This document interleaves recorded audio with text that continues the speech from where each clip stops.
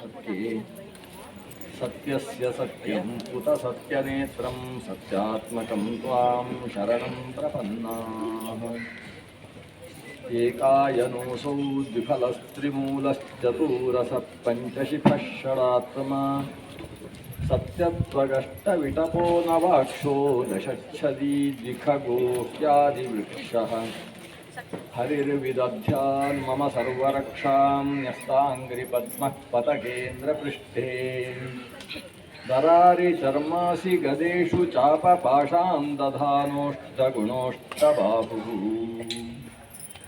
श्रीगुरुभ्यो नमः. ವಿಶ್ವರೂಪಾಚಾರ್ಯರು ದೇವೇಂದ್ರನಿಗೆ ಉಪದೇಶ ಮಾಡಿದಂತಹ ಶ್ರೀಮದ್ ಭಾಗವತದಲ್ಲಿ ಬರುವ ಪರಮ ಮಂತ್ರ ನಾರಾಯಣ ಕವಚ ಅಥವಾ ನಾರಾಯಣ ವರ್ಮ. ವಿಶ್ವರೂಪಾಚಾರ್ಯರು ದೇವೇಂದ್ರನಿಗೆ ಉಪದೇಶ ಮಾಡಬೇಕಾದರೆ ಅರ್ಹತೆಯಲ್ಲಿ ದೇವೇಂದ್ರನಿಗಿಂತ ಕೆಳಗಿದ್ದರೂ ಅಧಿಕಾರದಲ್ಲಿ ಉಪದೇಶಕ ಸ್ಥಾನದಲ್ಲಿ ಕೊಡಬೇಕಾಗ್ತದೆ. ಅದಕ್ಕೋಸ್ಕರ ಒಂದು ಘಟನೆ ಏನು ನಡೆಯಿತು ಅನ್ನುವುದನ್ನು ಪ್ರಾತಃ ಕಾಲದಲ್ಲಿ ನಾವು ಅವಲೋಕನೆ ಮಾಡಿದ್ವಿ. ಬೃಹಸ್ಪತ್ಯಾಚಾರ್ಯರ ಸ್ಥಾನದಲ್ಲಿ ವಿಶ್ವರೂಪಾಚಾರ್ಯರನ್ನು ಅವರ ಮನೆಗೆ ಹೋಗಿ ವರ್ಣನೆ ಮಾಡಿದಾಗ ವಿಶ್ವರೂಪವಾಚ ಅವರು ಹೇಳ್ತಾರೆ, ವಿಗರ್ಹಿತಂ ಧರ್ಮಶೀಲೈ ಬ್ರಹ್ಮವರ್ಚವು ಪವ್ಯಯಂ ಕಥನ್ನು ಮದ್ವಿಧೋ ನಾತಾಃ ಲೋಕೇಶೈರಭಿಯಾಚಿತಃ. ವಿಶ್ವರೂಪಾಚಾರ್ಯರು ದೇವತೆಗಳನ್ನು ಕುರಿತು ಹೇಳುತ್ತಾರೆ, ನೀವು ಲೋಕೇಶರು, ಲೋಕವನ್ನು ನಿಯಂತ್ರಿಸತಕ್ಕಂಥವರು. ಅಂತಹ ಲೋಕೇಶರಾದ ನೀವು ಯಾರಿಗೆ ಯಾವುದು ಒಳ್ಳೆಯದು ಯಾವುದು ಕೆಟ್ಟದು ಅಂತ ವಿಚಾರ ಮಾಡಿ ತಿಳಿದವರು. ನಿಮ್ಮ ಮಗನ ಸ್ಥಾನದಲ್ಲಿ ನಾನಿದ್ದೇನೆ, ನನ್ನನ್ನು ಪೌರೋಹಿತ್ಯಕ್ಕೆ ಕೇಳ್ತಾ ಇದ್ದೀರಲ್ವ, ಇದು ಹೇಗೆ ಕೇಳ್ತೀರಿ ನೀವು, ನಿಮಗೆ ಹೇಗೆ ನಾಲಿಗೆ ಬಂತು ನಿಮಗೆ ಅಂತ ಕೇಳ್ತಾರೆ. ಯಾಕಂದರೆ ವಿಗರ್ಹಿತಂ ಧರ್ಮಶೀಲೈ, ಪೌರೋಹಿತ್ಯವನ್ನು ಧರ್ಮಶೀಲರು ಇಷ್ಟಪಡುವುದಿಲ್ಲ. ವಿಗರ್ಹಿತ ಅಂದರೆ ಅವರಿಂದ ನಿರಾಕರಿಸಲ್ಪಡುವಂಥದ್ದು. ಜೊತೆಗೆ ಬ್ರಹ್ಮವರ್ಚ ಉಪವ್ಯಯಂ, ಬ್ರಹ್ಮವರ್ಚಸ್ಸಿನ ವ್ಯಯ ಆಗ್ತಾ ಇರ್ತದೆ. ಅದನ್ನು ಮಾಡಿತು ಅಂತಾದರೆ ಪೌರೋಹಿತ್ಯದಿಂದ ಬ್ರಹ್ಮವರ್ಚಸ್ಸು ಕ್ಷೀಣವಾಗ್ತಾ ಹೋಗ್ತದೆ.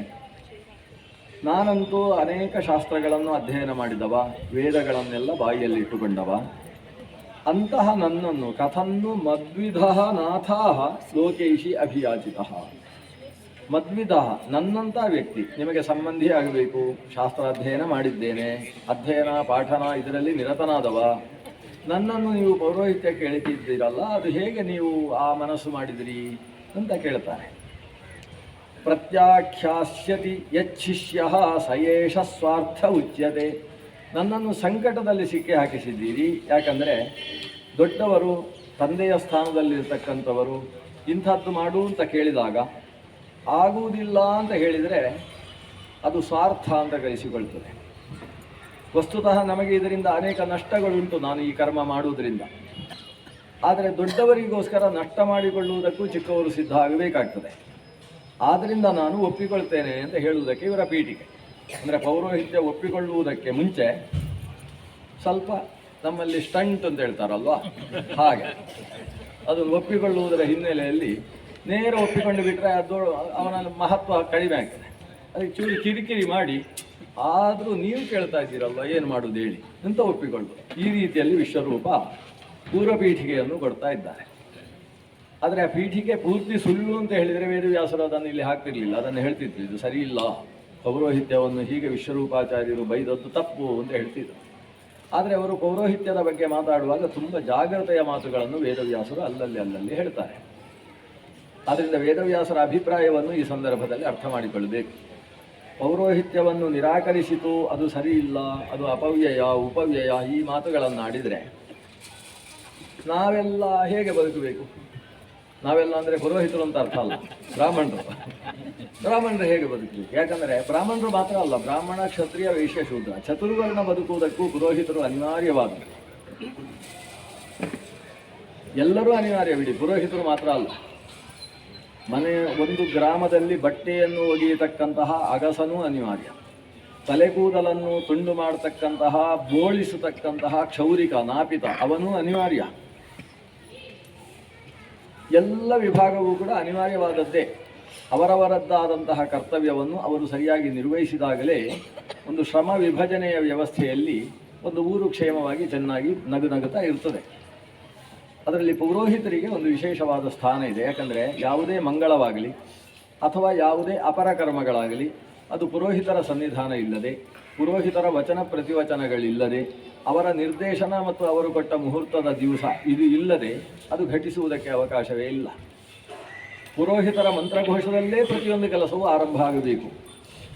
ಒಂದು ಊರಿಗೆ ಒಬ್ಬ ರಾಜ ಬಂದರೆ ಅಥವಾ ಒಂದು ಊರಿಗೆ ಒಬ್ಬ ಸಂಸ್ಥಾನಾಧೀಶ್ವರರು ಆಗಮಿಸಿದರೆ ಅವರನ್ನು ಎದುರುಗೊಳ್ಳುವುದಕ್ಕೂ ಪುರೋಹಿತರೇ ಮುಂಭಾಗದಲ್ಲಿ ಹೋಗಬೇಕು.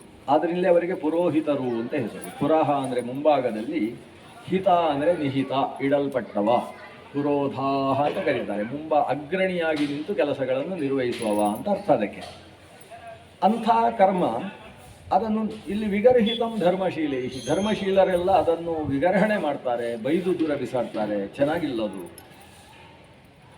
ನನ್ನನ್ನು ನೀವು ಪೌರೋಹಿತ್ಯದಲ್ಲಿ ಹೋಗಿ ಕೂಡಿಸ್ತಾ ಇದ್ದೀರಲ್ವ, ಬ್ರಹ್ಮವರ್ಚ ಉಪವ್ಯಯಂ ಅನ್ನುವ ಮಾತುಗಳನ್ನು ಆಡಿದರೆ ಇದನ್ನು ಅಂಗೀಕರಿಸುವುದು ಕಷ್ಟ. ಆದರೆ ಅಂಗೀಕರಿಸಬೇಕಾಗ್ತದೆ. ಅದು ಬ್ರಹ್ಮವರ್ಚ ಉಪವ್ಯಯ. ಪೌರೋಹಿತ್ಯವನ್ನು ಅನುಷ್ಠಾನ ಮಾಡಿ ಮಾಡಿ ಮಾಡಿ ಬೆಳಗ್ಗೊಂದು ಮಧ್ಯಾಹ್ನ ಒಂದು, ಬೆಳಗ್ಗೆ ಒಂದು ಮಧ್ಯಾಹ್ನ ಒಂದು, ರಾತ್ರಿ ಒಂದು, ಹೀಗೆ ಅಂತ ಮಾಡ್ತಾ ಹೋದರೆ ಅವನ ಬ್ರಹ್ಮವರ್ಚಸ್ಸು ಉಳಿಯುವುದಕ್ಕೆ ಅವಕಾಶವೇ ಇಲ್ಲ. ಆದ್ದರಿಂದ ಪುರೋಹಿತರು ತಮ್ಮ ಕರ್ಮವನ್ನು ಪ್ರಜೆಗಳ, ನಮ್ಮ ಶಿಷ್ಯವರ್ಗದ ಉದ್ಧಾರಕ್ಕೋಸ್ಕರ ಅನ್ನುವ ದೃಷ್ಟಿಯಲ್ಲೇ ನಡೆಸಬೇಕೇ ಹೊರತು ಅದರಿಂದ ಇಷ್ಟು ಪ್ರಾಪ್ತಿ ಇದೆ, ಅದು ನನ್ನ ಜೀವನಕ್ಕೋಸ್ಕರ ನಾನು ಮತ್ತೆ ಮತ್ತೆ ಹೋಗುವುದು ಅನ್ನುವ ಭಾವದಿಂದ ಅವ ಮುಂದುವರೆದರೆ ಅದು ಬ್ರಹ್ಮವರ್ಚಸ್ಸಿನ ಕ್ಷೀಣತೆಗೆ ಸಾಧನವಾಗ್ತದೆ.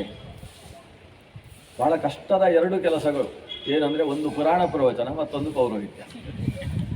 ಇವೆರಡನ್ನೂ ಕೂಡ ವೇದವ್ಯಾಸರು ನರಕಕ್ಕೆ ಬುದ್ಧಿ ಇದೆ ಅಂತಾದರೆ ಮಾಡು ಅಂತ ಹೇಳ್ತಾರೆ. ಒಂದು ಕಡೆ ಹೇಳ್ತಾರೆ ನರಕಾಯ ಮತಿಶ್ಚೇತ್ತೆ ಪೌರೋಹಿತ್ಯಂ ಸಮಾಚಾರ, ನಿನಗೆ ನರಕಕ್ಕೆ ಹೋಗಬೇಕು ಅಂತ ಮನಸ್ಸಿದ್ರೆ ಪೌರೋಹಿತ್ಯ ಮಾಡು ಅಂತ ಒಂದು ಕಡೆ ಹೇಳ್ತಾರೆ. ಇನ್ನೊಂದು ಕಡೆಗೆ ಪುರಾಣಾರ್ಥಂ ವದನ್ ಯಾತಿ ನರಕಂ ನಾತರ ಸಂಶಯ, ನೀನು ಪುರಾಣ ಪ್ರವಚನ ಮಾಡಿದ್ದಾದರೆ ನರಕಕ್ಕೆ ಹೋಗುವುದಕ್ಕೆ ಸಂಶಯವೇ ಇಲ್ಲ ಅಂತ ಈ ಎರಡೂ ಮಾತ್ರ ಹೇಳಿದ್ದಾರೆ. ಆದರೆ ನಾವು ಅದನ್ನೇ ಮಾಡ್ತಾ ಇರೋದು, ನಾವು ಅದನ್ನೇ ಹೇಳೋದು. ಈ ವಿರೋಧಾಭಾಸದ ಹಿನ್ನೆಲೆ ಏನು? ವೇದವ್ಯಾಸರು ಪೌರೋಹಿತ್ಯ ಮತ್ತು ಪುರಾಣ ಪ್ರವಚನದ ಬಗ್ಗೆ ಈ ಮಾತು ಹೇಳ್ತಾ ಅದಕ್ಕೆ ಹಿಂದೆ ಮುಂದೆ ಸ್ವಲ್ಪ ಸೇರಿಸಿದ್ದಾರೆ. ಭಾಷಾತ್ರಯಂ ನ ಜಾನಾತಿ ರೀತೀನಾಂ ಶತಮೇವಚ ಪುರಾಣಾರ್ಥಂ ವದನ್ ಯಾತಿ ನರಕಂ ನಾತ್ರ ಸಂಶಯ. ಪುರಾಣ ಪ್ರವಚನ ಮಾಡಿದರೆ ನರಕಕ್ಕೆ ಹೋಗ್ತಾನೆ ಯಾರು ಅಂತೇಳಿದರೆ, ಯಾರು ಭಾಷಾತ್ರಯಂ ನ ಜಾನಾತಿ, ಪುರಾಣದಲ್ಲಿ 3 ಥರದ ಭಾಷೆ ಇದೆ. ಕೆಲವು ದರ್ಶನ ಭಾಷೆಗಳು, ಕೆಲವು ಗುಖ್ಯ ಭಾಷೆ, ಕೆಲವು ಸಮಾಧಿ ಭಾಷೆ.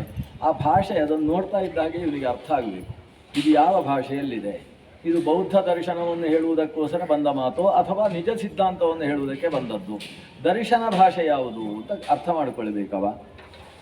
ಗುಖ್ಯ ಭಾಷೆ ಅಂದರೆ ಒಗಟಿನ ರೂಪದಲ್ಲಿ ವಿಷಯಗಳನ್ನು ಹೇಳ್ತಾರೆ.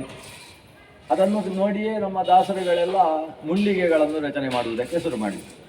ಮುಳ್ಳು ಕೊನೆಯ ಮೇಲೆ 3 ಕೆರೆಯ ಕೈ, ಪರಮಪುರುಷ ನೀ ನೆಲ್ಲಿಕಾಯಿ, ಪಾಪಗಳು ನನ್ನನ್ನು ಸೂರೆಕಾಯಿ, ಕರ್ಮಗಳನ್ನು ನಾನು ಬದನೆಕಾಯಿ, ಬದನೆಕಾಯಿಯೂ ಬರ್ತದೆ. ಎಲ್ಲ ಬದನೆಕಾಯಿ ತರ್ತಾರೆ, ಹೀರೆಕಾಯಿ ತರ್ತಾರೆ, ಸೂರೆಕಾಯಿ, ಎಲ್ಲ ಕಾಯಿಯನ್ನು ಹಾಕಿ ಒಂದು ಪದ್ಯ ಮಾಡ್ತಾರೆ. ನಮಗೆ ನಮ್ಮ ತರಕಾರಿಯನ್ನೇ ಹೇಳಿದ್ದಾರೆ ಅಂತ ನಾವು ಅನ್ಕೋದು.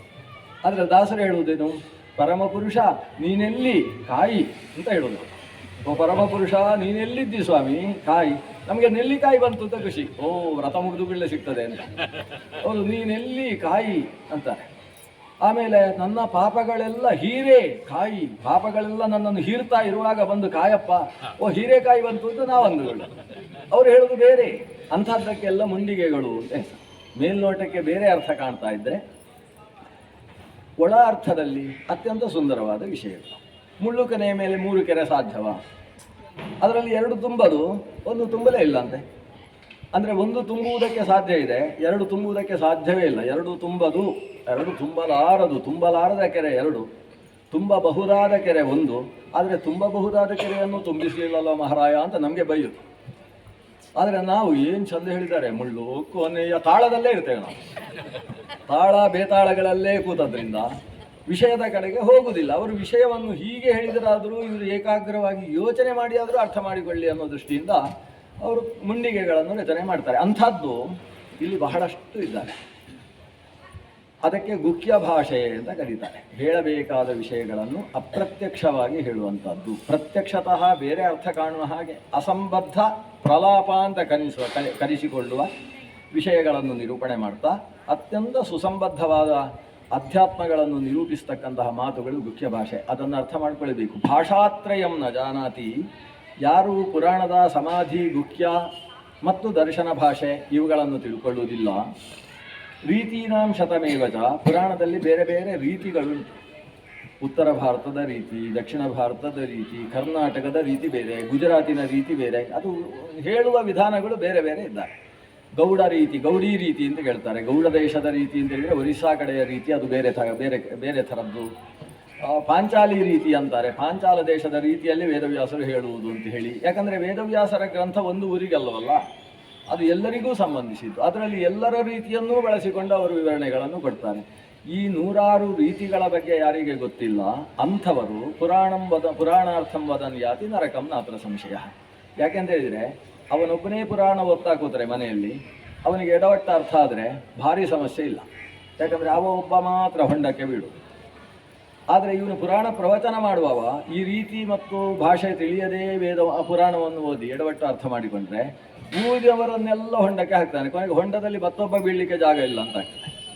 ಅಂದರೆ ಅನೇಕರಿಗೆ ಅಪಾರ್ಥವನ್ನು, ತಪ್ಪು ಅರ್ಥವನ್ನು ತಿಳಿಸುವ ಸ್ಥಾನದಲ್ಲಿರ್ತಕ್ಕಂಥ ವ್ಯಕ್ತಿಗೆ ತುಂಬ ಜಾಗೃತೆ ಇರುವುದಕ್ಕೆ ಈ ಮಾತುಗಳನ್ನು ಹೇಳುವುದು. ಬೈಯುವುದಲ್ಲ ಅದು. ಕೆಲವರಿಗೆ ಬೈದು ಹೇಳಿದರೆ ಜಾಗೃತೆಯಾಗಿರ್ತಾನೆ. ಮಗ ಹೇಳ್ತಾನೆ ಸೈಕಲಲ್ಲೇ ಹೋಗ್ತೇನೆ ನಾನು ಅಂತ. ಯಾವ ಊರಿಗೆ ಅಂತ ಕೇಳ್ತಾನೆ. ಅಪ್ಪ ಇರೋದಲ್ಲ, ಅದೇ ನಮ್ಮ ಅವೆನ್ಯೂ ರೋಡಲ್ಲಿ ಹೋಗಿ ಆ ಕಡೆ ಹೋಗಿ ಮೆಜೆಸ್ಟಿಕ್ಗೆ ಹೋಗಿ ಬರ್ತೇನೆ ಅಂತ ಹೇಳ್ತಾನೆ. ಸೈಕಲಲ್ಲಿ ಹೋಗಬೇಡ, ಬೇಕಾದರೆ ಆಟೋ ರಿಕ್ಷಾದಲ್ಲಿ ಹೋಗಿ. ನೀನು ಸೈಕಲಲ್ಲಿ ಹೋಗಿ ಎಡವಟ್ಟು ಮಾಡಿ ಸೈಕಲನ್ನು ಹಾಳು ಮಾಡಬೇಡ, ನೀನು ಬಿದ್ದರೆ ತೊಂದರೆ ಇಲ್ಲ, ನಮ್ಮ ಸೈಕಲ್ ಹಾಳಾಗ್ತದೆ, ಬೇಡ ಅಂತ ಹೇಳ್ತಾರೆ. ಇವಾಗ ಕೇಳೋದಿಲ್ಲ, ಹಾಗೆ ಹೋಗ್ತೇನೆ ಅಂತ. ಕೊನೆಗೆ ಹೋಗಿ ಸಾಯು ಅಂತ ಬೈತಾರೆ. ಸಾಯು ಅಂತ ಹೇಳಿದರೆ ಅವನು ಚೆನ್ನಾಗಿ ಒಳ್ಳೆ ಅನುಮತಿ ಕೊಟ್ಟಿದ್ದಾರೆ ಅಂತ ಅವನಿಗೆ ಅರ್ಥ ಆಗ್ತದೆ. ಹೋಗಬೇಡ ಅಂತ ಅಪ್ಪ ಹೇಳಿದ್ದಾನೆ. ಹೀಗೆ ಹೇಳಿದ್ದಾನೆ ಅಂದರೆ ತುಂಬ ಜಾಗ್ರತೆ, ಹೋಗಬಾರ್ದು ಅಂತ ನಿಲ್ತಾನಲ್ವಾ. ಅಂದರೆ ಶಬ್ದಗಳನ್ನು ಬಳಸಿದರೆ ಶಬ್ದದ ಅರ್ಥ ಏನು, ಅದೇ ಶಬ್ದದ ಅರ್ಥವಲ್ಲ. ಮತ್ತು ಶಬ್ದವನ್ನು ಬಳಸುವಾಗ ಯಾವ ಅಭಿಪ್ರಾಯದಲ್ಲಿ ಶಬ್ದವನ್ನು ಬಳಸಿದ್ದೇವೋ ಅದು ಶಬ್ದದ ಅರ್ಥ. ಅವರೆಲ್ಲರೂ ಆ ವಿಷಯವನ್ನು ಕೇಳಿ ಮೂಗಿಗೆ ಬೆರಳಿಟ್ಟರು ಅಲ್ವಾ. ಅದು ಎಲ್ಲೋ ಕನೆಕ್ಷನ್ ತಪ್ಪಿ ಹೋಗಿದೆ ಅನಿಸುತ್ತೆ ಆ ಕಡೆಯಿಂದ. ಕರೆಂಟ್ ಹೋಯ್ತಾ?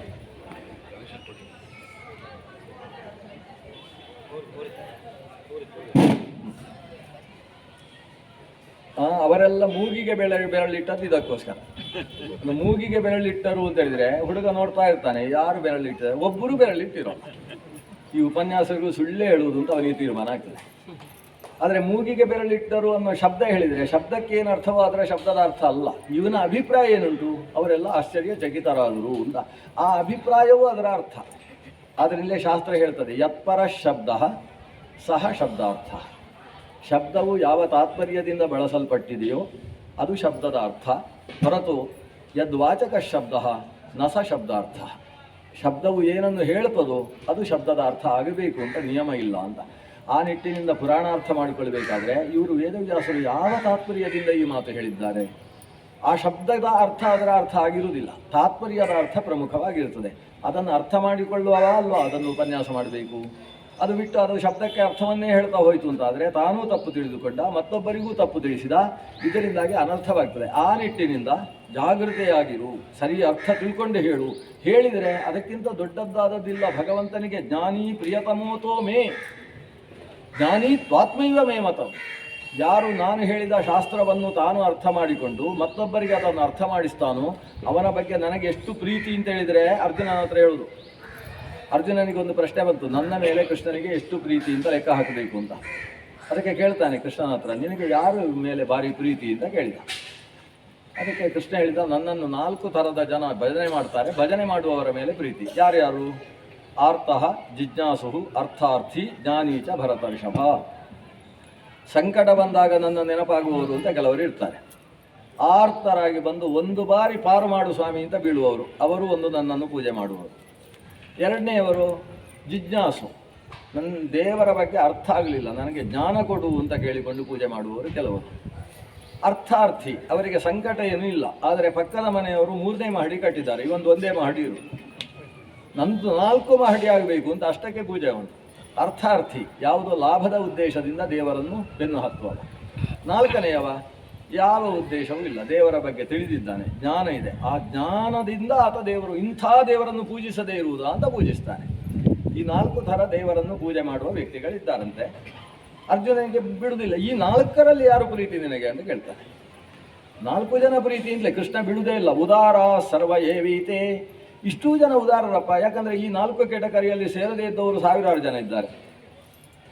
ಅರ್ಜುನ ಬಿಡಲಿಲ್ಲ, ಆದರೆ ಅದರಲ್ಲೂ ಸ್ವಲ್ಪ ಜಾಸ್ತಿ ಯಾರು ಅಂತ ಹೇಳು, ನಾನು ಯಾವ ಕೆಟಕರಿ ಸೇರ್ತೇನೆ ಅಂತ ಆಮೇಲೆ ಯೋಚನೆ, ಮೊದಲು ಅದರಲ್ಲಿ ಯಾವುದು ಅಂತ ಹೇಳು. ಆಗ ಕೃಷ್ಣ ಹೇಳುವುದು ಉದಾರ ಸರ್ವ ಏವೀತೆ ಜ್ಞಾನೀತು ಆತ್ಮೇಯವ ಮೇಮತ.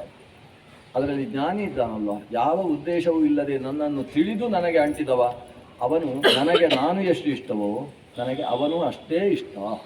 ಆದ್ದರಿಂದ ಜ್ಞಾನಿಯ ಬಗ್ಗೆ ಭಗವಂತ ಇಷ್ಟು ಪ್ರೀತಿಯನ್ನು ಹೇಳ್ತಾನೆ.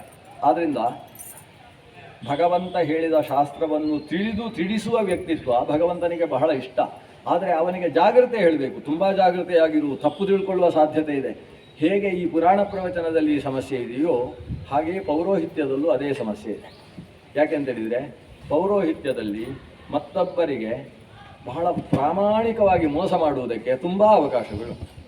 ಅದು ಮೋಸ, ಆದರೆ ಪ್ರಾಮಾಣಿಕವಾದ ಮೋಸ ಮಾಡುವುದಕ್ಕೆ ಬಹಳಷ್ಟು ಅವಕಾಶಗಳಿರು. ಯಾಕೆಂತೇಳಿದರೆ ಅಲ್ಲಿ ಬ್ರಹ್ಮ ಅಂತ ಒಂದು ತೆಂಗಿನಕಾಯಿ ಇಡುವುದು, ಬ್ರಹ್ಮ ಸಿಗುವುದಿಲ್ಲ ನಮಗೆ ಬ್ರಹ್ಮ ಅಂತ ಹೇಳಿದರೆ ನಾವು ಮಾಡುವ ತಪ್ಪುಗಳನ್ನೆಲ್ಲ ನೋಡಿ ತಪ್ಪಾಗಿದೆ, ಅದಕ್ಕೆ ಇಂಥ ಪ್ರಾಯಶ್ಚಿತ್ತ ಮಾಡು ಅಂತ ಹೇಳುವವನಿಗೆ ಬ್ರಹ್ಮ, ಅವ ಚತುರ್ವೇದಿ ಆಗಬೇಕು ಅಂತ ನಿಯಮ. 4 ವೇದಗಳನ್ನು ತಿಳಿದವ ಬ್ರಹ್ಮ, ಋಗ್ವೇದವನ್ನು ತಿಳಿದವ ಹೋತೃ, ಯಜುರ್ವೇದವನ್ನು ತಿಳಿದವ ಅಧ್ವರ್ಯು, ಸಾಮವೇದವನ್ನು ಹೇಳಿದವ ಉದ್ಗಾತೃ ಅಂತ ಹೀಗೊಂದು ವ್ಯವಸ್ಥೆ ಇದೆ. ಬ್ರಹ್ಮ ಸಿಗುವುದಿಲ್ಲ, ಸಿಕ್ಕಿದ್ರೂ ಕೂಡ ಪುರೋಹಿತರಿಗೆ ಸಮಸ್ಯೆ. ಅದಕ್ಕೋಸ್ಕರ ಏನು ಮಾಡುವುದು, ಒಂದು ತೆಂಗಿನಕಾಯಿ ಇಟ್ಟು ತೆಂಗಿನಕಾಯಿ ಮೇಲೆ ಒಂದು ಕೂರ್ಚ ಇಡು, ಎಲ್ಲ ಹೋಮ ಆದಮೇಲೆ ಬ್ರಹ್ಮನಿಗೆ ದಕ್ಷಿಣೆ ಕೊಡಬೇಕು. ಶಾಸ್ತ್ರದಲ್ಲಿ ಏನು ಹೇಳಿದ್ದಾರೆ, ಬ್ರಹ್ಮನಿಗೆ 14 ಸುವರ್ಣ ಕೊಡಬೇಕು ಅಂತ ಹೇಳಿದ್ದಾರೆ. ಇದಕ್ಕೆ 14 ಬಂಗಾರದ ಕಾಯಿನೇ ಆಗಬೇಕು ಅಂತ ಹೇಳಿದರೆ ಅದಕ್ಕೆ ಶಾಸ್ತ್ರದ ಪುರಾವೆ ಬೇರೆ ಉಂಟು. ಅಲ್ಲ, ಯಾರು ಬ್ರಾಹ್ಮಣರು ಕೂತಿಲ್ವಲ್ಲ, ತೆಂಗಿನಕಾಯಿಗೆ 14 ಬಂಗಾರ ಕೊಟ್ಟು ಬಿಡುವುದಾ? ಆಮೇಲೆ ಅದು ನಮಗೆ ಸಿಗುತ್ತಾ ಅಂತ ಯಜಮಾನರು ಹೇಳ್ತಾರೆ. ಇಲ್ಲ, ಅದು ಪುರೋಹಿತರಿಗೆ ಹೋಗ್ತದೆ, ನೀವು ಅಲ್ಲಿ ಕೊಡಬೇಕು ಅಂತ. ಈ ರೀತಿಯಲ್ಲಿ ಪುರೋಹಿತರು ದೋಚುವುದಕ್ಕೆ ಪ್ರಾರಂಭಿಸಿದರೆ ತಪ್ಪೋ ಸರಿಯೋ ಅಂತ ವಿಮರ್ಶೆ ಮಾಡುವವರು ಯಾರಿದ್ದಾರೆ? ಆದ್ದರಿಂದ ಸ್ವಾರ್ಥಪರನಾಗಿ ಪೌರೋಹಿತ್ಯ ಕೇಳಿದರೆ ಅವನಿಗೆ ಲಾಭ ಮಾಡುವುದಕ್ಕೆ ಬೇಕಾದಷ್ಟು ಮಾರ್ಗಗಳುಂಟು. ಆ ಸ್ವಾರ್ಥವನ್ನು ಬಿಟ್ಟು ಮಾಡ್ತಾ ಹೋದ ಹಾಗೆಯೇ ಸ್ವಾರ್ಥ ಜಾಸ್ತಿ ಆಗುವ ಸಾಧ್ಯತೆ ಇದೆ. ಅದನ್ನು ಮೀರಿ ನಿಂತು ಕೇವಲ ಪರೋಪಕಾರ, ಪುರೋಹಿತ, ಪುರಕ್ಕೆಲ್ಲ ಹಿತವಾಗಬೇಕು ಅನ್ನುವ ಭಾವದಿಂದಲೇ ಪೌರೋಹಿತ್ಯ ನಡೆಸುವುದು ತುಂಬ ಕಷ್ಟ. ಯಾಕಂದರೆ ಮನುಷ್ಯನ ಮನಸ್ಸು ಅನ್ನುವುದು ಕುದುರೆಯ ಹಾಗೆ, ಅದು ಅತ್ಯಂತ ಚಂಚಲವಾಗಿ ಅದು ತನ್ನ ಸ್ವಾರ್ಥವನ್ನೇ ಮತ್ತೆ ಒತ್ತಿ ಮುಂದುವರಿತದೆ. ಆದ್ದರಿಂದ ಜಾಗ್ರತೆ ಬೇಕು ಅಂತ ಹೇಳುವುದಕ್ಕೆ ಪೌರೋಹಿತ್ಯವನ್ನು ವಿಗರ್ಹಿತಂ ಧರ್ಮಶೀಲೈಹಿ ಅಂತ ಇಲ್ಲಿ ವಿಶ್ವರೂಪಾಚಾರ್ಯರು ಬೈದ ಮೇಲೆ ಕೊನೆಗೆ ಅವರು ಮಾಡಿದ್ದು ಅಂಥದ್ದೇ ಅಪರಾಧ. ಮೊನ್ನೆ ಪುರೋಹಿತರಾಗ್ತಾರೆ, ಆದಮೇಲೆ ಏನು ಎಡವಟ್ಟು ಮಾಡಿ ತಲೆ ಹೋಗ್ತದೆ ಅವರು. ಈಗ ಅವ್ರು ಹೇಳ್ತಾರೆ, ಅಕಿಂಚನಾನಾಂ ಹಿ ಧನಂ ಶಿಲೋಂಚನಂ ತೇನೈವ ನಿರ್ವರ್ತಿತ ಸಾಧು ಸತ್ಕ್ರಿಯ ಕಥಂ ವಿಗರ್ಹ್ಯಂತು ಕರೋಮ್ಯಧೀಶ್ವರಾಃ ಪೌರೋಧಸಂ ಹೃಷ್ಯತಿ ಏನ ದುರ್ಮತಿ. ನಿಜವಾಗಿ ನಾವು ಬ್ರಾಹ್ಮಣರು ಬದುಕಬೇಕಾದದ್ದು ವಿಶ್ವರೂಪ ಹೇಳುವುದು. ನಾವು ಹೇಗೆ ಬದುಕಬೇಕು ಅಂದರೆ, ಯಾರ ಹೊಟ್ಟೆಗೂ ಕಲ್ಲು ಬೀಳದೇ ಇದ್ದ ಹಾಗೆ ಊಟ ಮಾಡಿಕೊಂಡು ಬದುಕಬೇಕು. ಅದಕ್ಕೆ ಶಿಲೋಂಚ ವೃತ್ತಿ ಅಂತ ಹೆಸರು. ಶಿಲವೃತ್ತಿ ಬೇರೆ, ಊಂಚ ವೃತ್ತಿ ಬೇರೆ, ಎರಡು ಸೇರಿ ಶಿಲೋಂಚ ವೃತ್ತಿ ಅಂತ ಆಗ್ತದೆ. ಶಿಲಂ ಕಣಿಷ ಆದಾನಂ, ಉಂಚನಂ ಮಂಜರಿ ಸ್ಮೃತಾಹ. ಅಂದರೆ ಶಿಲ ಮತ್ತು ಉಂಚನಕ್ಕೆ ವ್ಯತ್ಯಾಸ ಏನು ಅಂತೇಳಿದರೆ, ಕೃಷಿಕ ಗದ್ದೆಯಲ್ಲಿ ಕೃಷಿ ಮಾಡಿ ಪೈರುಗಳನ್ನು ಕಟಾವು ಮಾಡಿ ಅದನ್ನು ಮನೆಗೆ ತಗೊಂಡು ಹೋಗ್ತಾನೆ. ಹೋದ ಮೇಲೆ ಗದ್ದೆಗೆ ಇವ ಹೋಗಬೇಕಂತ. ಗದ್ದೆಯಲ್ಲಿ ಬಿದ್ದಿದ್ದ ಧಾನ್ಯ, ಅದು ಹಕ್ಕಿ ಹುಪ್ಪಟಗಳಿಗೆ ಹೋಗುವಂಥದ್ದು ಅಥವಾ ತಾನಾಗಿ ಅದು ಗೊಬ್ಬರವಾಗಿ ಹೋಗುವಂಥದ್ದು. ಅಂಥ ಬಿದ್ದಿದ್ದ ಧಾನ್ಯಗಳನ್ನು ತಗೊಂಡು ಬಂದು ಮನೆಗೆ ತಂದು ಅದನ್ನು ಬಿಡಿಸಿ ಅಕ್ಕಿ ಮಾಡಿ ಊಟ ಮಾಡಬೇಕು. ಇಂಥದ್ದು ಶಿಲಾ ಉಂಚ ವೃತ್ತಿ ಅಂತ ಕರೆಸಿಕೊಳ್ತದೆ. ಅದರಲ್ಲಿ ವ್ಯತ್ಯಾಸ ಏನು ಅಂತ ಹೇಳಿದರೆ, ಅಲ್ಲಿ ಅದರ ಮಂಜರಿಗಳು ಬಿದ್ದಿದ್ರೆ, ಅಂದರೆ ಪೂರ್ತಿ ತೆನೆಯನ್ನೇ ಕಿತ್ತುಕೊಂಡು ಬಂದು ಊಟ ಮಾಡಿದರೆ ಅದಕ್ಕೆ ಉಂಚ ವೃತ್ತಿ ಅಂತ ಹೆಸರು. ಬಿಡಿ ಬಿಡಿಯಾಗಿ ಬಿದ್ದ ಭತ್ತವನ್ನು ಹೆಕ್ಕಿ ತಂದ ಅಂತಾದರೆ ಅದಕ್ಕೆ ಶಿಲಾ ಅಂತ ಹೆಸರು. ಒಟ್ಟು ಶಿಲೋಂಚ ವೃತ್ತಿ ಅಂತ ಹೇಳಿದರೆ ಅಷ್ಟೇ. ಕಣಶಃ ಆದಾನ, ಮಂಜರಿ ಆದಾನ ಅಂತ ಇಷ್ಟು ವ್ಯತ್ಯಾಸ. ಒಟ್ಟಿನಲ್ಲಿ ಮತ್ತೊಬ್ಬರಿಗೆ ತೊಂದರೆಯಾಗದೇ ಇರುವ ರೀತಿಯಲ್ಲಿ ಆಹಾರ ಸಂಚಯನ ಅನ್ನುವುದು ಶಿಲೋಂಚ ವೃತ್ತಿಯ ತಾತ್ಪರ್ಯ ಇದೆ. ಅಕಿಂಚನಾನಾಂ ಹಿ ಧನಂ ಶಿಲೋಂಚನಂ ತೇನೈವ ನಿರ್ವರ್ತಿತ ಸಾಧು ಸತ್ಕ್ರಿಯ. ನಾನು ಇಲ್ಲಿಯ ತನಕ ಶಿಲೋಂಚ ವೃತ್ತಿಯಲ್ಲಿ ಬದುಕ್ತಾ ಇದ್ದವ ಕಥಂ ವಿಗರ್ಹ್ಯಂತು ಕರೋಮಿ ಅಧೀಶ್ವರಾಹ. ನಾನು ಈಗ ಲೋಕಪಾಲಕರಾದ ನೀವು ಹೇಳಿದ ಹಾಗೆ ಈ ಗರ್ಹ್ಯವಾದಂತಹ ಪೌರೋಧಸಂ ಹೃಷ್ಯತಿಯೇನ ದುರ್ಮತಿ, ಇಂತಹ ಕೆಲಸ ಹೇಗೆ ಮಾಡಬೇಕು ನಾನು? ಇಷ್ಟು ಹೇಳಿ ಹೇಗೆ ಮಾಡಲಿ ಹಾಗಿದ್ದರೂ ಅಂತ ಹೇಳ್ತಾರೆ. ಅಲ್ಲಿಗೆ ಹೋಯ್ತು, ವ್ಯತ್ಯಾಸ ಆಯಿತು. ಹೇಳ್ತಾರೆ ತಥಾಪಿ ನ ಪ್ರತಿಬ್ರೂಯಾಂ ಗುರುಭಿ ಪ್ರಾರ್ಥಿತಂ ಕಿಯತ್ ಭವತಾಂ ಪ್ರಾರ್ಥಿತಂ ಸರ್ವಂ ಪ್ರಾಣೈರರ್ಥೈಶ್ಚ ಸಾಧಯೇ. ತಥಾಪಿ ನ ಪ್ರತಿಬ್ರೂಯಾಂ, ಹಾಗಿದ್ರೂ ನಾನು ನಿಮಗೆ ಪ್ರತಿವಚನವನ್ನು ಹೇಳುವುದಿಲ್ಲ, ಆಗುವುದಿಲ್ಲ ಅಂತ ಹೇಳುವುದಿಲ್ಲ. ಯಾಕಂದರೆ ಗುರುಗಳು ಕೇಳುವುದು ದೊಡ್ಡದೋ ಶಿಷ್ಯ ಒಪ್ಪಿಕೊಳ್ಳುವುದು ದೊಡ್ಡದೋ? ನೀವು ಕೇಳಿದ್ದೀರಿ ಪುರೋಹಿತನಾಗು ಅಂತೇಳಿ. ಭವತಾಂ ಪ್ರಾರ್ಥಿತಂ ಸರ್ವಂ ಪ್ರಾಣೀ ಅರ್ಥೈಶ್ಚ ಸಾಧಯೇ. ನೀವು ಏನನ್ನು ಪ್ರಾರ್ಥಿಸ್ತೀರಿ ಅದನ್ನು ನನ್ನ ಪ್ರಾಣ ಕೊಟ್ಟು ಬೇಕಾದರೂ ನಾನು ಸಾಧಿಸ್ತೇನೆ, ನನ್ನ ಸಂಪತ್ತನ್ನೆಲ್ಲ ರಾಶಿ ಹಾಕಿ ಆದರೂ ಸಾಧಿಸ್ತೇನೆ.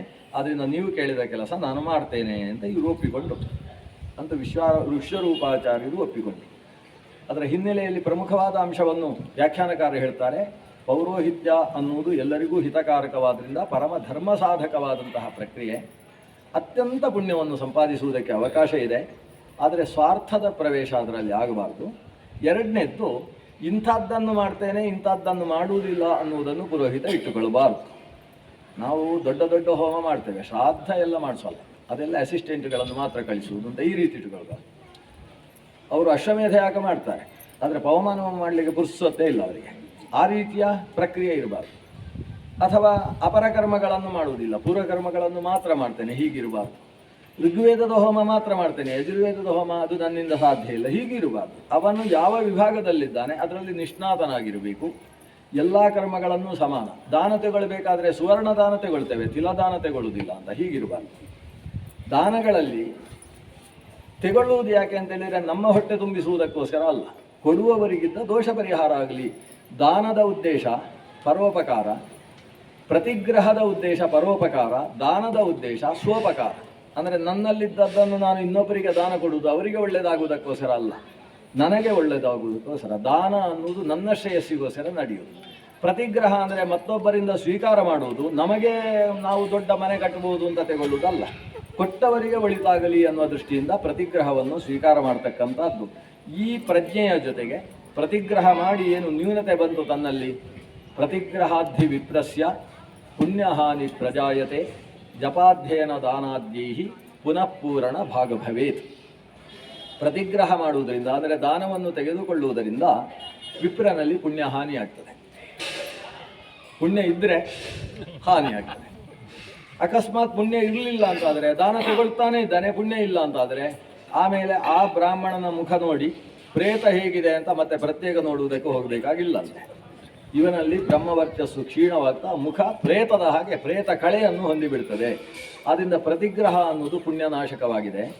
ಹಾಗಾದರೆ ಏನು ಮಾಡಬೇಕು? ಪ್ರತಿಗ್ರಹ ತಂದು ಕೊಡ್ತಾ ಇದ್ದಾರೆ, ತಗೊಳ್ಳದೇ ಇದ್ದರೆ ಒಂದು ಅಪ್ರತಿಗ್ರಹ ವ್ರತವನ್ನು ಸ್ವೀಕಾರ ಮಾಡಬೇಕು. ನಾನು ಯಾವುದನ್ನೂ ತೆಗೊಳ್ಳುವುದಿಲ್ಲ ಅಂತ.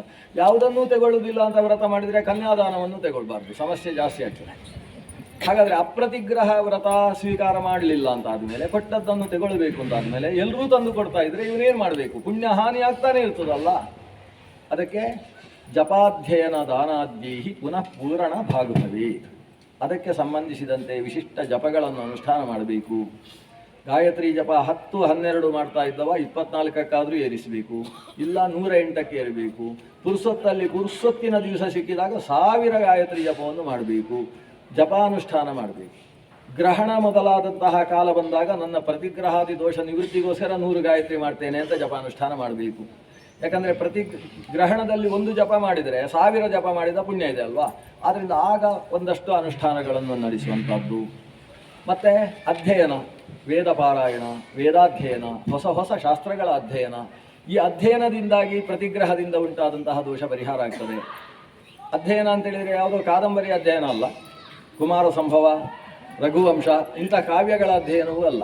ಶಾಸ್ತ್ರಾಧ್ಯಯನದಿಂದಾಗಿ ದೋಷ ಪರಿಹಾರ ಆಗ್ತದೆ. ಜೊತೆಗೆ ದಾನ, ನಮಗೆ ಕೊಟ್ಟಂಥ ವಸ್ತು ನಮಗೆ ಅಷ್ಟು ಉಪಯುಕ್ತ ಅಲ್ಲ, ಇನ್ನೊಬ್ಬರಿಗೆ ಅದಕ್ಕಿಂತ ಉಪಯುಕ್ತ ಆಗ್ತದೆ ಅಂತಾದರೆ ನಾವು ತಗೊಂಡ ವಸ್ತುವನ್ನು ಇನ್ನೊಬ್ಬರಿಗೆ ಕೊಡ್ಬೋದು. ಕೊಡುವುದರಿಂದ ಎರಡು ಪುಣ್ಯ ಅಂತೆ. ಒಂದು, ಅವರ ಸಮಸ್ಯೆಗೆ ನಾವು ದಾನ ತಗೊಂಡಿವಲ್ವ, ದಾನ ತಗೊಂಡದ್ರಿಂದ ಪುಣ್ಯ ಹಾನಿ ಆಯಿತು. ಎಷ್ಟು ಅಂದರೆ 100 ಪುಣ್ಯ ಹಾನಿ ಆಯಿತು. ಆದರೆ ಅವನ ಸಮಸ್ಯೆಗೆ ಸ್ಪಂದಿಸಿ ದಾನ ತಗೊಂಡದ್ದಕ್ಕೆ ಒಂದು 10 ಪುಣ್ಯ ಬರ್ತದೆ. ಹಾಗಾಗಿ 100 ಹೋಗಿ 10 ಸೇರಿಕೊಳ್ತದೆ. ಹಾಗೆಂತೇಳಿ 90 ಹೋದದ್ದಲ್ಲ, ಹೋದದ್ದು 100, ಬಂದದ್ದು 10, ಬಂದದ್ದು ಬೇರೆ 10 ಪ್ರತಿಗ್ರಹದ ಪುಣ್ಯ, ಹೋದದ್ದು ಪ್ರತಿಗ್ರಹ ಮಾಡಿದ ಪಾಪ.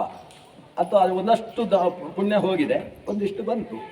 ಅದೇ ವಸ್ತುವನ್ನು ಇನ್ನೊಬ್ಬರಿಗೆ ಕೊಟ್ಟಾಗ 100 ಬಂತು, ಅಂದರೆ ಇವನಿಗೆ 10 ಪ್ಲಸ್ ಆಯಿತು, 10 ಪ್ಲಸ್ ಆಯಿತು. ಅದನ್ನು ದಾನ ತಗೊಂಡು, ಯಾವ ದಾನ ತಗೊಂಡ್ರೂ ದಾನ ಕೊಡ್ಬೋದು, ಕನ್ಯಾದಾನ ಒಂದನ್ನು ಬಿಟ್ಟು ಅಂತ ಶಾಸ್ತ್ರ ಹೇಳಿದೆ.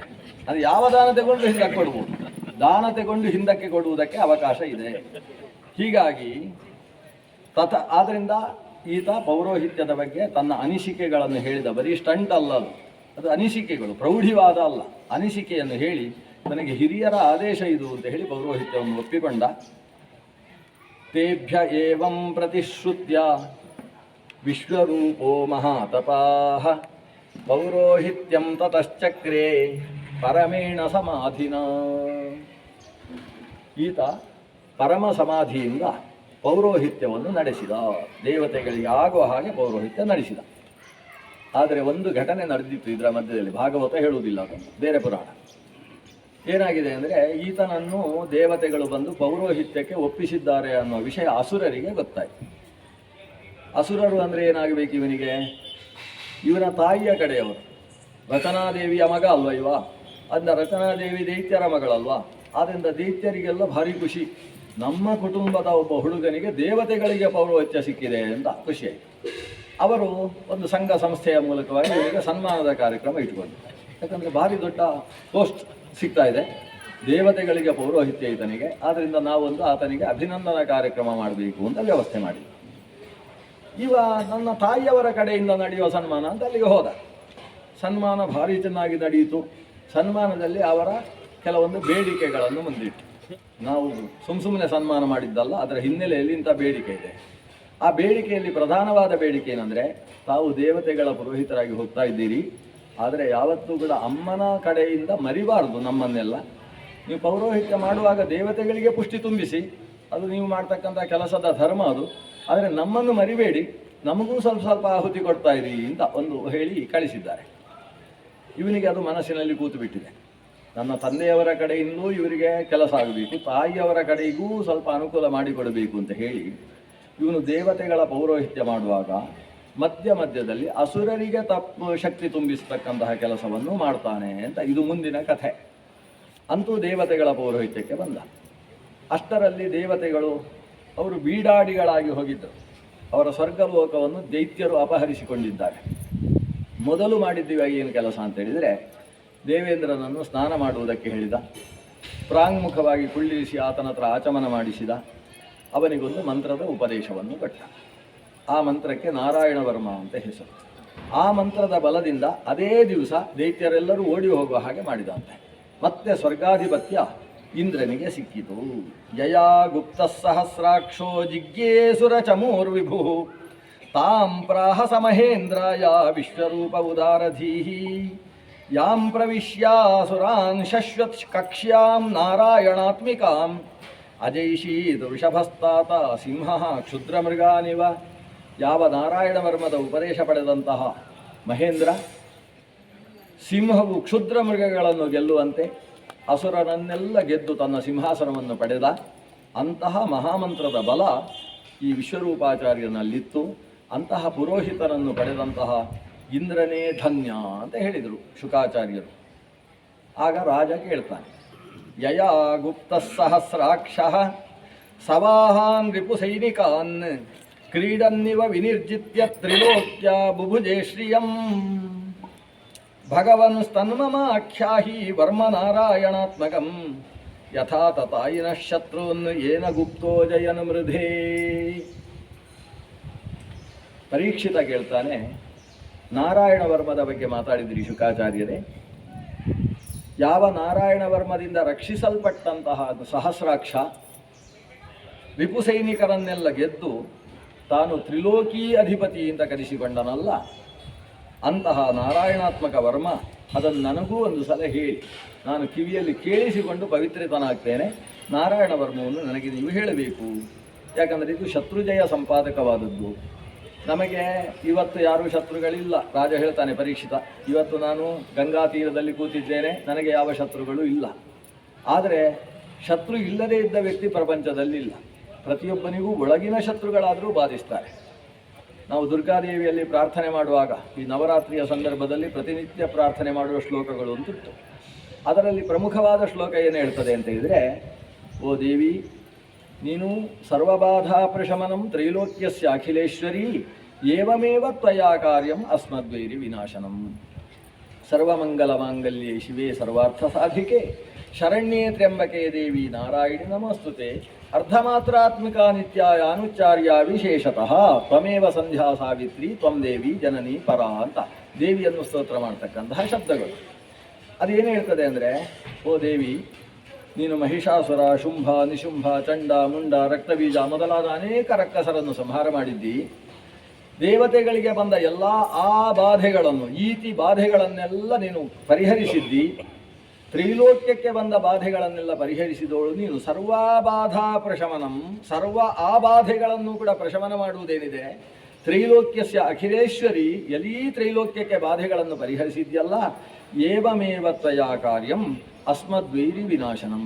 ಇದೇ ರೀತಿ ನಮ್ಮ ವೈರಿಗಳನ್ನು ಕೂಡ ನೀನು ವಿನಾಶನ ಮಾಡಬೇಕು, ವೈರಿಗಳನ್ನು ಸಂಹಾರ ಮಾಡಬೇಕು ಅಂತ ದೇವಿಯಲ್ಲಿ ಒಂದು ಪ್ರಾರ್ಥನೆ.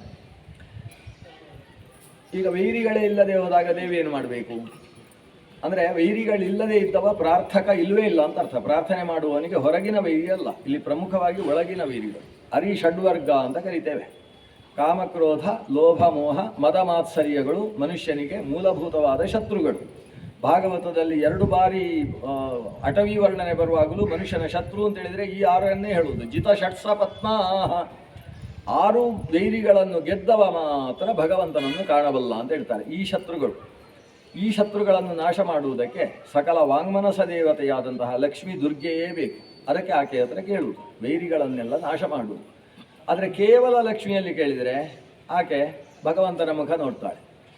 ಭಗವಂತ ಹಾ ಅಂತ ಹೇಳಿದರೆ ಅವಳು ಶತ್ರುನಾಶ ಮಾಡ್ತಾಳೆ, ಇಲ್ಲೇ ಹೋದರೆ ಮಾಡುವುದಿಲ್ಲ. ಅದಕ್ಕೋಸ್ಕರ ನಾರಾಯಣನ ಅನುಗ್ರಹ ಇಲ್ಲದೆ ಕೇವಲ ಲಕ್ಷ್ಮೀದೇವಿಯ ಅನುಗ್ರಹ ಅನ್ನೋದು ಪ್ರಯೋಜನಕ್ಕೆ ಬರುವುದಿಲ್ಲ. ನಾವು ಆಕೆಯನ್ನು ಕರೆಯುವುದು ಹೇಗೆ? ಭಾಗ್ಯದ ಲಕ್ಷ್ಮೀ ಬಾರಮ್ಮ ಅಂತ ಹೇಗೆ ಕರೆಯುವುದು? ಹೆಜ್ಜೆಯ ಮೇಲೊಂದು ಹೆಜ್ಜೆಯ ನಿಕ್ಕುತ ಅಂತ ಗೆಜ್ಜೆ ಶಬ್ದ ಮಾಡಿಕೊಂಡು ಬರಬೇಕಂತ ಅವಳು. ಹೆಜ್ಜೆಯ ಮೇಲೆ ಹೆಜ್ಜೆ ಇಡಬೇಕು, ಜಾರಿ ಬೀಳುವುದು ಗ್ಯಾರಂಟಿ. ಹೆಜ್ಜೆಯ ಮೇಲೆ ಹೆಜ್ಜೆ ಇಟ್ಟರೆ ಬರುವುದು ಹೇಗೆ ಸಾಧ್ಯ? ಆದರೆ ಹೆಜ್ಜೆಯ ಮೇಲೆ ಹೆಜ್ಜೆ ಇಡಬೇಕು ಅಂದರೆ ಅಭಿಪ್ರಾಯ ಏನು? ಭಗವಂತ ನಾರಾಯಣ ಹೋದ ದಾರಿಯಲ್ಲಿ ಬರುವುದು ಅಂತ ಅರ್ಥ. ಭಗವಂತನ ಹೆಜ್ಜೆಗೆ ತಾನೂ ಹೆಜ್ಜೆ ಹಾಕಿಕೊಂಡು ಬರುವುದು. ನಾರಾಯಣ ಬರದೆ ಲಕ್ಷ್ಮೀದೇವಿ ಮಾತ್ರ ಬರುವುದು ಹೇಗೆ ಸಾಧ್ಯ ಆಗ್ತದೆ? ಅವಳು ಸದ್ಗೃಹಿಣಿ ಹೌದಾದರೆ ಹಾಗೆ ಬರುವುದಕ್ಕೆ ಸಾಧ್ಯ ಇಲ್ಲ.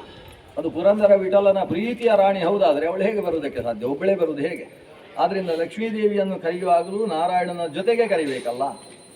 ನಾರಾಯಣನೇ ನಿಜವಾದ ರಕ್ಷಣೆ ಕೊಡುವವ. ಸಕಲ ವೈರಿ ವಿನಾಶಕ ಅಂತ ಹೇಳಿದರೆ 8 ಕೈಗಳಲ್ಲಿ 8 ಆಯುಧಗಳನ್ನು ಧರಿಸಿರ್ತಕ್ಕಂಥ ಭಗವಂತ ನಾರಾಯಣ. ಆ 8 ಕೈಯ ಭಗವಂತನ ಸ್ತುತಿಯೇ ನಾರಾಯಣ ವರ್ಮ.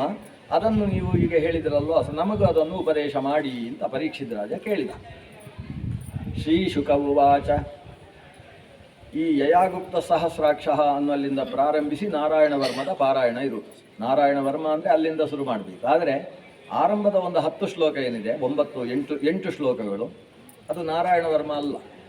ನಾರಾಯಣ ವರ್ಮದ ಪೂರ್ವಪೀಠಿಗೆ. ಹೇಗೆ ವಿಷ್ಣು ಸಹಸ್ರನಾಮ ವಿಶ್ವಂ ವಿಷ್ಣುರು ವಷಟ್ಕಾರ ಅಂತ ಶುರು ಆಗ್ತದೆ, ಆದರೆ ಅದಕ್ಕಿಂತ ಮುಂಚೆ ಅಧ್ಯಾಯದಲ್ಲಿ ಒಂದಿಷ್ಟು ಪೂರ್ವಪೀಠಿಗೆ ಇದೆ. ಎಲ್ಲಿಂದ ಶುರು ಆಗ್ತದೆ? ಯಸ್ಯ ಸ್ಮರಣ ಮಾತ್ರೇಣ ಜನ್ಮ ಸಂಸಾರ ಬಂಧನಾಥದಿಂದ ಶುರು ಆಗ್ತದಲ್ಲ. ಅದು ವಿಷ್ಣು ಸಹಸ್ರನಾಮಕ್ಕೆ ಭೀಷ್ಮಾಚಾರ್ಯರು ಶರಶಯ್ಯಲ್ಲಿ ಕುಳಿತುಕೊಟ್ಟಂತಹ ಪೂರ್ವಪೀಠಿಗೆ. ಪೂರ್ವಪೀಠಿಕೆಯನ್ನು ಪಠಿಸಿ ವಿಷ್ಣು ಸಹಸ್ರನಾಮದ ಪಠನೆಗೆ ಬಲ ಜಾಸ್ತಿ. ಕೇವಲ ವಿಷ್ಣು ಸಹಸ್ರನಾಮದ ಪಠನೆಯೂ ಕೂಡ ಸಂಪೂರ್ಣ ಫಲದಾಯಕ ಅಂತಲೇ ಹೇಳಿದ್ದಾರೆ.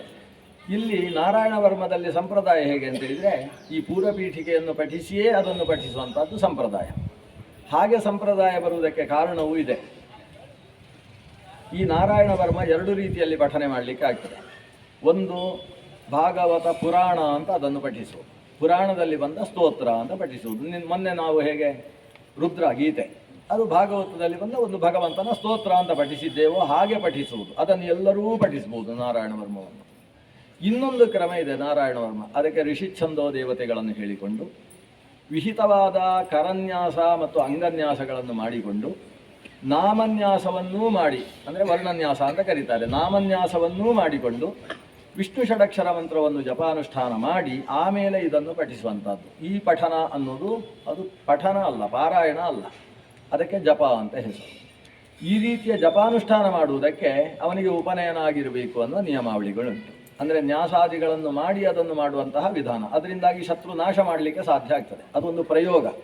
ಈ ಪ್ರಯೋಗ ನಾರಾಯಣ ವರ್ಮ ಪ್ರಯೋಗವನ್ನು ನಡೆಸುವುದಕ್ಕೆ ಅದಕ್ಕೆ ಕೆಲವು ವಿಧಿವಿಧಾನಗಳುಂಟು. ಹೀಗೆ ಒಂದು ಸ್ನಾನ ಆಗಿರಲೇಬೇಕು, ಇಷ್ಟು ಅವರ ನಿತ್ಯ ಕರ್ಮಾನುಷ್ಠಾನ ಮುಗಿಸಿದ ಮೇಲೆಯೇ ಈ ಕರ್ಮಾನುಷ್ಠಾನವನ್ನು ಮಾಡಬೇಕು, ಮಾಡುವುದಕ್ಕಿಂತ ಮುಂಚೆ ದಿಗ್ಬಂಧನ ಮಾಡಿಕೊಳ್ಬೇಕು, ಇಲ್ಲದೆ ಹೋದರೆ ಇವ ಯಾರಿಗೋ ಮಾಡುವುದು, ಅದೊಂದು ಕೊನೆಗೆ ಇವನಿಗೆ ಹೊಡೆಯುವುದಾಗ್ತದೆ.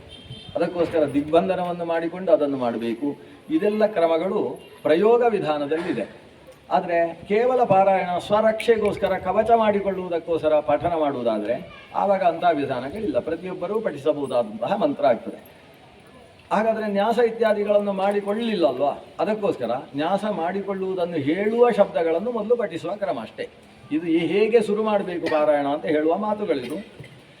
ಶ್ರೀ ಶುಕ ಉವಾಚ ವೃತ ಪುರೋಹಿತಸ್ತ್ವಾಷ್ಟ್ರ ಮಹೇಂದ್ರಾಯ ಅನುಪೃಚ್ಛತೆ ನಾರಾಯಣಾಖ್ಯಂ ವರ್ಮಾಹ ತದಿಹೈಕಮನ ಶೃಣು. ಆ ಬಿಸಿಲು ಕಷ್ಟ ಆಗುವುದಾದ್ರೆ ಇಲ್ಲಿ ಬನ್ನಿ, ಹತ್ತಿರ ಬನ್ನಿ. ಬಿಸಿಲು ಒಳ್ಳೆಯದು ಶರೀರಕ್ಕೆ, ಆದರೆ ಕೊನೆಗೆಲ್ಲ ತಲೆ ತಿರುಗಿ ಬಿದ್ದರೆ ಅಂತ ಅಷ್ಟೇ. ಒಳ್ಳೆಯದು, ಬಿಸಿಲಿಲ್ಲದೆ ಮನುಷ್ಯ ಇರಬಾರ್ದು. ಬೆಂಗಳೂರಲ್ಲಿ ದೊಡ್ಡ ಕಷ್ಟ ಏನಂದರೆ ಬಿಸಿಲು ಮೈಗೆ ಬೀಳುವುದಿಲ್ಲ ಅನ್ನೋದೇ ಸಮಸ್ಯೆ. ಬಿಸಿಲು ಬೀಳುವುದಿಲ್ಲ. ವೃತಃ ಪುರೋಹಿತ ಸ್ವಾಷ್ಟ್ರ, ತ್ವಷ್ಟೃವಿನ ಮಗನಾದಂತಹ ವಿಶ್ವರೂಪ ಪುರೋಹಿತನಾಗಿ ವೃತನಾಗಿದ್ದಾನೆ. ಮಹೇಂದ್ರಾಯ ಅನುಪೃಚ್ಛತೆ, ನನಗೆ ವರ್ಮವನ್ನು ಹೇಳು, ನಾರಾಯಣ ವರ್ಮವನ್ನು ಹೇಳು ಅಂತ ಮಹೇಂದ್ರನೂ ಕೇಳಿದನಂತೆ. ಕೇಳಿದಂತಹ ಮಹೇಂದ್ರನಿಗೆ ನಾರಾಯಣಾಖ್ಯಂ ವರ್ಮಾಹ, ನಾರಾಯಣ ವರ್ಮವನ್ನು ಉಪದೇಶಿಸಿದ. ತತ್ ಇಹೈಕಮನಶೃಣು, ಈಗ ನಾನು ಅದನ್ನೇ ನಿನಗೆ ಹೇಳ್ತೇನೆ ಪರೀಕ್ಷಿತ್ ರಾಜ, ಏಕಮನಸ್ಕನಾಗಿ ಅದನ್ನು ಕೇಳು. ನಿನ್ನ ಮನಸ್ಸನ್ನು ಎಲ್ಲೆಲ್ಲೋ ಹಾರಗೊಡಬೇಡ, ಏಕಾಗ್ರತೆಯಿಂದ ನಾನು ಹೇಳುವ ನಾರಾಯಣ ವರ್ಮವನ್ನು ಕೇಳು. ಇಹ ಏಕಮನಶೃಣು ಅಂತ. ಇದಕ್ಕೆ ನಾರಾಯಣ ವರ್ಮ ಅಂತ ಹೆಸರಲ್ವಾ. ವರ್ಮ ಅಂದರೆ ಕವಚ ಅಂತ ಅರ್ಥ. ಕವಚ, ನಾರಾಯಣ ಕವಚ, ನಾರಾಯಣ ವರ್ಮ, ಇದು ವ್ಯತ್ಯಾಸ ಇಲ್ಲ. ಕವಚ ಮಂತ್ರದ ಸ್ಥಿತಿ ಹೇಗಿರ್ತದೆ? ಅನೇಕ ಕವಚಗಳಿದ್ದಾವೆ. ನಾರಾಯಣ ಕವಚ ಇದ್ದ ಹಾಗೆ ಆದಿತ್ಯ ಕವಚ ಅಂತಿರ್ಬೋದು, ದೇವಿ ಕವಚ ಸ್ತೋತ್ರ ಅಂತಿರ್ಬೋದು, ಕವಚ ಸ್ತೋತ್ರಗಳು ಅನೇಕ ಇದ್ದಾವೆ. ಈ ಎಲ್ಲ ಕವಚಗಳು ಏನು ಮಾಡ್ತಾವೆ ಅಂತ ಹೇಳಿದರೆ, ಶರೀರದಲ್ಲಿ ನನ್ನ ಹೃದಯದಲ್ಲಿ ಈ ದೇವರ ರೂಪ ರಕ್ಷಿಸಲಿ, ಕೈಯಲ್ಲಿ ಈ ದೇವರು ರಕ್ಷಿಸಲಿ, ಪಾದದಲ್ಲಿ ಭಗವಂತನ ಋಷಿಗೆ ಈ ರೂಪ ಇರಲಿ, ನಾನು ಊಟ ಮಾಡುವಾಗ ಇವ ರಕ್ಷಿಸಲಿ, ನೀರಿನಲ್ಲಿ ಬಿದ್ದರೆ ಇವ ರಕ್ಷಿಸಲಿ, ಕಾಡಿಗೆ ಹೋದರೆ ಇವ ರಕ್ಷಿಸಲಿ, ದೇಶ ವಿಶೇಷಗಳಲ್ಲಿ, ಅವಯವ ವಿಶೇಷಗಳಲ್ಲಿ, ಕಾಲ ವಿಶೇಷಗಳಲ್ಲಿ ಭಗವಂತನ ರೂಪ ನನ್ನನ್ನು ರಕ್ಷಣೆ ಮಾಡಲಿ ಅಂತ ಕವಚ ಮಾಡಿಕೊಳ್ತಕ್ಕಂತಹ ಕ್ರಮ ಏನುಂಟು ಅದನ್ನು ವರ್ಮ ಅಂತ ಕರೀತಾರೆ. ಅದರಲ್ಲಿ ಭಗವಂತ ನಾರಾಯಣನನ್ನೇ ಕವಚವನ್ನಾಗಿಸಿಕೊಳ್ಳತಕ್ಕಂತಹ ಈ ಸ್ತೋತ್ರ ವರ್ಮ ಸ್ತೋತ್ರಗಳಲ್ಲಿ ಸರ್ವಶ್ರೇಷ್ಠವಾದ ಸ್ತೋತ್ರವಾಗಿದೆ. ಅಂತಹ ನಾರಾಯಣ ವರ್ಮ ಅದನ್ನು ಏಕಮನಸ್ಸಿನಿಂದ ಕೇಳಪ್ಪ. ವಿಶ್ವರೂಪ ಉವಾಚ, ವಿಶ್ವರೂಪಾಚಾರ್ಯರು ನಾರಾಯಣ ವರ್ಮವನ್ನು ಆರಂಭಿಸ್ತಾ ಇದ್ದಾರೆ. ಹೇಗೆ ಕೇಳಬೇಕು ನಾರಾಯಣ ವರ್ಮವನ್ನು? ಅನುಷ್ಠಾನ ಮಾಡುವ ಕ್ರಮ ಹೇಗೆ ಅಂದರೆ, ದೌತಾಂಗ್ರಿ ಪಾಣಿರಾಚಮ್ಯ ಸಪವಿತ್ರ ಉದಂಗುಖ ಕೃತಸ್ವಾಂಗಕರನ್ಯಾಸ ಮಂತ್ರಾಭ್ಯಾಂ ವಾಗ್ಯತಃ ಶುಚಿ. ಮೊದಲು ಪಾದ ಮತ್ತು ಹಸ್ತ ಇವುಗಳನ್ನು ತೊಳ್ಕೊಳ್ಬೇಕು. ಸಾಮಾನ್ಯ ಶುದ್ಧಿ ಅಂದರೆ ಅದು. ಧೌತಾಂಗ್ರಿ ಪಾಣಿ, ಅಂಗ್ರಿ ಅಂದರೆ ಪಾದ, ಪಾಣಿ ಅಂದರೆ ಕೈ, ಕೈಕಾಲುಗಳನ್ನು ತೊಳೆದುಕೊಳ್ಳಬೇಕು. ಇದು ನಾರಾಯಣ ವರ್ಮ ಪಠಿಸುವವರಿಗೆ ಮೊದಲ ಆದೇಶ. ಆಮೇಲೆ ಆಚಮ್ಯ, ಆಮೇಲೆ ಮುಖ ತೊಳ್ಕೊಳ್ಬೇಕು. ಮುಖ ತೊಳೆಯುವುದಕ್ಕೂ ಆಚಮನ ಅಂತ ಹೆಸರು, ಮುಖಕ್ಕೆ ನೀರು ಕುಡಿಯುವುದಕ್ಕೂ ಕೂಡ ಆಚಮನ ಅಂತ ಹೆಸರು. ಸಪವಿತ್ರ, ಪ್ರಯೋಗದ ವಿಧಾನದಲ್ಲಿ ಪವಿತ್ರ ಹಾಕ್ಕೊಳ್ಬೇಕು. ಪವಿತ್ರ ಅಂತ ಹೇಳಿದರೆ 2 ದರ್ಭೆ ಅಂತ ಅರ್ಥ. ಬ್ರಾಹ್ಮಣನಿಗೆ ಮಾತ್ರ ವಿಶೇಷ ಏನು ಅಂದರೆ 4 ದರ್ಭೆ ಹಾಕ್ಕೊಳ್ಬೋದು, ಬೇರೆ ಯಾರಿಗೂ 4 ದರ್ಭೆಯ ಪವಿತ್ರ ಹಾಕ್ಕೊಳ್ಳುವುದಕ್ಕೆ ಅವಕಾಶ ಇಲ್ಲ. ಚತುರ್ಭಿರ್ ದರ್ಭಪಿಂಚೂಲೈ ಬ್ರಾಹ್ಮಣಸ್ಯ ಪವಿತ್ರಕಂ ಏಕೈಕ ನ್ಯೂನಮುದ್ದಿಷ್ಟಂ ವರ್ಣೇ ವರ್ಣೇ ಯಥಾಕ್ರಮ ಅಂತ ವಿಧಿ ಇರುವಂಥದ್ದು. ಆದ್ದರಿಂದ 4 ದರ್ಭೆಯ ದರ್ಭೆ ಬ್ರಾಹ್ಮಣ ಹಾಕ್ಕೊಳ್ಬೋದು, 2 ದರ್ಭೆಯ ಪವಿತ್ರ ಎಲ್ಲರೂ ಹಾಕ್ಕೊಳ್ಬೋದು ಅಂತ ವಿಧಿ. ಹಾಗಾಗಿ 2 ದರ್ಭೆಯ ಪವಿತ್ರ ಹಾಕ್ಕೊಳ್ಬೇಕು. ಅಥವಾ ದರ್ಬೆ ಸಿಗಲಿಲ್ಲ ಅಂದರೆ ಬಂಗಾರದ ಪವಿತ್ರ ಹಾಕೊಳ್ಳೋದು. ದರ್ಬೆ ಸಿಗಲಿಲ್ಲ ಅಂತಾದರೆ ಅಲ್ಲ, ಬಂಗಾರದ ಪವಿತ್ರ ಇದ್ದರೆ ದರ್ಬೆಯ ಪವಿತ್ರದ ಅವಶ್ಯಕತೆಯೂ ಇಲ್ಲ ಇಂತಹ ವಿಧಾನಗಳಿಗೆ. ಅನ್ಯಾನಿ ಚ ಪವಿತ್ರಾಣಿ ಕುಶ ದೂರ್ವಾತ್ಮಕಾನಿ ಚ ಹೇಮಾತ್ಮಕ ಪವಿತ್ರಸ್ಯ ಕಲಾಂ ನಾರ್ಹಂತಿ ಷೋಡಶಿ. ಬೇರೆ ಕುಶದಿಂದ ಮಾಡಿದ ಅಥವಾ ದರ್ಭೆಯಿಂದ ಮಾಡಿದ, ಕುಶ ಬೇರೆ ದರ್ಭ ಬೇರೆ, ದರ್ಭೆ ಕುಶಗಳಿಂದ ಮಾಡಿದ ಅಥವಾ ದೂರ್ವೆ ಗರಿಕೆಯಿಂದ ಮಾಡಿದ ಪವಿತ್ರ, ಇವೆಲ್ಲವೂ ಈ ಬಂಗಾರದ ಪವಿತ್ರದ ಮುಂದೆ 16ನೇ ಒಂದು ಭಾಗದ ಕಲೆಯನ್ನು ಹೊಂದುವುದಿಲ್ಲ ಅನ್ನುವ ಮಾತುಗಳಿದ್ದಾವೆ. ಅಂದರೆ ಬಂಗಾರದ ಪವಿತ್ರ ಬಹಳ ಶ್ರೇಷ್ಠವಾದದ್ದು. ಪಿತೃಕರ್ಮದಲ್ಲಿ ಮಾತ್ರ ಬಂಗಾರದ ಪವಿತ್ರವನ್ನು ನಿಷೇಧ ಮಾಡ್ತಾರೆ, ಆ ಹೊತ್ತಿಗೆ ಅದು ನಿಷಿದ್ಧವಾದದ್ದು. ಉಳಿದ ಕರ್ಮಗಳಲ್ಲೆಲ್ಲ ಊಟ ಅನ್ನೋದು ಒಂದು ಯಜ್ಞ, ಭೋಜನ ಮಾಡುವಾಗಲೂ ಕೂಡ ಬಂಗಾರದ ಪವಿತ್ರ ಹಾಕಿಕೊಂಡೇ ಊಟ ಮಾಡಬೇಕು ಅಂತ ಶಾಸ್ತ್ರದ ವಿಧಿ. ಆದರೆ ಬುದ್ಧಿವಂತ ಮನುಷ್ಯ ಏನು ಮಾಡ್ತಾನೆ ಅಂದರೆ ಬಂಗಾರದ ಪವಿತ್ರ ಹಾಕೊಂಡಿರ್ತಾನೆ, ಮಾತಾಡುವಾಗ ಹೀಗೆ ತೋರಿಸ್ತಾ ಇರ್ತಾನೆ, ಊಟ ಮಾಡುವಾಗ ಮಾತ್ರ ಎಡಗೈಗೆ ಹಾಕೊಂಡಿರ್ತಾನೆ. ಯಾಕಂದ್ರೆ ನಮ್ಮ ಬಂಗಾರ ಕಳೆದು ಹೋಗಬಾರ್ದು ಅಂತ.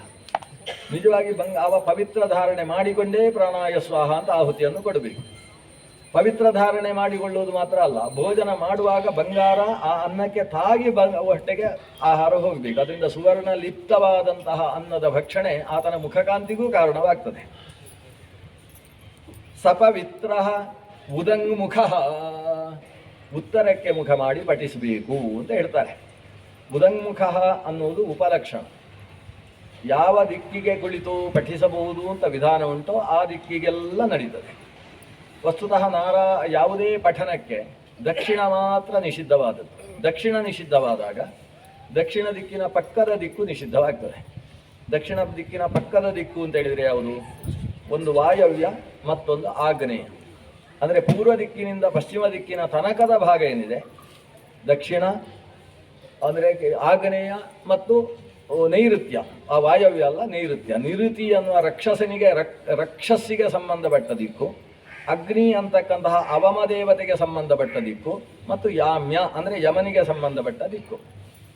ಕೆಲವೊಂದು ಸಲ ಹೋಮ ಹವನ ನಡೆಸುವಾಗ ಕೆಲವು ಹೋಮಗಳಿಗೆ ಯಾವ ದಿಕ್ಕಿಗೆ ಕೂಡಬೇಕು ಅಂತ ಹೇಳಿದೆ.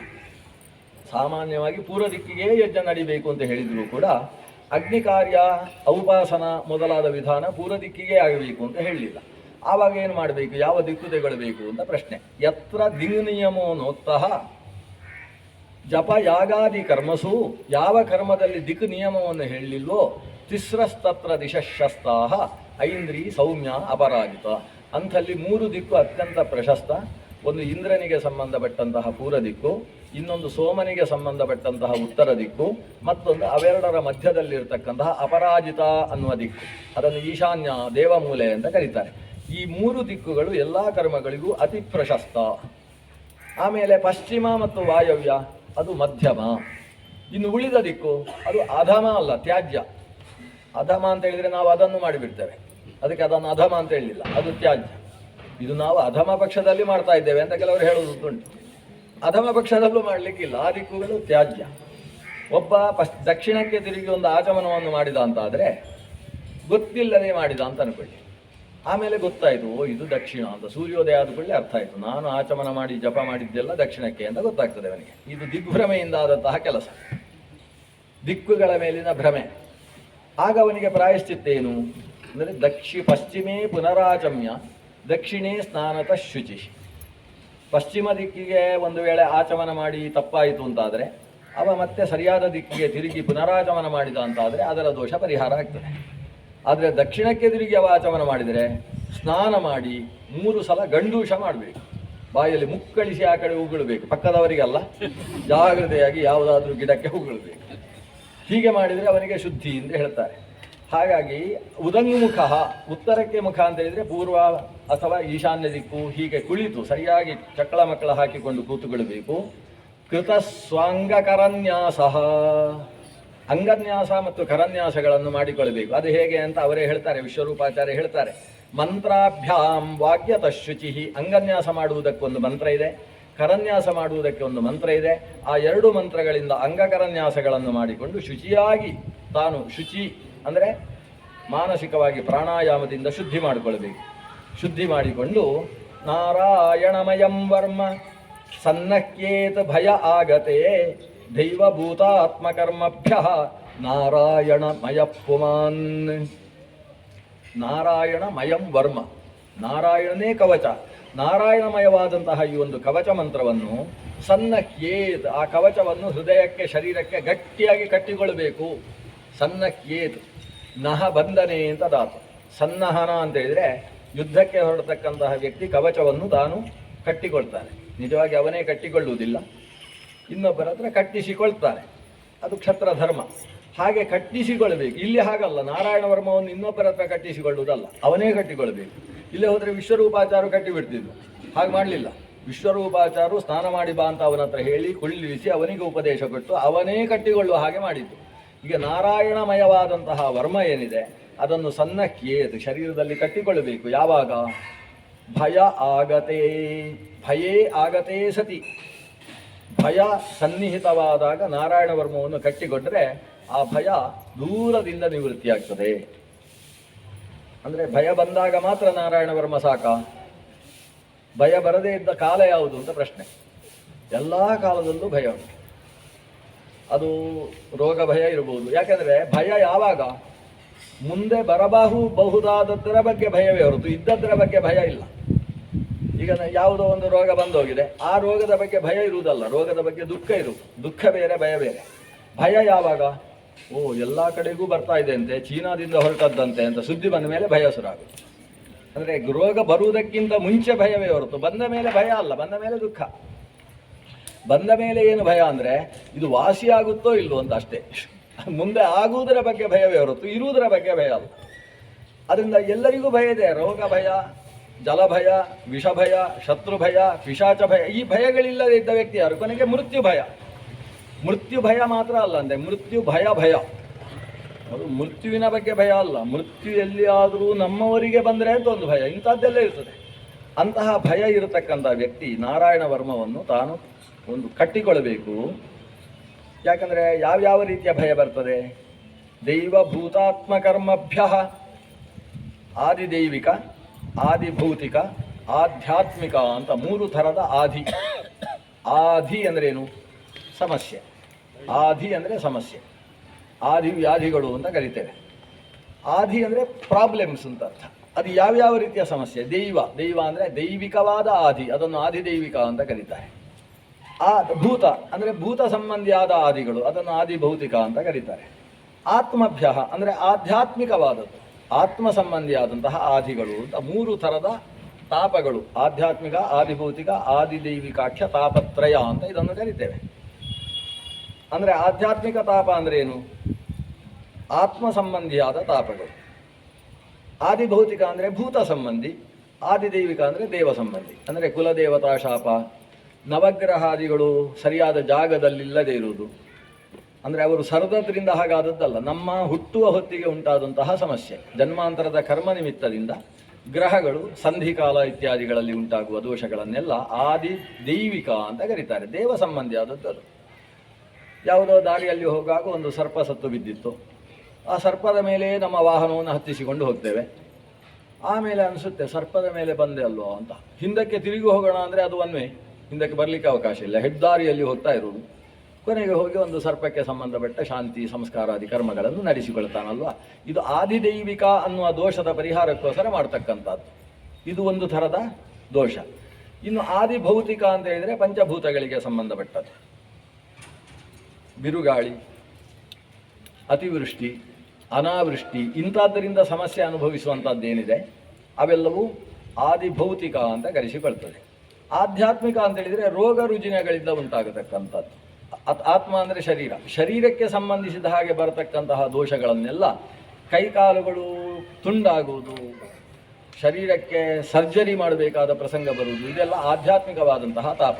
ಹೀಗೆ ಆದಿಭೌತಿಕ, ಆದಿದೈವಿಕ, ಆಧ್ಯಾತ್ಮಿಕ ಅಂತಕ್ಕಂತಹ ತಾಪಗಳ ಪರಿಹಾರಕ್ಕೋಸ್ಕರವೂ ಕೂಡ ನಾರಾಯಣಮಯಂ ವರ್ಮ ಸನ್ನಕ್ಕೆ, ನಾರಾಯಣ ವರ್ಮವನ್ನು ಕಟ್ಟಿಕೊಳ್ಳಬೇಕು. ಹೇಗೆ? ನಾರಾಯಣಮಯ ಪುಮಾನ್, ಅದನ್ನು ಪಾಠ ಮಾಡ್ತಕ್ಕಂಥವ ತಾನು ನಾರಾಯಣಮಯನಾಗಬೇಕು. ನಾರಾಯಣಮಯನಾಗಿ ನಾರಾಯಣ ವರ್ಮವನ್ನು ಪಠಿಸಬೇಕು. ನಾರಾಯಣಮಯನಾಗುವ ಬಗೆ ಹೇಗೆ? ನಾರಾಯಣಮಯನಾಗಬೇಕಾದ್ರೆ ಮನಸ್ಸನ್ನು ನಾರಾಯಣನಲ್ಲಿ ಹಾಕಬೇಕು. ಜೊತೆಗೆ ನಾರಾಯಣ ಜಲದಲ್ಲಿ ಸ್ನಾನ ಮಾಡಬೇಕು.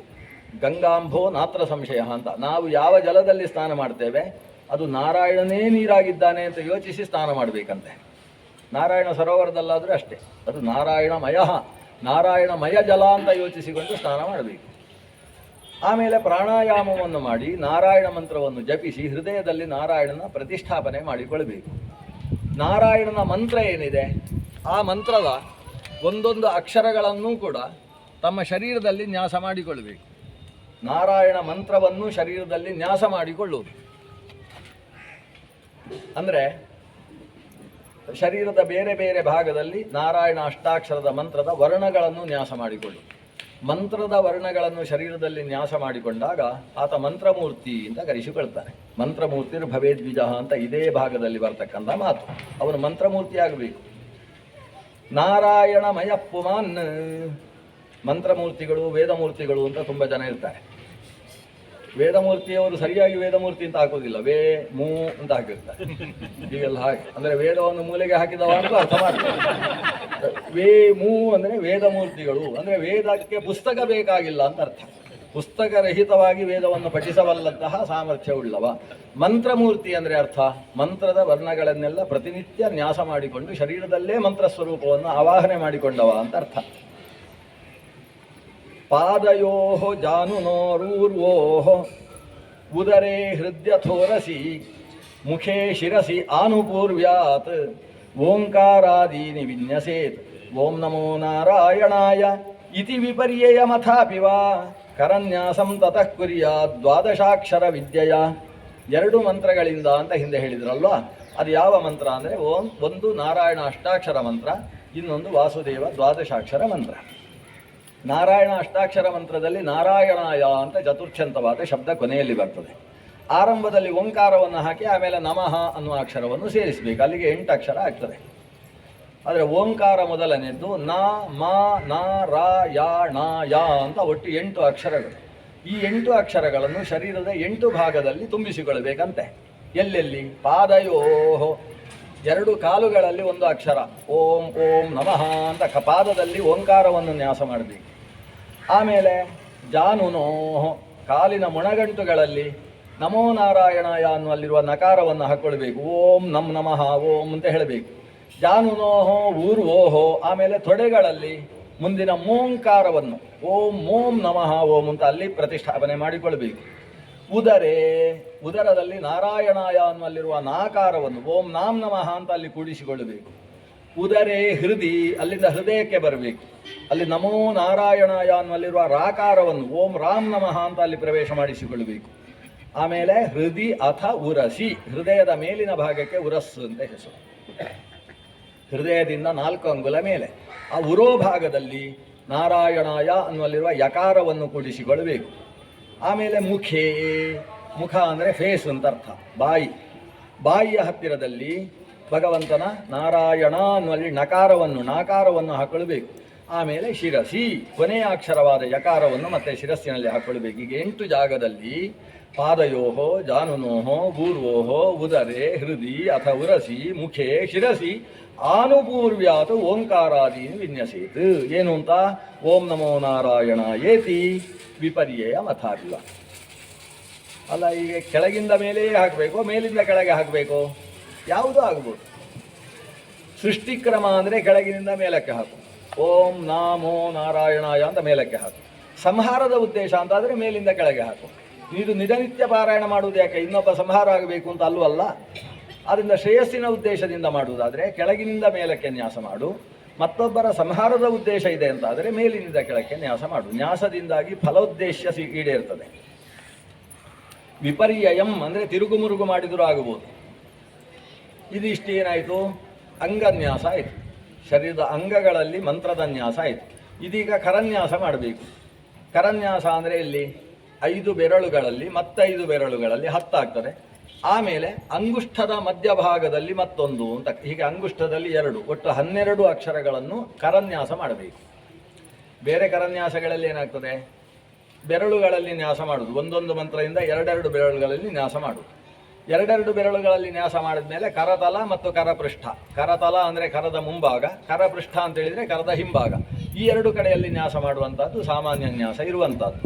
ಇಲ್ಲಿ ಆ ವಿಧಾನವೂ ಇದೆ. 10 ಬೆರಳುಗಳಲ್ಲಿ ಪ್ರತ್ಯೇಕ ನ್ಯಾಸ ಮಾಡಿ ಅಂಗುಷ್ಠದ ಪರ್ವದಲ್ಲಿ ನ್ಯಾಸ ಮಾಡುವಂತಹದ್ದು ಅಂತ ಇನ್ನೊಂದು ಕ್ರಮ ಇದೆ. ಒಂದೊಂದು ಬೆರಳಲ್ಲಿ ನ್ಯಾಸ ಮಾಡ್ತಾ ಅದರ ಎಲ್ಲ ಪರ್ವಗಳಲ್ಲಿ ನ್ಯಾಸ ಮಾಡುವ ವಿಧಾನವೂ ಇದೆ. ಅಂಗುಷ್ಠ ಪರ್ವದಲ್ಲಿ ಮಾತ್ರ ನ್ಯಾಸ ಮಾಡುವ ವಿಧಾನ ಇದೆ. ಅದನ್ನು ಹೇಳ್ತಾರೆ, ಕರನ್ಯಾಸಂ ತತಃ ಕುರ್ಯಾತ್ ದ್ವಾದಶಾಕ್ಷರ ವಿದ್ಯೆಯ. ದ್ವಾದಶಾಕ್ಷರ ಅಂದರೆ ಆರಂಭದಲ್ಲಿ ಓಂಕಾರವನ್ನು ಹಾಕಿ, ಮಧ್ಯದಲ್ಲಿ ನಮಃ ಅಂತ ಹಾಕಿ, ಆಮೇಲೆ ಭಗವತೇ ವಾಸುದೇವಾಯ ಅಂತ ಹೇಳುವುದು. ಆವಾಗ 12 ಅಕ್ಷರ ಆಗ್ತದೆ. ಈ ದ್ವಾದಶಾಕ್ಷರ ವಿದ್ಯೆ ಅಂದರೆ ಮಂತ್ರ, ಅದರಿಂದ ಕರನ್ಯಾಸ ಮಾಡಬೇಕು. ಎಲ್ಲಿ, ಹೇಗೆ? ಪ್ರಣವಾದಿ ಯಕಾರಾಂತಂ ಅಂಗುಲ್ಯಂಗುಷ್ಠ ಪರ್ವಸು ನ್ಯಸೇದ್ ಹೃದಯ ಓಂಕಾರಂ ವಿಕಾರಮನುಮೂರ್ಧನಿ. ಪ್ರಣವಾದಿ ಯಕಾರಾಂತಂ, ಓಂ ನಮೋ ಅಂತ ಪ್ರಾರಂಭಿಸಿ ಭಗವತೇ ವಾಸುದೇವಾಯ ಅಂತ ಯಕಾರಕ್ಕೆ ಮುಗಿಯುತ್ತೆ. ಓಂಕಾರದಿಂದ ಯಕಾರದ ತನಕ 12 ಅಕ್ಷರ ಏನಿದೆ ಅದನ್ನು ಅಂಗುಲಿ ಅಂಗುಷ್ಠ ಪರ್ವಸು, ಅಂಗುಲಿಗಳಲ್ಲಿ ಅಂದರೆ 10 ಬೆರಳುಗಳಲ್ಲಿ, ಅಂಗುಷ್ಠದ ಪರ್ವದಲ್ಲಿ 2ರಲ್ಲಿ ಅಂತ ಹೇಳಿ ಒಟ್ಟಂದದಲ್ಲಿ 12 ಕಡೆಯಲ್ಲಿ ನ್ಯಾಸ ಮಾಡಬೇಕು. ಅಥವಾ ಅಂಗುಲಿ ಮತ್ತು ಅಂಗುಷ್ಠ ಇವುಗಳ ಪರ್ವಗಳಲ್ಲಿ ಅಂತ ಹೇಳಿದರೆ ಅದು 12 ಆಗ್ತದೆ. ನ್ಯಸೇತ್, ಇಲ್ಲಿಗೇನಾಯಿತು? ಕರನ್ಯಾಸ ಆಯಿತು, ಅಂಗನ್ಯಾಸ ಆಯಿತು. ಇದಾದ ಮೇಲೆ ಮತ್ತೊಂದು ರೀತಿಯ ಅಂಗನ್ಯಾಸ ಇದೆ, ಅದಕ್ಕೆ ಷಡಂಗನ್ಯಾಸ ಅಂತ ಕರೀತಾರೆ. ಸಾಮಾನ್ಯ ಮಂತ್ರದಲ್ಲಿ ನೀವು ಗುರುಮಂತ್ರ ಎಲ್ಲ ಮಾಡುವಾಗ ಹೇಗೆ ಹೃದಯ ನಮಃ ಶಿರಸೇ ಸ್ವಾಹ ಅಂತ ಹೇಳಿಕೊಂಡು ಪಟ್ ಅಂತ ಪಕ್ಕದವರನ್ನು ಓಡಿಸುವ ಕೆಲಸ ಮಾಡಿ, ಇದು ಒಂದು ರೀತಿಯಲ್ಲಿ ಅಂಗನ್ಯಾಸವೇ. ಈ ಅಂಗನ್ಯಾಸದಲ್ಲಿ ಮತ್ತೊಂದು ಕ್ರಮ ಇದೆ. ಇನ್ನು 6 ಅಂಗದಲ್ಲಿ ಮುಟ್ಟಿಕೊಳ್ಳುವುದು ಅಷ್ಟೇ. ನ್ಯಾಸ ಅಂದರೆ ಮುಟ್ಟುವುದು. ನ್ಯಾಸ ಅಂದರೆ 2 ಅರ್ಥ ಇದೆ. ಇಡುವುದು ಅಂತ ಒಂದು ಅರ್ಥ, ಮುಟ್ಟುವುದು ಅಂತ ಮತ್ತೊಂದು ಅರ್ಥ. ಶಿಲಾನ್ಯಾಸ ಅಂತ ಮಾಡ್ತೇವಲ್ವ, ಶಿಲಾನ್ಯಾಸ ಅಂತ ಹೇಳಿದರೆ ಇಡುವುದು, ಶಿಲೆಯನ್ನು ಇಡುವುದು. ಉಪನ್ಯಾಸ ಅಂತ ಹೇಳಿದರೆ ಇಡುವುದು ಅಂತಲೇ ಅರ್ಥ. ಉಪ ಅಂದರೆ ಉಪರ್, ಸ್ವಲ್ಪ ಮೇಲಕ್ಕೆ ಕೊಂಡೋಗಿ ಇಡುವುದು ಅಂತ. ಅಂದರೆ ಏಣಿ ಇಟ್ಟು ಮೇಲಕ್ಕೆ ಹತ್ತಿಸುವುದಲ್ಲ. ಭೌತಿಕವಾಗಿ ಉಪರಿನ್ಯಾಸ ಅಲ್ಲ, ಬೌದ್ಧಿಕವಾಗಿ ಉಪರಿನ್ಯಾಸ. ಬುದ್ಧಿಯನ್ನು ಸ್ವಲ್ಪ ಮೇಲಕ್ಕೆ ಏರಿಸುವುದು, ಅದಕ್ಕೆ ಉಪನ್ಯಾಸ ಅಂತ ಹೆಸರು. ಇಲ್ಲಿ ಕರನ್ಯಾಸ ಅಂಗನ್ಯಾಸ ಅನ್ನುವಲ್ಲೆಲ್ಲ ಆ ದೇವತಾ ಸ್ವರೂಪವನ್ನು, ಮಂತ್ರವನ್ನು ಶರೀರದ ಆಯಾ ಭಾಗದಲ್ಲಿ ಇಡುವುದು ಅಂತ ಅರ್ಥ. ಹಾಗಾಗಿ ಈಗ ಷಡಂಗನ್ಯಾಸ ಹೇಗೆ ಅಂದರೆ ಅದು ವಿಷ್ಣು ಷಡಕ್ಷರ ಮಂತ್ರ ಅಂತಿದೆ. ಅಲ್ಲಿ ವಿಶೇಷ ಏನಿದೆ ಅಂದರೆ ಅದು ವಿಷ್ಣವೇ ನಮಃ ಅಂತ ಮಂತ್ರ. ವಿಷ್ಣವೇ ನಮಃ ಅಂದರೆ ಎಷ್ಟು ಅಕ್ಷರ ಆಯಿತು? 5 ಅಕ್ಷರ ಆಯಿತು. 5 ಅಕ್ಷರವನ್ನು 6 ಅಕ್ಷರ ಮಾಡಬೇಕು. ಹೇಗೆ? ವಿಷಣವೇ ನಮಃ ಅಂತ ಮಾಡಬೇಕು. ಅಲ್ಲಿ ವಿಷ್ಣು ಅನ್ನಲ್ಲಿ ಷಕಾರದಲ್ಲಿ ಆಕಾರ ಸೇರಿಸಬೇಕು. ಆ ವಿಷಣವೇ ನಮಃ ಅನ್ನೋ ಮಂತ್ರ ಏನಿದೆ, ಷಡಕ್ಷರ ಮಂತ್ರ, ಅದನ್ನು ಹೇಳುವಾಗ ವಿಷ್ಣವೇ ನಮಃ ಅಂತ ಹೇಳಬೇಕು. ಆದರೆ ಷಕಾರ ಅನ್ನೋದು ಪೃಥಗಕ್ಷರ ಅಂತ ಪ್ರಜ್ಞೆ ಬೇಕು ಒಳಗಿನಿಂದ. ಆ ರೀತಿಯಲ್ಲಿ ವಿಷ್ಣು ಮಂತ್ರ ಏನಿದೆ ಅದರ 6 ಅಕ್ಷರವನ್ನು 6 ಅಂಗದಲ್ಲಿ ಎಲ್ಲೆಲ್ಲಿ? ನ್ಯಸೇತ್ ಹೃದಯ ಓಂಕಾರಂ, ಹೃದಯದಲ್ಲಿ ಓಂ ಅನ್ನುವ ಆದಿಯನ್ನು ಹಾಕಿ, ವಿಕಾರಂ ಅನುಮೂರ್ಧನಿ, ವಿಷಣವೇ ನಮಃ ಅನ್ನುವಲ್ಲಿ ವಿ ಅನ್ನುವುದೇನಿದೆ ವಿಕಾರ, ಅದನ್ನು ಮೂರ್ಧ ಅಂದರೆ ಶಿರಸ್ಸಿನಲ್ಲಿ ಹಾಕ್ಕೊಳ್ಬೇಕು. ಶಕಾರಂತು ಭ್ರುವೋರ್ ಮಧ್ಯೆ, ಶಕಾರವನ್ನು 2 ಹುಬ್ಬುಗಳ ಮಧ್ಯದಲ್ಲಿ ಆಜ್ಞಾಚಕ್ರದಲ್ಲಿ ಹಾಕ್ಕೊಳ್ಬೇಕು. ನಕಾರಂ ಶಿಖಯಾ ದಿಶೇತ್, ವಿಷಣವೇ ನಮಃ ಅನ್ನುವಲ್ಲಿ ನಕಾರವನ್ನು ಶಿಖಾದಲ್ಲಿ ಹಾಕ್ಕೊಳ್ಬೇಕು. ವೇಂಕಾರಂ ನೇತ್ರಯೋರ್ ಯುಂಜಾತ್, ನೇತ್ರಾಭ್ಯಾಂಭೂಷಟ್ ಅಂತ ವೇಂಕಾರವನ್ನು ನೇತ್ರಕ್ಕೆ ಹಾಕ್ಕೊಳ್ಬೇಕು. ಯುಂಜಾತ್ ನಕಾರಂ ಸರ್ವಸಂಧಿಷು, ಕೊನೆಗೆ ವಿಷಣವೇ ನಮಃ ಅನ್ನುವಲ್ಲಿ ನಕಾರ ಉಂಟಲ್ವ, ಅದನ್ನು ಶರೀರದ ಎಲ್ಲ ಸಂಧಿಗಳಲ್ಲೂ ಕೂಡ ಹಾಕ್ಕೊಳ್ಬೇಕಂತೆ. ನಕಾರವನ್ನು ಸರ್ವ ಸಂಧಿಗಳಲ್ಲಿ. ಮಕಾರಂ, ಕೊನೆಗೆ ನಮಃ ಅಂತ ಹೇಳುವ ಮಕಾರ ಏನಿದೆ, ಮಕಾರಂ ಅಸ್ತ್ರಮುದ್ದಿಶ್ಯ ಮಂತ್ರಮೂರ್ತಿರ್ಭವೇ ದ್ವಿಜಃ, ಮಕಾರದಿಂದ ಅಸ್ತ್ರ ಮಾಡಬೇಕು. ಅಸ್ತ್ರಾಯ ಫಟ್ ಅಂತ, ಅದೇ ಫಟ್ ಅಂತ ಅದನ್ನು ಹೇಳಿದ್ದು ನಾವು, ಅದು ಅಸ್ತ್ರಾಯ ಫಟ್. ಆ ಅಸ್ತ್ರಾಯ ಫಟ್ ಮಾಡುವ ಅನೇಕ ವಿಧಾನಗಳಿದ್ದಾವೆ. ಕೆಲವರು ಬ್ಯಾಗ್ಗಳನ್ನೇ ಅಸ್ತ್ರಾಯ ಫಟ್ ಮಾಡ್ತಾರೆ. ಇಲ್ಲಿ ಅಸ್ತ್ರಾಯ ಫಟ್ ಅಂದರೆ ಅಂತಹ ಅಸ್ತ್ರಾಯ ಫಟ್ ಅಲ್ಲ, ಅದು ಫಟ್ ಅನ್ನೋದು ದೇವರ ಹೆಸರು. ಫಟ್ ಆಚಾರ್ಯರು ಅನುವ್ಯಾಖ್ಯಾನದಲ್ಲಿ ಅದಕ್ಕೆಲ್ಲ ಅರ್ಥ ಹೇಳ್ತಾರೆ. ಸ್ಫುಟತ್ವಾತ್ ಫಟಿತಿ ಪ್ರೋಕ್ತಃ, ಭಗವಂತನಿಗೆ ಫಟ್ ಅಂತ ಹೆಸರು. ಯಾಕಂದರೆ ಅತ್ಯಂತ ಸ್ಫುಟನಾದ್ರಿಂದ ಅವನನ್ನು ಫಟ್ ಅಂತ ಕರೆಯುವುದು. ಹೀಗೆ ದೇವರಿಗೆ ಅದು ಹೆಸರು. ಅಸ್ತ್ರ ಅಂತ ಹೇಳಿದರೆ ಸಂರಕ್ಷೆ. ಸಂರಕ್ಷೆಗೋಸ್ಕರ ಅಸ್ತ್ರಾಯ ಫಟ್ ಅನ್ನುವುದನ್ನು 8 ದಿಕ್ಕುಗಳಲ್ಲಿ ದಿಗ್ಬಂಧ ಮಾಡತಕ್ಕಂತಹ ಕ್ರಮ ಇದೆ. ದಿಗ್ಬಂಧ ಅಂದರೆ ಏನು? ಕೈಯಲ್ಲಿ ನಾರಾಚ ಮುದ್ರೆಯನ್ನು ತೋರಿಸ್ತಾ, ನಾರಾಚ ಅಂದರೆ ಬಾಣ, ಬಾಣ ಮುದ್ರೆ, ಆ ಬಾಣ ಮುದ್ರೆಯನ್ನು ತೋರಿಸಿ 8 ದಿಕ್ಕಿಗೂ ಕೂಡ ಹೊಡೆದು ಆಮೇಲೆ ಛೋಟಿಕಾ ಅಂತ ಮಾಡಬೇಕು. ಏನು ಕರಿತೀರಿ ಕನ್ನಡದಲ್ಲಿ? ಚಿಟಿಕೆ. ಚಿಟಿಕೆ ಹಾಕಿ ಆಮೇಲೆ 3 ತಾಳತ್ರಯಂ ಗುರಿಯಾದು ಅಂತ ಹೀಗೆಲ್ಲ ಮಾಡಿದರೆ ಎಲ್ಲ ಓಡಿ ಹೋಗ್ತದೆ. ಅದಕ್ಕೆ ನಾವು ಸಂಕ್ಷೇಪವಾಗಿ ಸುಮ್ಮನೆ ತಲೆಗೊಂದು ಸುತ್ತು ತಂದು ಆ ಕೈಯನ್ನು ಒಂದು ಸಲ ಹೊಡೆಯುವ ಕೆಲಸ ಇಟ್ಟುಕೊಂಡಿದ್ದೇವೆ. ಆದರೆ ತಂತ್ರಶಾಸ್ತ್ರ ಅದನ್ನು ಹೇಳ್ತದೆ ವಿಸ್ತಾರವಾಗಿ. ಹೇಗೆ? ದಿಗ್ಬಂಧನ ಮಾಡಿಕೊಂಡು ಅಸ್ತ್ರಾಯ ಪಟ ಅನ್ನುವ ವಿಧಾನ ಹೇಗೆ ಅಂತ ಅದನ್ನು ಇಲ್ಲಿ ಹೇಳಿದ್ದು. ಕೊನೆಯದ್ದು ಮಕಾರಂ ಅಸ್ತ್ರಂ ಉದ್ದೇಶ್ಯ, ಅಸ್ತ್ರವನ್ನು 8 ದಿಕ್ಕಿಗಳಿಗೂ ಕೂಡ ತೋರಿಸಿ ಈ ರೀತಿ ಮಂತ್ರಮೂರ್ತಿರು ಭವೇದ್ವಿಜ, ಮಂತ್ರವನ್ನು ಶರೀರದಲ್ಲಿ ನ್ಯಾಸ ಮಾಡಿಕೊಂಡು ಆತ ಸ್ವತಃ ಮಂತ್ರಮೂರ್ತಿಯಾಗಬೇಕು. ಮಂತ್ರಮೂರ್ತಿಯಾದಂತಹ ವ್ಯಕ್ತಿ ಮಂತ್ರವನ್ನು ಪಠಿಸಿದಾಗ ಸಾಮಾನ್ಯ ಸ್ಥಿತಿಯಲ್ಲಿ ಮಂತ್ರವನ್ನು ಪಾರಾಯಣ ಮಾಡಿದರೆ ಏನು ಫಲವೋ ಅದಕ್ಕಿಂತ ದಶಗುಣ ಫಲ ಪ್ರಾಪ್ತಿಯಾಗ್ತದೆ. ಆ ದೃಷ್ಟಿಯಿಂದ ಇಷ್ಟು ಮಾಡಿಕೊಂಡು ಸವಿಸರ್ಗಂ ಫಡಂತಂತೂ ಸರ್ವದಿಕ್ಷು ವಿನಿರ್ದಿಶೇತ್, ಸರ್ವ ದಿಕ್ಕುಗಳಲ್ಲೂ ಕೂಡ ಫಟ್ ಅನ್ನುವುದನ್ನು ಕೊನೆ ಮಾಡಿಕೊಂಡು ಆತ ನಾರಾಚ ಮುದ್ರೆಯನ್ನು ತೋರಿಸಬೇಕು, ಅಂದರೆ ಬಾಣ ಮುದ್ರೆಯನ್ನು ತೋರಿಸಿ ರಕ್ಷೆ ಮಾಡಿಕೊಳ್ಳಬೇಕು. ಓಂ ವಿಷ್ಣವೇ ನಮಃ ಇತ್ಯಾತ್ಮಾನಂ ಪರಂ ಧ್ಯಾಯೇತ್ ಧ್ಯೇಯಂ ಷಟ್ಶಕ್ತಿಭಿರ್ಯುತಂ ವಿದ್ಯಾ ತೇಜಸ್ತಪೋ ಮೂರ್ತಿರಿಮಂ ಮಂತ್ರಮುದಾಹರೇತ್.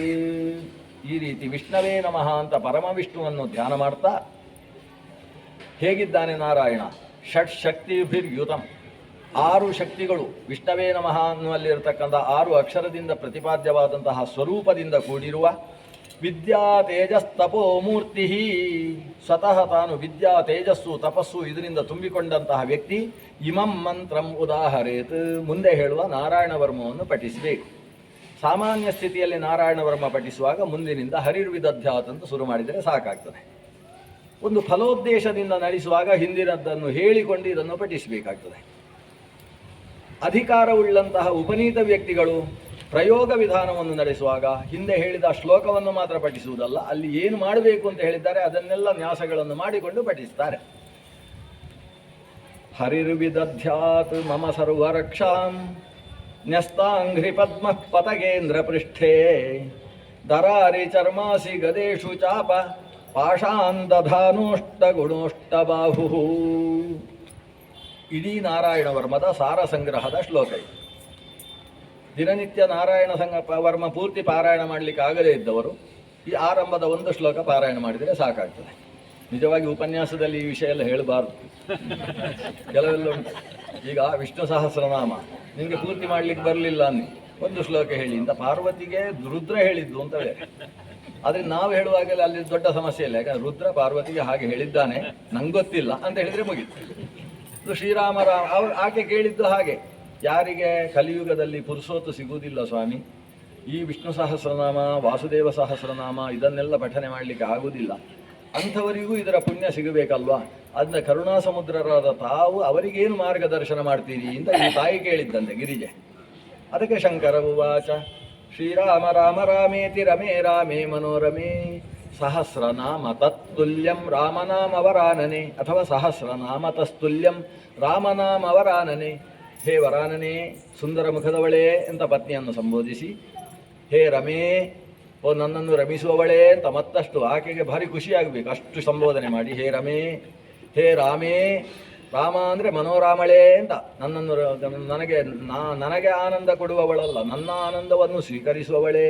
ಅಷ್ಟೇ ಅಲ್ಲ, ಮನೋರಮೇ, ನಾನು ಎಲ್ಲರ ಮನಸ್ಸಿಗೂ ಕೂಡ ಮನೋರಮ ನಾನಾದರೆ ನನ್ನ ಮನಸ್ಸಿಗೆ ರಮಣ ಕೊಡುವವಳೇ. ರಮೇ, ರಾಮೇ, ಮನೋರಮೇ ಅಂತ ಇಷ್ಟೆಲ್ಲ ಸಂಬೋಧನೆ ಮಾಡಿ ಶ್ರೀರಾಮ ರಾಮ ರಾಮೇತಿ ಏನಿದೆ ಅದು ಸಹಸ್ರನಾಮ ತುಲ್ಯ, ಸಹಸ್ರನಾಮತಃ ತುಲ್ಯಂ, ಸಹಸ್ರನಾಮದಿಂದ ತುಲ್ಯವಾದದ್ದು, ಅಥವಾ ಸಹಸ್ರನಾಮ ತತ್ ತುಲ್ಯಂ. ಸಹಸ್ರನಾಮ ಮತ್ತು ಶ್ರೀರಾಮ ರಾಮ ಅಂತ ಹೇಳುವ ನಾಮ ಉಂಟಲ್ಲ ಅದೆರಡು ತುಲ್ಯ, ಅದು ತಕ್ಕಡಿಯಲ್ಲಿ ಹಾಕಿದರೆ ಅದು ಇದು ಸರಿ ನಿಲ್ಲುತ್ತೆ ಅಂತ ಹೇಳಿ ನಮಗೆ ಭಾರೀ ಅನುಕೂಲ ಮಾಡಿಕೊಟ್ಟಂತಹ ಪುಣ್ಯ ಕೀರ್ತಿ ಅದು ಪಾರ್ವತಿ ದೇವಿಯದ್ದು. ಸಹಸ್ರನಾಮ ಪಾರಾಯಣಕ್ಕೆ ರಾಮನಾಮ ಸಾಟಿಯಂತೆ. ನಿಜವಾಗಿ ರಾಮದಲ್ಲಿ ಒಂದು ರಾಮ, ರಾಮೋ ವಿರಾಮೋ ವಿರಜೋ ಅಂತ ಸಹಸ್ರನಾಮದಲ್ಲಿ ಒಂದು ರಾಮನನ್ನು ನಾಮ. ಆ ರಾಮನಾಮವನ್ನು 3 ಬಾರಿ ಹೇಳಿದರೆ ಸಹಸ್ರನಾಮ ಪಾರಾಯಣದ ಪುಣ್ಯ. ಬರಲಿಕ್ಕೆ ಸಾಧ್ಯ ಇಲ್ಲ, ಬರ್ತದೆ ಅಂತ ಅವರು ಹೇಳಿದ್ದಾರೆ. ಅದಕ್ಕೆ ಅವರ ಮೇಲೆ ನಂಬಿಕೆಯಿಂದ ನಾವು ಮಾಡುವುದು. ಅಂದರೆ ಅದು ಯಾರಿಗೆ ಹೇಳಿದ್ದು ಅಂತ ನಾವು ನೋಡಬೇಕು. ಹೇಳಿದ್ದು ಯಾರಿಗೆ? ಪಾರ್ವತಿ ದೇವಿಗೆ ಹೇಳಿದ್ದು. ಅದನ್ನ ಪಾರ್ವತೀ ದೇವಿ ರಾಮನಾಮವನ್ನು ಪಠಿಸುವುದಾದರೆ ಆಕೆಗೆ ಸಹಸ್ರನಾಮದ ಪುಣ್ಯ ಬರ್ಬೋದು. ಕಾರಣ ಏನು ಅಂತ ಹೇಳಿದರೆ, ಸಹಸ್ರನಾಮ ಪಾರಾಯಣ ಮಾಡುವಾಗ ನಮ್ಮ ಮನಸ್ಸು ಅಲ್ಲಿರಬೇಕು. ಅದು ಬರೀ ದೇವರ ಹೆಸರಲ್ಲ, ಅದು ಅನರ್ಥ ನಾಮಧೇಯಗಳು. ಒಂದೊಂದು ದೇವರ ಗುಣವನ್ನು ಅನೇಕ ರೀತಿಯಿಂದ ಪ್ರತಿಪಾದಿಸ್ತದೆ. ಅದರಲ್ಲಿ ಒಂದೊಂದು ಗುಣವನ್ನು ನಾವು ಒಂದೊಂದು ನಾಮದಲ್ಲಿ ಯೋಚಿಸಿದರೆ ಸಾಕು, ಸಹಸ್ರನಾಮ ವಿಶಿಷ್ಟವಾದ ಪುಣ್ಯವನ್ನು ಕೊಡ್ತದೆ. ಆದರೆ ಅದರಲ್ಲಿರುವ ಶಬ್ದಕ್ಕೆ ಬರೀ ಒಂದು ಅರ್ಥ ಇರುವುದಲ್ಲ. 100 ಅರ್ಥ, 1000 ಅರ್ಥವುಳ್ಳಂತಹ ಶಬ್ದವೂ ಇದೆ. ಅದರಲ್ಲಿ ರಾಮ ಅನ್ನುವ ಶಬ್ದಕ್ಕೆ ಕನಿಷ್ಠವಾಗಿ 333 ಅರ್ಥ ಇದೆ. ರಾಮ ಅನ್ನೋದಕ್ಕೆ 272 ಅರ್ಥ ಪ್ರಿಂಟ್ ಮಾಡಿದ್ದಾರೆ. ರಾಘವೇಂದ್ರ ಸ್ವಾಮಿಗಳ ಮಠದಿಂದ, ಮಂತ್ರಾಲಯದಿಂದ ಪ್ರಿಂಟ್ ಆಗಿದೆ. ರಾಮನಾಮಾರ್ಥಾವಲಿ ಅಂತಲೇ ಒಂದು ಪುಸ್ತಕ ಪ್ರಿಂಟ್ ಆಗಿದೆ. ಆ ರಾಮನಾಮದ ಅರ್ಥಗಳು 333 ಉಂಟಲ್ವಾ, ಅದನ್ನು ನಾವು ಯೋಚನೆ ಮಾಡಬಲ್ಲೆವು ಅಂತಾದರೆ 3 ಬಾರಿ ರಾಮ ರಾಮ ರಾಮ ಅಂತ ಹೇಳಿದಾಗ 999 ಆಗ್ತದೆ ನಮ್ಮದು. ಆಮೇಲೆ ಒಂದು ಶ್ರೀರಾಮ ರಾಮ ಅಂತ ಒಂದು ಶ್ರೀ ಸೇರಿಸಿದರೆ ಅಲ್ಲಿಗೆ 1000 ಆಗ್ತದೆ, ಸಹಸ್ರನಾಮ ತುಲ್ಯ ಆಗ್ಬೋದು. ಅಂಥದ್ದನ್ನು ಪಾರ್ವತೀದೇವಿಯಂತಹ ವಾಗ್ದೇವಿ ತಾನು ಉಪಾಸನೆ ಮಾಡಬಲ್ಲಳೆ ಹೊರತು ಸಾಮಾನ್ಯ ಮನುಷ್ಯನಲ್ಲಿ ರಾಮ ಅಂತ ಹೇಳಿದರೆ ಅವನಿಗೆ ಸಿದ್ಧರಾಮ ನೆನಪಾಗುವುದು ಕಷ್ಟವೇ. ಅಂಥಲ್ಲಿ ರಾಮ ರಾಮ ಅನ್ನುವ ನಾಮವನ್ನು ಉಚ್ಚರಿಸಿದಾಗ ದೇವರ 333 ಗುಣಗಳ ಉಪಾಸನೆಯಲ್ಲಿ ಸಾಧ್ಯ ಆಗ್ತದೆ. ಆದ್ದರಿಂದ ಕ್ಲೇಶ ಇದೆ. ಈ ನಿಟ್ಟಿನಿಂದ ರಾಮನಾಮ ಮಾತ್ರೋಚ್ಚಾರಣೆ ಅನ್ನೋದು ವಿಶೇಷ ಫಲದಾಯಕ. ಚಂದ್ರಶೇಖರ ತನ್ನ ಭಾಮೆಗೆ ಪೇಳಿದ ಮಂತ್ರ ರಾಮ ಮಂತ್ರವ ಜಪಿಸು ಅಂತ. ಚಂದ್ರಶೇಖರನಿಗೆ ರಾಮನ ಉಪಾಸನೆ ಅಷ್ಟಿಷ್ಟ, ಆದ್ದರಿಂದ ಇಷ್ಟ ದೇವತೆಯಾದ್ದರಿಂದ ರಾಮನ ಬಗ್ಗೆ ಅಂಥ ನಾಮಕ್ಕೆ ಸಹಸ್ರನಾಮದ ಫಲ ಇದೆ ಅಂತ ಹೇಳಿದ್ದಾನೆ. ಅದೊಂದು ಥರದ ಅರ್ಥವಾದ ವಾಕ್ಯ. ಅಷ್ಟು ಮಾತ್ರದಿಂದ ನಮಗೆ ಸಹಸ್ರನಾಮ ಮುಗೀತು ಅಂತ ತಿಳಿಯುವುದಕ್ಕೆ ಅವಕಾಶ ಇಲ್ಲ. ಅದು ನನ್ನ ಹತ್ರ ತುಂಬ ಜನ ಕೇಳುವುದು, ಹೆಂಗಸರು ಹೇಳ್ಬೋದಾ ಅಂತ ಕೇಳುವುದು. ತುಂಬ ಜನ ಕೇಳುವುದು, ನೀವು ರಾಮನಾಮ ಹೇಳ್ತೀರಾ ಇಲ್ಲೋ ಅಂತ ಕೇಳುವುದು. ನಾನು ರಾಮನಾಮ ಹೇಳ್ತೇವೆ, ಮುಗೀತಲ್ವ? ರಾಮನಾಮ ಹೇಳ್ತೀರಿ ಅಂದರೆ ಸಹಸ್ರನಾಮ ಹೇಳಿದ ಹಾಗಾಯಿತು. ಅಂದಮೇಲೆ ಸಹಸ್ರನಾಮ ಹೇಳಬಾರ್ದು ಅಂತ ಯಾಕೆ ಹೇಳ್ತೀರಿ ಅಂತ ವಿದ್ಯಾಮಾನ್ಯ ತೀರ್ಥರು ಇದನ್ನೇ ಪ್ರಶ್ನೆ ಮಾಡ್ತಾ ಇದ್ರು. ನೀವು ಗಂಡಸರು ಹೇಳುವುದಿಲ್ಲ, ಹೆಂಗಸರಿಗೆ ಯಾಕೆ ಬಿಡೋಲ್ಲ ಅಂತ ಜೋರು ಮಾಡ್ತಾ ಇದ್ರು ಗಂಡಸರಿಗೆ. ಅವರು ಇನ್ನೊಂದು ಮಾತು ಹೇಳ್ತಾ ಇದ್ರು ಗಂಡಸರಿಗೆ, ನೀವು ನಿಮ್ಮ ಹೆಂಡತಿ ಸಹಸ್ರನಾಮ ಪಾರಾಯಣ ಮಾಡಲಿಕ್ಕೆ ಬಿಡುವುದಿಲ್ಲ ಅಂತ ನಿಮ್ಮ ಹೆಂಡತಿ ದೂರ ಹೇಳಿದ್ದಾಳೆ ನನಗೆ ಅಂತ ಹೇಳ್ತಾರೆ. ಆಮೇಲೆ ಹೇಳ್ತಾ ಇದ್ರು, ಅಲ್ಲ ಅವಳು ಸಹಸ್ರನಾಮ ಪಾರಾಯಣ ಮಾಡಿದರೆ ನಿಮ್ದೆಲ್ಲ ಗುಟ್ಟು ರಟ್ಟಾಗ್ತದೆ ಅಂತ ಹೆದರಿಕೆ ಅಂತ ಹೇಳ್ತಿದ್ರು. ನಿಮಗೆ ಸರಿ ಉಚ್ಚಾರಣೆ ಮಾಡ್ಲಿಕ್ಕೆ ಬರೋದಿಲ್ಲ ಶಬ್ದ. ಅಲ್ಲಿ ಸಕಾರ ಇದ್ದಲ್ಲಿ ಶಕಾರ ಹೇಳ್ತೀರೋ ಗೊತ್ತಾಗಲ್ಲ ನಿಮಗೆ. ಶ ಶ ಸ ಈ 3ಕ್ಕೆ ವ್ಯತ್ಯಾಸ ಗೊತ್ತಿಲ್ಲದೆ ಇರುವ ಸ್ಥಿತಿಯಲ್ಲಿ ನೀವಿದ್ದೀರಿ. ನಿಮ್ಮ ಪತ್ನಿ ಪಾರಾಯಣ ಮಾಡಿದರೆ ನೀವು ನಿಕೃಷ್ಟರಾಗಿ ಬಿಡ್ತೀರಿ, ಮನೆಯಲ್ಲಿ ಮೂಲೆ ಗುಂಪು ಆಗ್ತೀರಿ ಅಂತ ಅಲ್ವ ಹೆದರಿಕೆ ನಿಮಗೆ. ನೀವೊಂದು ಕೆಲಸ ಮಾಡಿ, ಮೊದಲು ನೀವು ಕಲ್ತು ಅವರಿಗೆ ಪಾಠ ಹೇಳಿ ಅಂತ ಹೇಳ್ತಿದ್ರು. ಕಲ್ತು ಅವರಿಗೆ ಪಾಠ ಹೇಳಿ ಅವರ ಹತ್ರ ಮಾಡಿಸಿ ಅಂತ. ಅಂದರೆ ಸ್ತ್ರೀಯರು ಹೇಳಬಾರ್ದು ಅನ್ನೋದನ್ನು ಶಾಸ್ತ್ರ ಹೇಳಲಿಲ್ಲ. ಆಮೇಲೆ ಶಾಸ್ತ್ರಕ್ಕೆ ಹಾಗೆ ಅರ್ಥ ಮಾಡ್ಲಿಕ್ಕೆ ಬರ್ತದೆ ಅಷ್ಟೇ, ಅದು 1000 ಅರ್ಥ ಮಾಡ್ಲಿಕ್ಕೆ ಬರ್ತದೆ. ಸ್ತ್ರೀ ಶೂದ್ರ ಬ್ರಹ್ಮ ಬಂಧೂನಾಂ ತ್ರಯೀನ ಶ್ರುತಿ ಗೋಚರ ಇತಿ ಭಾರತಮಾಖ್ಯಾನಂ ಕೃಪಯಾ ಮುನಿನಾ ಕೃತಂ. ವೇದವ್ಯಾಸರು ಹೇಳುವ ಮಾತು. ವೇದಗಳನ್ನು ಉಪನಯನ ಆಗದೇ ಇದ್ದವರು ಸ್ತ್ರೀ ಶೂದ್ರ ಬ್ರಹ್ಮ ಬಂಧುಗಳು ಪಠಿಸುವುದಕ್ಕೆ ಅವಕಾಶ ಇಲ್ಲ. ಹಾಗೆ ಅಂತೇಳಿ ವೇದದ ಫಲ ಅವರಿಗೆ ಬೇಕಲ್ವಾ? ಅದಕ್ಕೋಸ್ಕರ ಕೃಪಾಳುವಾದಂತಹ ವೇದವ್ಯಾಸರು ಮಹಾಭಾರತವೆಂಬ ಆಖ್ಯಾನವನ್ನು ರಚಿಸಿದರು. ಅವರು ಯಾವ್ಯಾವುದನ್ನು ಪಠಿಸಬಹುದೋ ಅಂತಹ ವೇದದ ಸಾರಗುಹ್ಯಗಳನ್ನು ಅದರಲ್ಲಿ ಕೊಟ್ಟರು. ಅದರಲ್ಲಿ ವಿಷ್ಣು ಸಹಸ್ರನಾಮ ಬಂತು. ಹಾಗಾದರೆ ಸ್ತ್ರೀ ಶೂದ್ರ ಬ್ರಹ್ಮ ಬಂಧುಗಳಿಗೆ ವೇದ ಸಿಗುವುದಿಲ್ಲ ಅಂತಾದಾಗ ಅದಕ್ಕೆ ತದ್ರೂಪದ ಇನ್ನೊಂದನ್ನು ಕೊಟ್ಟದ್ದು ವಿಷ್ಣು ಸಹಸ್ರನಾಮಾದಿಗಳು ಅಂತಾದಾಗ ಆಮೇಲೆ ನಮ್ಮ ಪ್ರಶ್ನೆ ಏನು, ಅದನ್ನು ಪಠಿಸಬಹುದೋ ಪಠಿಸಬಾರ್ದು? ನಮ್ಮ ದಕ್ಷಿಣ ಕನ್ನಡದಲ್ಲಂತೂ ವಿಷ್ಣು ಸಹಸ್ರನಾಮ ಸಂಘ ಇರುವುದು ಹೆಂಗಸರದ್ದೇ. ಅವರು ಒಂದು ಮನೆಗೆ ಬಂದು ಒಂದು ವಿಷ್ಣು ಸಹಸ್ರನಾಮ ಪಾರಾಯಣ ಮಾಡಿದರು ಅಂದರೆ ಆ ಮನೆಗೆ ಹಾಳಾದದ್ದು ಇಲ್ಲಿಯ ತನಕ ಇಲ್ಲ. ಮದುವೆ ಆಗದೇ ಇದ್ದ ಮನೆಯಲ್ಲಿ ಅವರನ್ನು ಕರೆದು ಪಾರಾಯಣ ಮಾಡಿಸಿದರೆ 4-5 ಮದುವೆಗಳಾಗಿ ಹೋಗ್ತಾರೆ. ಅಂಥ ವಿಶೇಷತೆ ಇರಬೇಕಾದ್ರೆ ಅದು ಮಾಡಬಾರ್ದು ಅನ್ನೋ ಹಠ ಯಾಕೆ ಅನ್ನೋದು. ಹಾಗೆ ಅಂತೇಳಿ ನಾನು ಮಾಡಿ ಅಂತಲೇ ಹೇಳೋದಿಲ್ಲ, ಯಾಕಂದರೆ ಬೇರೆ ಮಠದವರು ಜೋರು ಮಾಡ್ತಾರೆ. ನನ್ನ ಮಠಗಳಲ್ಲಿ ಸಾಮರಸ್ಯ ಇರಬೇಕು ಅಂತ ಬೇಜಾರು ಸ್ವಾಮಿಗಳ ಭಾರಿ ಒಂದು ಪ್ರೀತಿಯ ಕಳಕಳಿಯ ವಿಷಯ. ನೀವು ಯಾವುದು ಮಠಕ್ಕೆ ವಿರುದ್ಧವಾದ್ದನ್ನು ಎಲ್ಲೂ ಹೇಳಬಾರ್ದು. ಅವರವರ ಮಠದವರು ಅದನ್ನು ಅನುಷ್ಠಾನ ಮಾಡಿ. ಆದ್ದರಿಂದ ಏಕಾದಶಿಯು ಅದನ್ನೇ ಮಾಡಿ ಇದನ್ನೇ ಮಾಡಿ ಅಂತ. ನಮ್ಮ ಪೂರ್ಣ ಪ್ರಜ್ಞಾ ವಿದ್ಯಾಪೀಠದಲ್ಲಿ ಕೆಲವು ಸಲ 3 ದಿವಸ ಏಕಾದಶಿ. ಅವತ್ತು ಅವರಿಗೆ, ಇವತ್ತು ಇವರಿಗೆ, ಇವತ್ತು ಪುಣ್ಯಕ್ಕೆ ಭಾನುವಾರ ಅವರಿಗೊಂದು ಇವರಿಗೊಂದು ಇಲ್ಲ.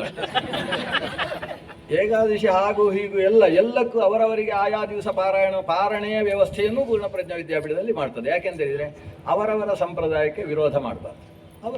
ಅವರ ಮಠದ ಪ್ರಕಾರ ವಿಷ್ಣು ಸಹಸ್ರನಾಮ ಪಾರಾಯಣ ಮಾಡಬಾರ್ದು ಅಂತಿದ್ರೆ ನೀನು ಅವರಿಗೆ ಮಾಡು ಅಂತ ಹೇಳಬೇಡ. ಅದನ್ನು ನಾನು ಯಾರಿಗೂ ಮಾಡಿ ಅಂತ ಹೇಳುವುದಿಲ್ಲ. ಶಾಸ್ತ್ರದಲ್ಲಿ ಹೀಗೆ ನಮ್ಮ ನಂಬಿಕೆ ಅನ್ನೋದನ್ನಷ್ಟನ್ನೇ ನಿಮ್ಮ ಮುಂದೆ ಹೇಳಿದ್ದು. ಹರಿರ್ ವಿದಧ್ಯಾತ್ ಮಮ ಸರ್ವರಕ್ಷಾಂ. ಹರಿಹಿ ಅಂದರೆ ಶ್ರೀಹರಿಯು. ಮತ್ತೆ ನಾನು ಈಗ ಹೇಳಿದ್ದಕ್ಕೆ ಕಾರಣ ಏನು ಅಂದರೆ 7-8 ಹೆಂಗಸರು ಬಂದು ಕೇಳೋದು, ನಾನು ಒಬ್ಬೊಬ್ಬರಿಗೂ ಉತ್ತರ ಕೊಡಬೇಕಲ್ವಾ. ಅದಕ್ಕೆ ನನ್ನ ಅಭಿಪ್ರಾಯ ಸಭೆಯಲ್ಲಿ ಹೇಳಿದರೆ ಸರಿ, ಇಂಥ ಯೂಟ್ಯೂಬ್ಗೆ ಹೋದ್ರೂ ತೊಂದರೆ ಇಲ್ಲ ಅಂತ ಇಲ್ಲಿ ಹೇಳಿದ್ದು ನಾನು. ಹರಿಹಿ ವಿದಧ್ಯಾತ್ ಮಮ ಸರ್ವರಕ್ಷಾಂ. ಎಲ್ಲ ಕಡೆಯಿಂದಲೂ ಶ್ರೀಹರಿ ನನಗೆ ರಕ್ಷಣೆಯನ್ನು ಕೊಡಲಿ. ಹಾಗಾದರೆ ಮುಂದೆ ಬರುವ ಎಲ್ಲ ವಿಷಯದ ಸಂಗ್ರಹ ಆಯಿತು. ಯಾರು ನನಗೆ ಸರ್ವರಕ್ಷೆಯನ್ನು ವಿದಧ್ಯಾತ್? ಹರಿಹಿ ಅವನನ್ನು ಹರಿ ಅಂತ ಶುರು ಮಾಡಿತು. ಹರಿ ಅಂದರೆ ಕಿತ್ತುಕೊಂಡು ಹೋಗುವವ ಅಂತ. ಹರತಿ ಅಪಹರತಿ ಇದು ಹರಿ. ಏನನ್ನು ಅಪಹರಿಸ್ತಾನೆ? ಆ ನಾಮೋಚ್ಚಾರಣೆ ಮಾಡಿದರೆ ಸಾಕಂತೆ ಪಾಪಗಳನ್ನೆಲ್ಲ ಅಪಹರಿಸ್ತಾನಂತೆ. ಶ್ರೀಮನ್ ಮಧ್ವಾಚಾರ್ಯರು ನಮ್ಮ ನಾಲಿಗೆ ಹತ್ರ ಹೇಳ್ತಾರೆ, ನೀವೆಲ್ಲ ಹೇಳ್ಕೊಳ್ಳಿ ನಿಮ್ಮ ನಾಲಿಗೆಗೆ ಏನಂದರೆ ಮೊದಲು ನಾಲಿಗಾದೇವಿಯನ್ನು ಹೊಗಳಬೇಕು. ಯಾಕಂದರೆ ದೇವಿಯರಲ್ಲಿ ಕೆಲಸ ಮಾಡಬೇಕಾದ್ರೆ ಸ್ವಲ್ಪ ಹೊಗಳಿ ಹೇಳಿದರೆ ಬೇಗ ದೇವಿಯರು ಕೆಲಸ ಮಾಡ್ತಾರೆ. ಅದನ್ನು ನಾಲಿಗೆ ಅಂದರೆ ಜಿಹ್ವೆ, ಜಿಹ್ವಾ ಅನ್ನೋದು ಸ್ತ್ರೀಲಿಂಗದ ಶಬ್ದ. ಅದರಿಂದ ಜಿಹ್ವೆ ಹತ್ರ ನೀನು ಓ ನಾಲಿಗಾದೇವಿಯೇ, ಓ ಕಲ್ಯಾಣಿ, ಓ ಮಂಗಳ ಸ್ವರೂಪಿಣಿಯೇ ಅಂತ ಅವಳನ್ನು ಸ್ವಲ್ಪ ಹೊಗಳಿ ಆಮೇಲೆ ಹೇಳಬೇಕು, ಹೇ ಜಿಹ್ವೇ ಮಮ ನಿಸ್ನೇಹೇ ಹರಿಂ ಕಿಂ ನಾನು ಭಾಷಸೆ. ಓ ನನ್ನ ನಾಲಿಗೆಯೇ, ನನ್ನ ಮೇಲೆ ಸ್ವಲ್ಪವೂ ಪ್ರೀತಿ ಇಲ್ಲವೇನು ನಿನಗೆ? ಯಾಕೆ ಹರಿ ಅನ್ನೋ ಎರಡಕ್ಷರ ಹೇಳುವುದಿಲ್ಲ ನೀನು? ಹರಿಂ ಕಿಂ ನಾನು ಭಾಷಸೆ. ಆಮೇಲೆ ಹೇಳಬೇಕು, ಹರಿಂ ವದಸ್ವ ಕಲ್ಯಾಣಿ, ಓ ಮಂಗಳ ಸ್ವರೂಪಿಣಿ, ನೀನು ಹರಿ ಅಂತ ಎರಡಕ್ಷರ ಹೇಳಮ್ಮ. ಯಾಕೆ ಅಂತೇಳಿದರೆ ಸಂಸಾರೋದದಿ ನೌರ್ ಹರಿ, ಸಂಸಾರವೆಂಬ ಸಾಗರದ ನೌಕೆ ಹರಿ. ನೀನು ಎರಡಕ್ಷರ ಹರಿ ಅಂತ ಹೇಳಿದರೆ ಸಾಕು, ನನ್ನ ಸಾಗರಕ್ಕೆ ನೌಕೆ ಹಿಡ್ಕೊಂಡು ಆ ಅಂಬಿಗ ಬಂದೇ ಬರ್ತಾನೆ. ಅಂಬಿಗ ನಾನಿನ್ನ ನಂಬಿದೆ, ಜಗದಂಬಾ ರಮಣ ನಾನಿನ್ನ ನಂಬಿದೆ. ಜಗದಂಬೆಯ ರಮಣನಾದಂತಹ ಭಗವಂತ ದೋಣಿ ಹಿಡ್ಕೊಂಡು ಬರ್ತಾನೆ ಇದೊಂದು ದಾಟಿಸುವುದಕ್ಕೋಸ್ಕರ. ಆದ್ದರಿಂದ ಹರಿ ಅಂತ ಎರಡಕ್ಷರ ಹೇಳು. ಆ ಅಕ್ಷರಕ್ಕೆ ಅಂತಹ ಮಹತ್ವ ಇದೆ. ಹರಿ ಅಂದರೆ ನಮ್ಮ ಪಾಪಗಳನ್ನೆಲ್ಲ ಅಪಹರಿಸತಕ್ಕಂಥವ ಅಂತ ಅರ್ಥ.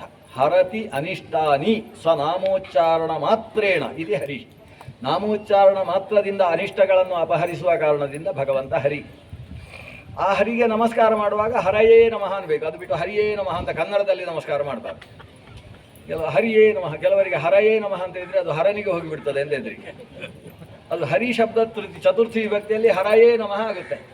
ನಮತಾಮ ಕಾಮಧೇನವೇ ಎಂದಿದ್ದಾಗೆ. ಕಾಮಧೇನುವೇ ಅಲ್ಲ ಅದು. ಕಾಮಧೇನುವೆ ಅಂದರೆ ಕನ್ನಡ. ಓ ಕಾಮಧೇನುವೇ ಅಂತ ಅದು ಕನ್ನಡ ಭಾಷೆ. ಸಂಸ್ಕೃತದಲ್ಲಿ ಕಾಮಧೇನವೇ ಅನ್ಬೇಕಲ್ವ. ಹಾಗೆ ಹರಿಯೇ ಅಲ್ಲ, ಹರಯೇ. ಹರಯೇ ನಮಃ. ಹರಿರ್ ವಿದಧ್ಯಾತ್, ಹರಿಹಿ ವಿದಧ್ಯಾತ್ ಅಂದರೆ ಕೊಡಲಿ. ಏನನ್ನು? ಮಮ ಸರ್ವರಕ್ಷಾಂ, ನನಗೆ ಎಲ್ಲ ಕಡೆಯಿಂದ ರಕ್ಷಣೆಯನ್ನು ಕೊಡಲಿ. ರಕ್ಷಣೆ ಅಂದರೆ ಏನು? ಘಾತರಾಹಿತ್ಯ ಅಂತ, ತೊಂದರೆ ಆಗದೇ ಇರುವುದಕ್ಕೆ ರಕ್ಷಣೆ ಅಂತ. ಯಾವ ಭಾಗದಲ್ಲೂ ನನಗೆ ನನ್ನ ಉಗುರು ಕೂಡ ಕೊಂಕಬಾರ್ದು, ರೋಮವೂ ಕೊಂಕಬಾರ್ದು, ಆ ರೀತಿ ನನಗೆ ರಕ್ಷಣೆಯನ್ನು ಕೊಡಿ. ಎಂತಹ ಹರಿ ಅನ್ನೋದು ಮುಂದಿನ ಭಾಗ.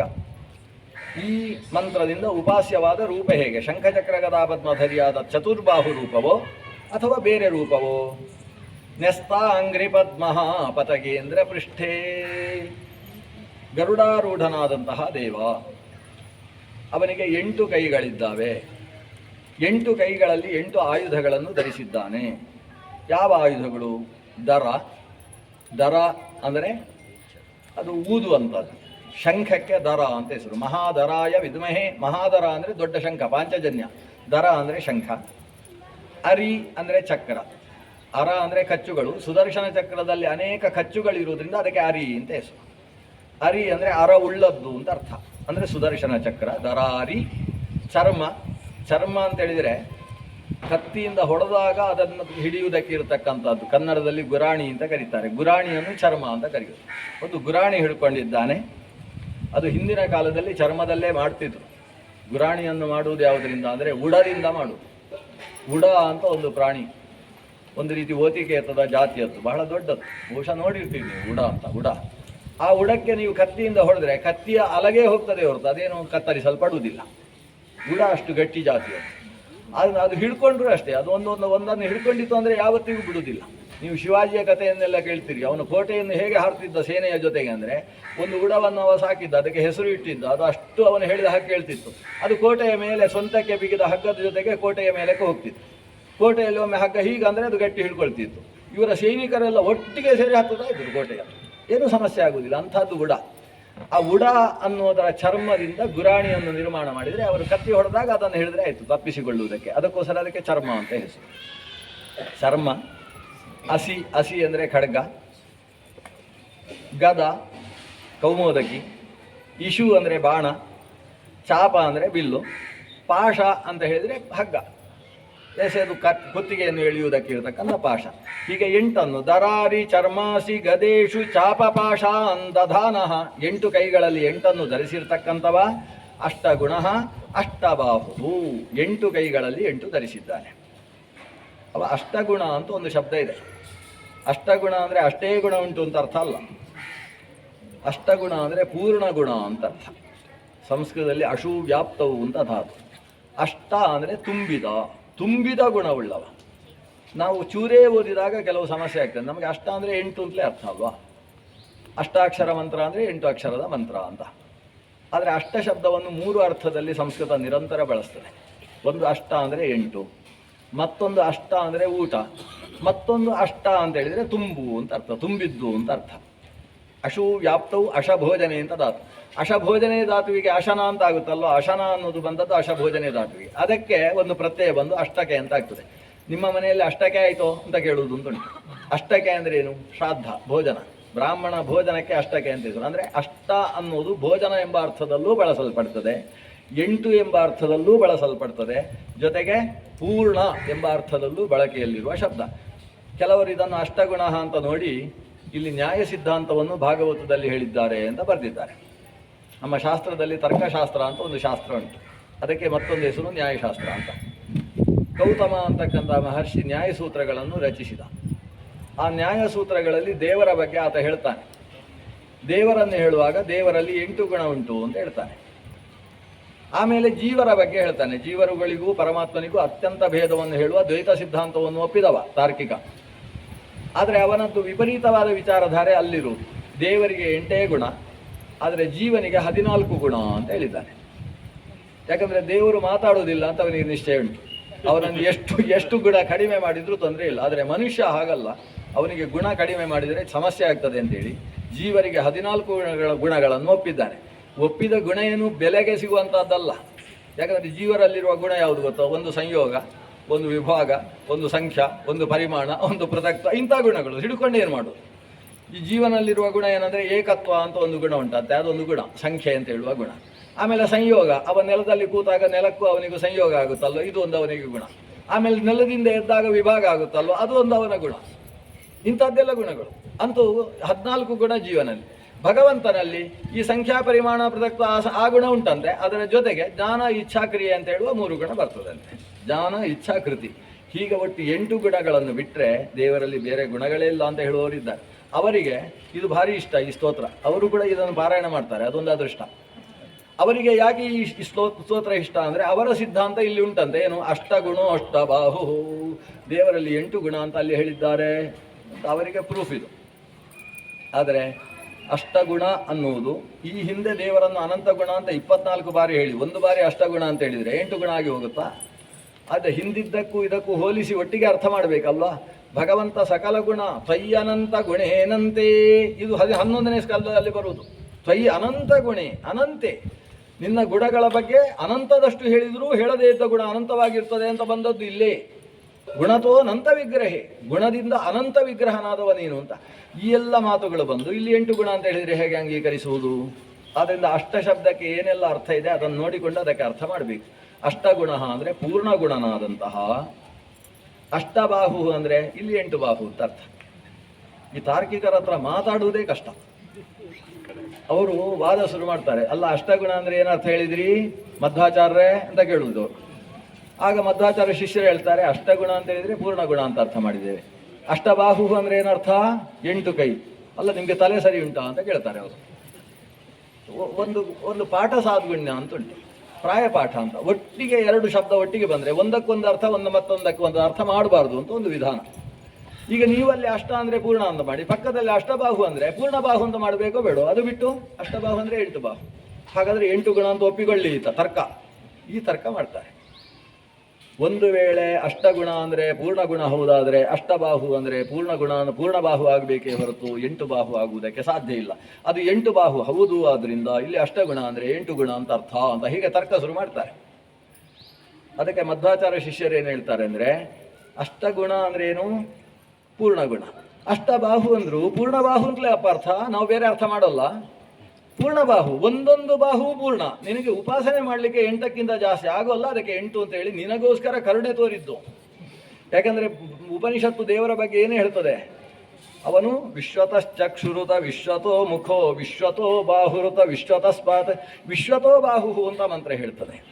ವಿಶ್ವತೋ ಬಾಹು ಅಂದರೆ ಅನಂತ ಬಾಹು ಉಳ್ಳವ ಅಂತ ಅರ್ಥ. ಅವನಿಗೆ ಇಷ್ಟೇ ಬಾಹು ಅಲ್ಲ, ಯಾಕಂದರೆ ಅವನಲ್ಲಿ ಬೇಡುವ ಭಕ್ತರು ಅನಂತ ಇದ್ದಾಗ ಆ ಭಕ್ತರಿಗೆಲ್ಲ ಅನಂತದಷ್ಟು ಕೊಡಬೇಕಾದ್ರೆ 2 ಕೈಯೋ 4 ಕೈಯೋ 8 ಕೈಯೋ ಇಟ್ಟುಕೊಂಡು ಎಲ್ಲೇ ಆಗ್ತದೆ, ಎಲ್ಲೆಡೆ ಕೈ ಉಳ್ಳವ ಅಂತ ಅರ್ಥ. ಅಷ್ಟಬಾಹು ಅಂದರೆ ವ್ಯಾಪ್ತವಾದ ಬಾಹು ಉಳ್ಳವ ಅಂತಲೇ ಅರ್ಥ ಅದಕ್ಕೆ. ಆದರೆ ಅಷ್ಟಬಾಹು ಅಂದರೆ 8 ಬಾಹು ಅನ್ನುವುದೂ ಅರ್ಥ, ಅದನ್ನು ಇಟ್ಟುಕೊಂಡಿದ್ದೇವೆ ಅಷ್ಟೇ. ಇನ್ನೂ ತುಂಬ ಉತ್ತರ ಇದೆ, ಇಷ್ಟು ಸಾಕು ಸದ್ಯ. ಅವನು ಅಷ್ಟಕ್ಕೆ ತೃಪ್ತಿಯಾಗಿ ಹೋದ, ಸ್ವಲ್ಪ ಚಹಾ ಕುಡ್ಕೊಂಡು ಬರ್ತೇನೆ ಅಂತ ಹೋಗಿ ಆಯ್ತವ, ಸದ್ಯಕ್ಕೆ ನನಗೆ ಪುರುಸೊತ್ತಿಲ್ಲ, ಆಮೇಲೆ ಮಾತಾಡೋಣ ಅಂತ. ಇಷ್ಟು ಸಾಕು ಅವರಿಗೆ ಉತ್ತರ. ಅದು ಅಷ್ಟಗುಣ ಅಂದರೆ ಪೂರ್ಣಗುಣ, ಅಷ್ಟಬಾಹು ಅಂದರೆ 8 ಬಾಹುವಿನಿಂದ ಶೋಭಿಸತಕ್ಕಂಥವ. ಯಾಕೆ? ಯಾಕಂದರೆ ನಾನು ಅದನ್ನು ಹೇಳಿದ್ದು ಪ್ರಮುಖ ಹೇಳುವ ಉದ್ದೇಶ ಏನಂದರೆ, ಒಟ್ಟಿಗೆ ಒಂದೇ ಆ ಶಬ್ದ 2 ಬಾರಿ ಬಂದರೆ 2ಕ್ಕೂ ಒಂದೇ ಅರ್ಥ ಮಾಡಬೇಕು ಅನ್ನೋದನ್ನು ಅವರೇ ಒಪ್ಪಲ್ಲ, ಸುಮ್ಮನೆ ಗಲಾಟೆ ಮಾಡೋದಷ್ಟೇ. ಈಗ ಶಾರದಾ ಶಾರದಾಂಭೋಜ ವದನ ವದನಾಂಬುಜೆ ಸರ್ವದಾ ಸರ್ವದಾ ಅಸ್ಮಾಕಂ ಸನ್ನಿಧಿಂ ಸನ್ನಿಧಿಂ ಕ್ರಿಯಾತ್ ಅಂತ ನಾಡಿದ್ದು ಶಾರದಾ ಪೂಜೆ ದಿವಸ ಪೂಜೆ ಮಾಡ್ತೇವೆ ನಾವು. ಅಲ್ಲಿ ಶಾರದಾ ಶಾರದಾಂಭೋಜ ವದನ ಅಂತ ಒಟ್ಟಿಗೆ ಉಂಟು, ಶಾರದಾ ಶಾರದಾ ಅಂತ. 2ಕ್ಕೂ ಒಂದೇ ಅರ್ಥವಾ? ಅಲ್ಲ. ಶಾರದಾ ಅಂದರೆ ಮೊದಲು ಶಾರದೆ ಅಂತ ಅರ್ಥ. ಜ್ಞಾನಂ ಶಾರಂ ದದಾತೀತಿ ಶಾರದಾ, ಚೂಪಾದ ಬುದ್ಧಿಯನ್ನು ಕೊಡ್ತಕ್ಕಂತಹ ಸರಸ್ವತಿ ಅಂತ ಅರ್ಥ ಶಾರದಾ. ಆಮೇಲೆ ಶಾರದಾಂಭೋಜವದನ ಅಂದ್ರೇನು? ಶರತ್ಕಾಲದಲ್ಲಿ ಅರಳಿದ ಕಮಲದಂತೆ ಮುಖವುಳ್ಳವಳು ಅಂತ. ಶರದಿ ಭವಂ ಶಾರದಂ, ಶರತ್ಕಾಲದಲ್ಲಿ ಅರಳಿದ ಕಮಲಕ್ಕೆ ಶಾರದಾಂಭೋಜ ಅಂತ ಅರ್ಥ. ಇಲ್ಲಿ ಅರ್ಥ ಬೇರೆ, ಅಲ್ಲಿ ಅರ್ಥ ಬೇರೆ. ಆಮೇಲೆ ಸರ್ವದಾ ಸರ್ವದಾ ಅಸ್ಮಾಕಂ ಉಂಟು. ಸರ್ವದಾ ಅಂದರೆ ಎಲ್ಲವನ್ನೂ ಕೊಡುವವಳು ಅಂತ ಅರ್ಥ. ಸರ್ವಂ ದದಾತೀತಿ ಸರ್ವದಾ, ಎಲ್ಲವನ್ನೂ ಕೊಡುವ ಆಕೆ. ಸರ್ವದಾ ಅಂದರೆ ಎಂದೆಂದೂ ಕೂಡ ಅಸ್ಮಾಕಂ ಸನ್ನಿಧಿಂ ಸನ್ನಿಧಿಂ ಕ್ರಿಯಾತ್, ನಮ್ಮ ನಾಲಿಗೆಯಲ್ಲಿ ಸನ್ನಿಧಿ, ಒಳ್ಳೆಯ ನಿಧಿ ಅಂತಿರುವ ಸನ್ನಿಧಿ ಅಂದರೆ ಸಾನ್ನಿಧ್ಯವನ್ನು ಉಂಟು ಮಾಡಲಿ ಅಂತ ಭಿನ್ನ ಅರ್ಥದಲ್ಲೇ ಜೊತೆಗೆ ಬಳಸುವುದು. ಶ್ರೀ ರಾಘವೇಂದ್ರ ತೀರ್ಥರು ಒಂದು ದೃಷ್ಟಾಂತ ಕೊಡ್ತಾರೆ, ಸ್ವಲ್ಪ ಬಾಯಿ ಮುಚ್ಚಿ ಅಂತ ಮೊದಲು ಅವರಿಗೆ ಹೇಳಿ ಆಮೇಲೆ ಅವರು ಹೇಳುವುದು ನೋಡಿ. ಹೀಗೊಂದು ಶಬ್ದ ಪ್ರಯೋಗ ಮಾಡ್ತಾರೆ. ಏನು? ನಿರ್ಗುಣ ಏಷ ಗೌಹು ಸಗುಣ ಅಂತ ಒಂದು ಪ್ರಯೋಗ. ಇಲ್ಲಿದ್ದ ಹಸುಗಳ ಬಗ್ಗೆ ಹೇಳು. ಏಷ ಗೌಹು, ಈ ಧೇನು ಇದ್ದಾಳಲ್ಲ, ಈ ಹಸು, ಇವಳು ನಿರ್ಗುಣ, ಸಗುಣಳಾದ್ದರಿಂದ ಸಗುಣಳು ನಿರ್ಗುಣೆ ಇವಳು ಅಂತ ಹೇಳುವುದು.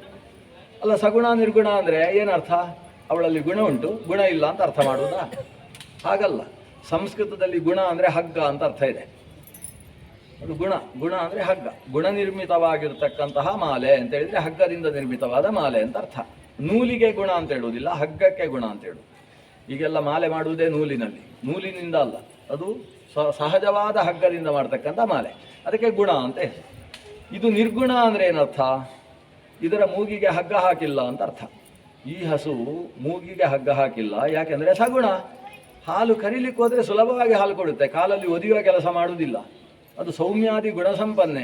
ಹೀಗೆ ಸೌಮ್ಯತೆ ಎಂಬ ಗುಣದಿಂದ ಸಂಪನ್ನಳಾಗಿದ್ದಾಳೆ ಅಂತ ಸಗುಣ ಅನ್ನುವಲ್ಲಿರುವ ಗುಣ ಶಬ್ದಕ್ಕೆ ಅರ್ಥ.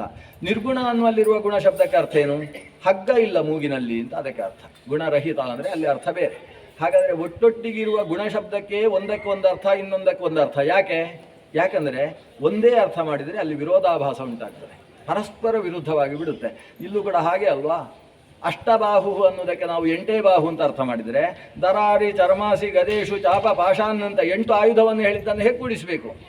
ವಿರೋಧ ಬರುವ ಹೊತ್ತಿಗೆ ಅದಕ್ಕೆ ಅನುಗುಣವಾದ ಅರ್ಥ ಮಾಡಬೇಕಾದ್ದು ಅನಿವಾರ್ಯ. ಆದ್ದರಿಂದ ಅಷ್ಟಬಾಹು ಅಂದರೆ 8 ಬಾಹು ಉಳ್ಳವ, ಅಷ್ಟಗುಣ ಅಂದರೆ ಪೂರ್ಣಗುಣ ಉಳ್ಳವ. 8 ಬಾಹುಗಳಲ್ಲಿ 8 ಧರಿಸಿರತಕ್ಕಂತಹ ಅಷ್ಟಬಾಹು ಹರಿಹಿ ಸರ್ವರಕ್ಷಾಂ ಮಮ ವಿದಧ್ಯಾತ್, ನನಗೆ ಎಲ್ಲ ರೀತಿಯ ರಕ್ಷಣೆಯನ್ನು ಕೂಡ ಕೊಡಲಿ ಅನ್ನುವುದು ಮೊದಲನೆಯ ಮಂತ್ರದ ಸಾರ.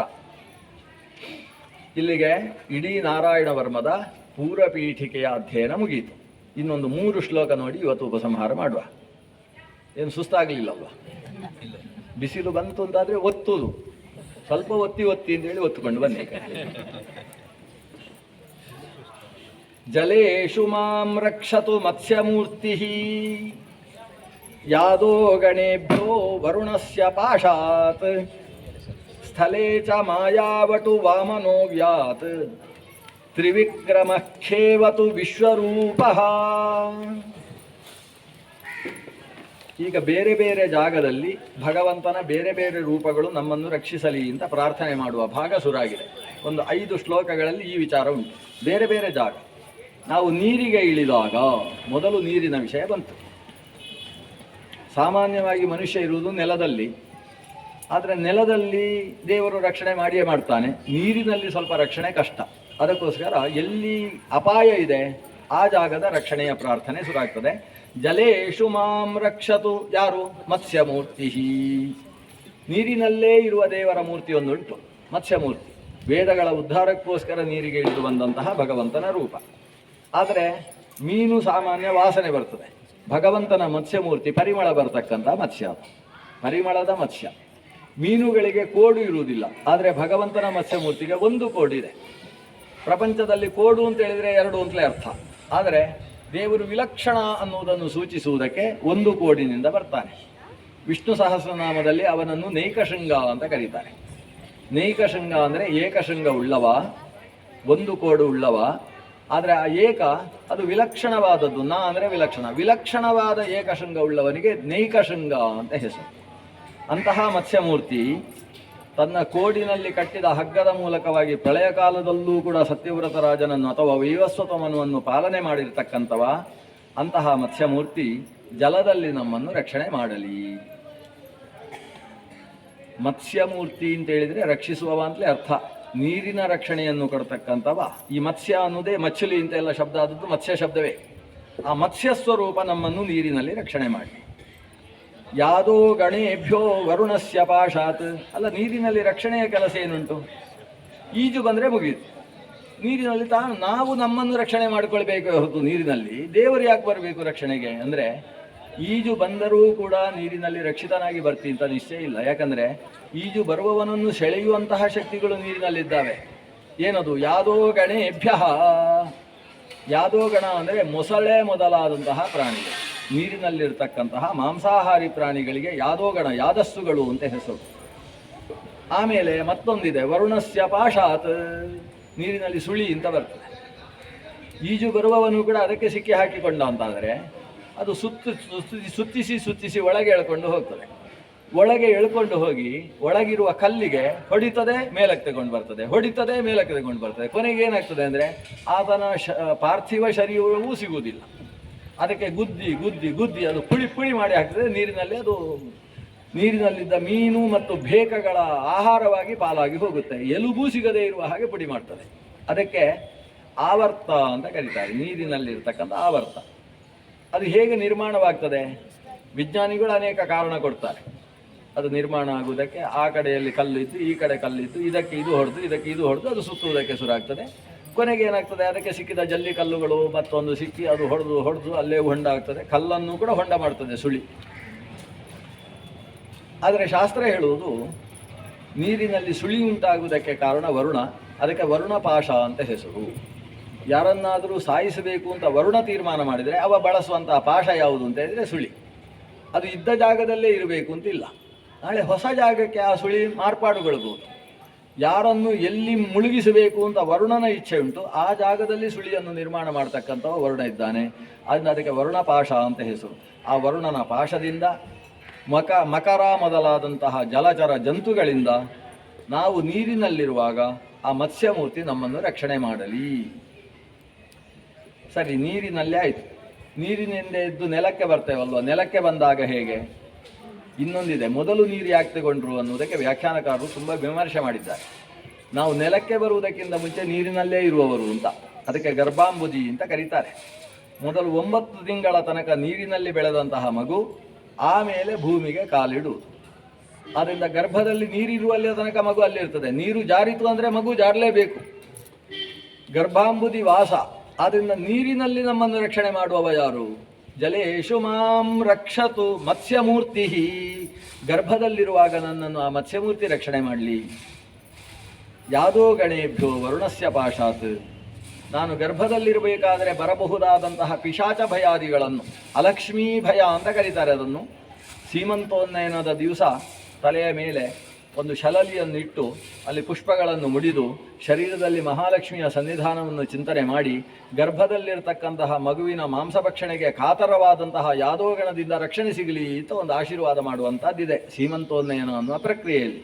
ಆದ್ದರಿಂದ ಉದರದಲ್ಲಿದ್ದ ಗರ್ಭಕ್ಕೆ ಅಲಕ್ಷ್ಮೀ ಗಣದಿಂದ ಉಂಟಾಗತಕ್ಕಂತಹ ದೋಷದ ಪರಿಹಾರಕ್ಕೋಸ್ಕರ ಆ ಮತ್ಸ್ಯಮೂರ್ತಿ ಒಳಗೆ ನಿಂತು ರಕ್ಷಣೆ ಮಾಡಲಿ ಅಂತ. ನೀರಿನ ದೇವತೆ ಮತ್ಸ್ಯಮೂರ್ತಿ. ನೀರಾದ ಮೇಲೆ ನೆಲಕ್ಕೆ ಬಿದ್ದ ಬಿದ್ದಾಗ ಸ್ಥಳೇ ಚ ಮಾಯಾವಟು ವಾಮನೋ ವ್ಯಾತ್ ತ್ರಿವಿಕ್ರಮಖೇವತು ವಿಶ್ವರೂಪ. ಭೂಮಿಯಲ್ಲಿ ವಾಮನ ರೂಪಿ ಪರಮಾತ್ಮ ನಮ್ಮನ್ನು ರಕ್ಷಣೆ ಮಾಡಿ. ಯಾಕಂದರೆ ಭೂಮಿಯನ್ನು ಅಳೆದವ, ನಿಜವಾಗಿ ಭೂಮಿಯನ್ನು ಅಳೆದವ ವಾಮನನೋ ತ್ರಿವಿಕ್ರಮನೋ ಅಂತ ಪ್ರಶ್ನೆ. ವಾಮನ ಪುಟ್ಟ ಹೆಜ್ಜೆ ಇಟ್ಟವ, ತ್ರಿವಿಕ್ರಮ ದೊಡ್ಡ ಹೆಜ್ಜೆ ಇಟ್ಟವ. ನಮ್ಮ ಪ್ರಶ್ನೆಗೆ ಉತ್ತರ ಏನು ಅಂದರೆ ವಾಮನ ಬೇರೆ ಅಲ್ಲ, ತ್ರಿವಿಕ್ರಮ ಬೇರೆ ಅಲ್ಲ ಅಂತ ಉತ್ತರ.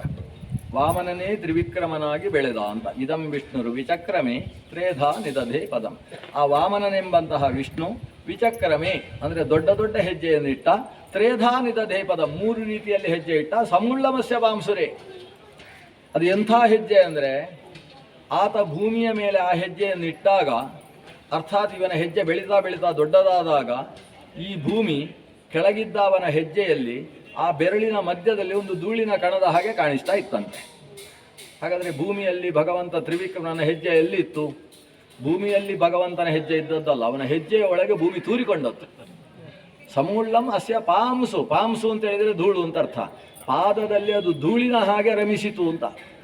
ಅಂತಹ ಭಗವಂತ, ಅದಕ್ಕೆ ಅವನಿಗೆ ವಿಷ್ಣು ಅಂತ ಹೆಸರು. ಇದಂ ವಿಷ್ಣು. ವಿಷ್ಣು ಅಂದರೆ ವಿಶುಲ್ರು ವ್ಯಾಪ್ತವು, ಎಲ್ಲೆಡೆ ವ್ಯಾಪಿಸಿದಂತಹ ದೇವ ಅವನು ವಾಮನ. ಮಾಯಾವಟು ಅಂತ ಕರೆದದ್ದು ಅದಕ್ಕೋಸ್ಕರ. ಮಾಯಾವಟು ಅಂದರೆ ಅವ ಯಾವ ರೀತಿಯ ವಟು ಅಂತಲೇ ಗೊತ್ತಾಗುವುದಿಲ್ಲ. ಬಲಿಯನ್ನು ಅನುಗ್ರಹಿಸುವುದಕ್ಕೋಸ್ಕರ ವಟುವಾಗಿ ಅವತರಿಸಿದ್ನ ಮಗು. ಹುಟ್ಟಿದ್ದು ಕಶ್ಯಪ ಮತ್ತು ಅದಿತಿ ದೇವಿಯಲ್ಲಿ. ಅದಿತಿ ದೇವಿಯಲ್ಲಿ ಹುಟ್ಟಿದಂತಹ ಮಗು ಹುಟ್ಟಿದ 2 ದಿವಸಕ್ಕೆ 7 ವರ್ಷದ ಮಗು ಆಯಿತು. ಹೀಗೆ ಅವನಿಗೆ ಕಾಲದ ಸಂಬಂಧ ಇಲ್ಲ ಅಂತ ಗೊತ್ತಾಗುವುದಕ್ಕೆ ಇಂಥದ್ದೆಲ್ಲ ಅತಿಮಾನುಷ ವ್ಯವಹಾರಗಳು. ಆ ಮಗುವಿಗೆ ಮೊದಲು ಮಾಡಿದ್ದು ನಾಮಕರಣ ಅಲ್ಲ, ಮೊದಲು ಮಾಡಿದ್ದು ಉಪನಯನ. ಅವನಿಗೆ ವಾಮನನಿಗೆ ಆದದ್ದು ಉಪನಯನ. ನಾಮಕರಣ ಎಲ್ಲ ಎಲ್ಲಿ? ಅದು ಗರ್ಭದಲ್ಲಿರುವಾಗ ಬ್ರಹ್ಮದೇವರು ಬಂದು ಮಾಡಿ ಹೋಗಿದ್ದಾರೆ ಎಲ್ಲ. ಈ ವಾಮನ ಹುಟ್ಟಲಿಕ್ಕಿದ್ದಾನೆ ಅಂತ ಅಲ್ಲೇ ಮಾಡಿ ಹಾಕಿದ್ದಾರೆ. ಈ ದ್ವಾದಶಿಯ ದಿವಸ ಹುಟ್ಟಿದ ಮಗು. ಅದು ಕೂಡ ಮೊಸರು ತಿನ್ನುವುದಕ್ಕೆ ಆಗದೇ ಇದ್ದ ಕಾಲ ಮುಗಿದ ದಿವಸ. ಅವತ್ತು ಮೊಸರು ತಿನ್ನುವವರಿಗೆ ಭಾರಿ ಆನಂದದ ದಿವಸ. ಅದಕ್ಕೆ ಅವನನ್ನು ದಧಿವಾಮನ ಅಂತ ಬೇರೆ ಕರೆಯೋದು.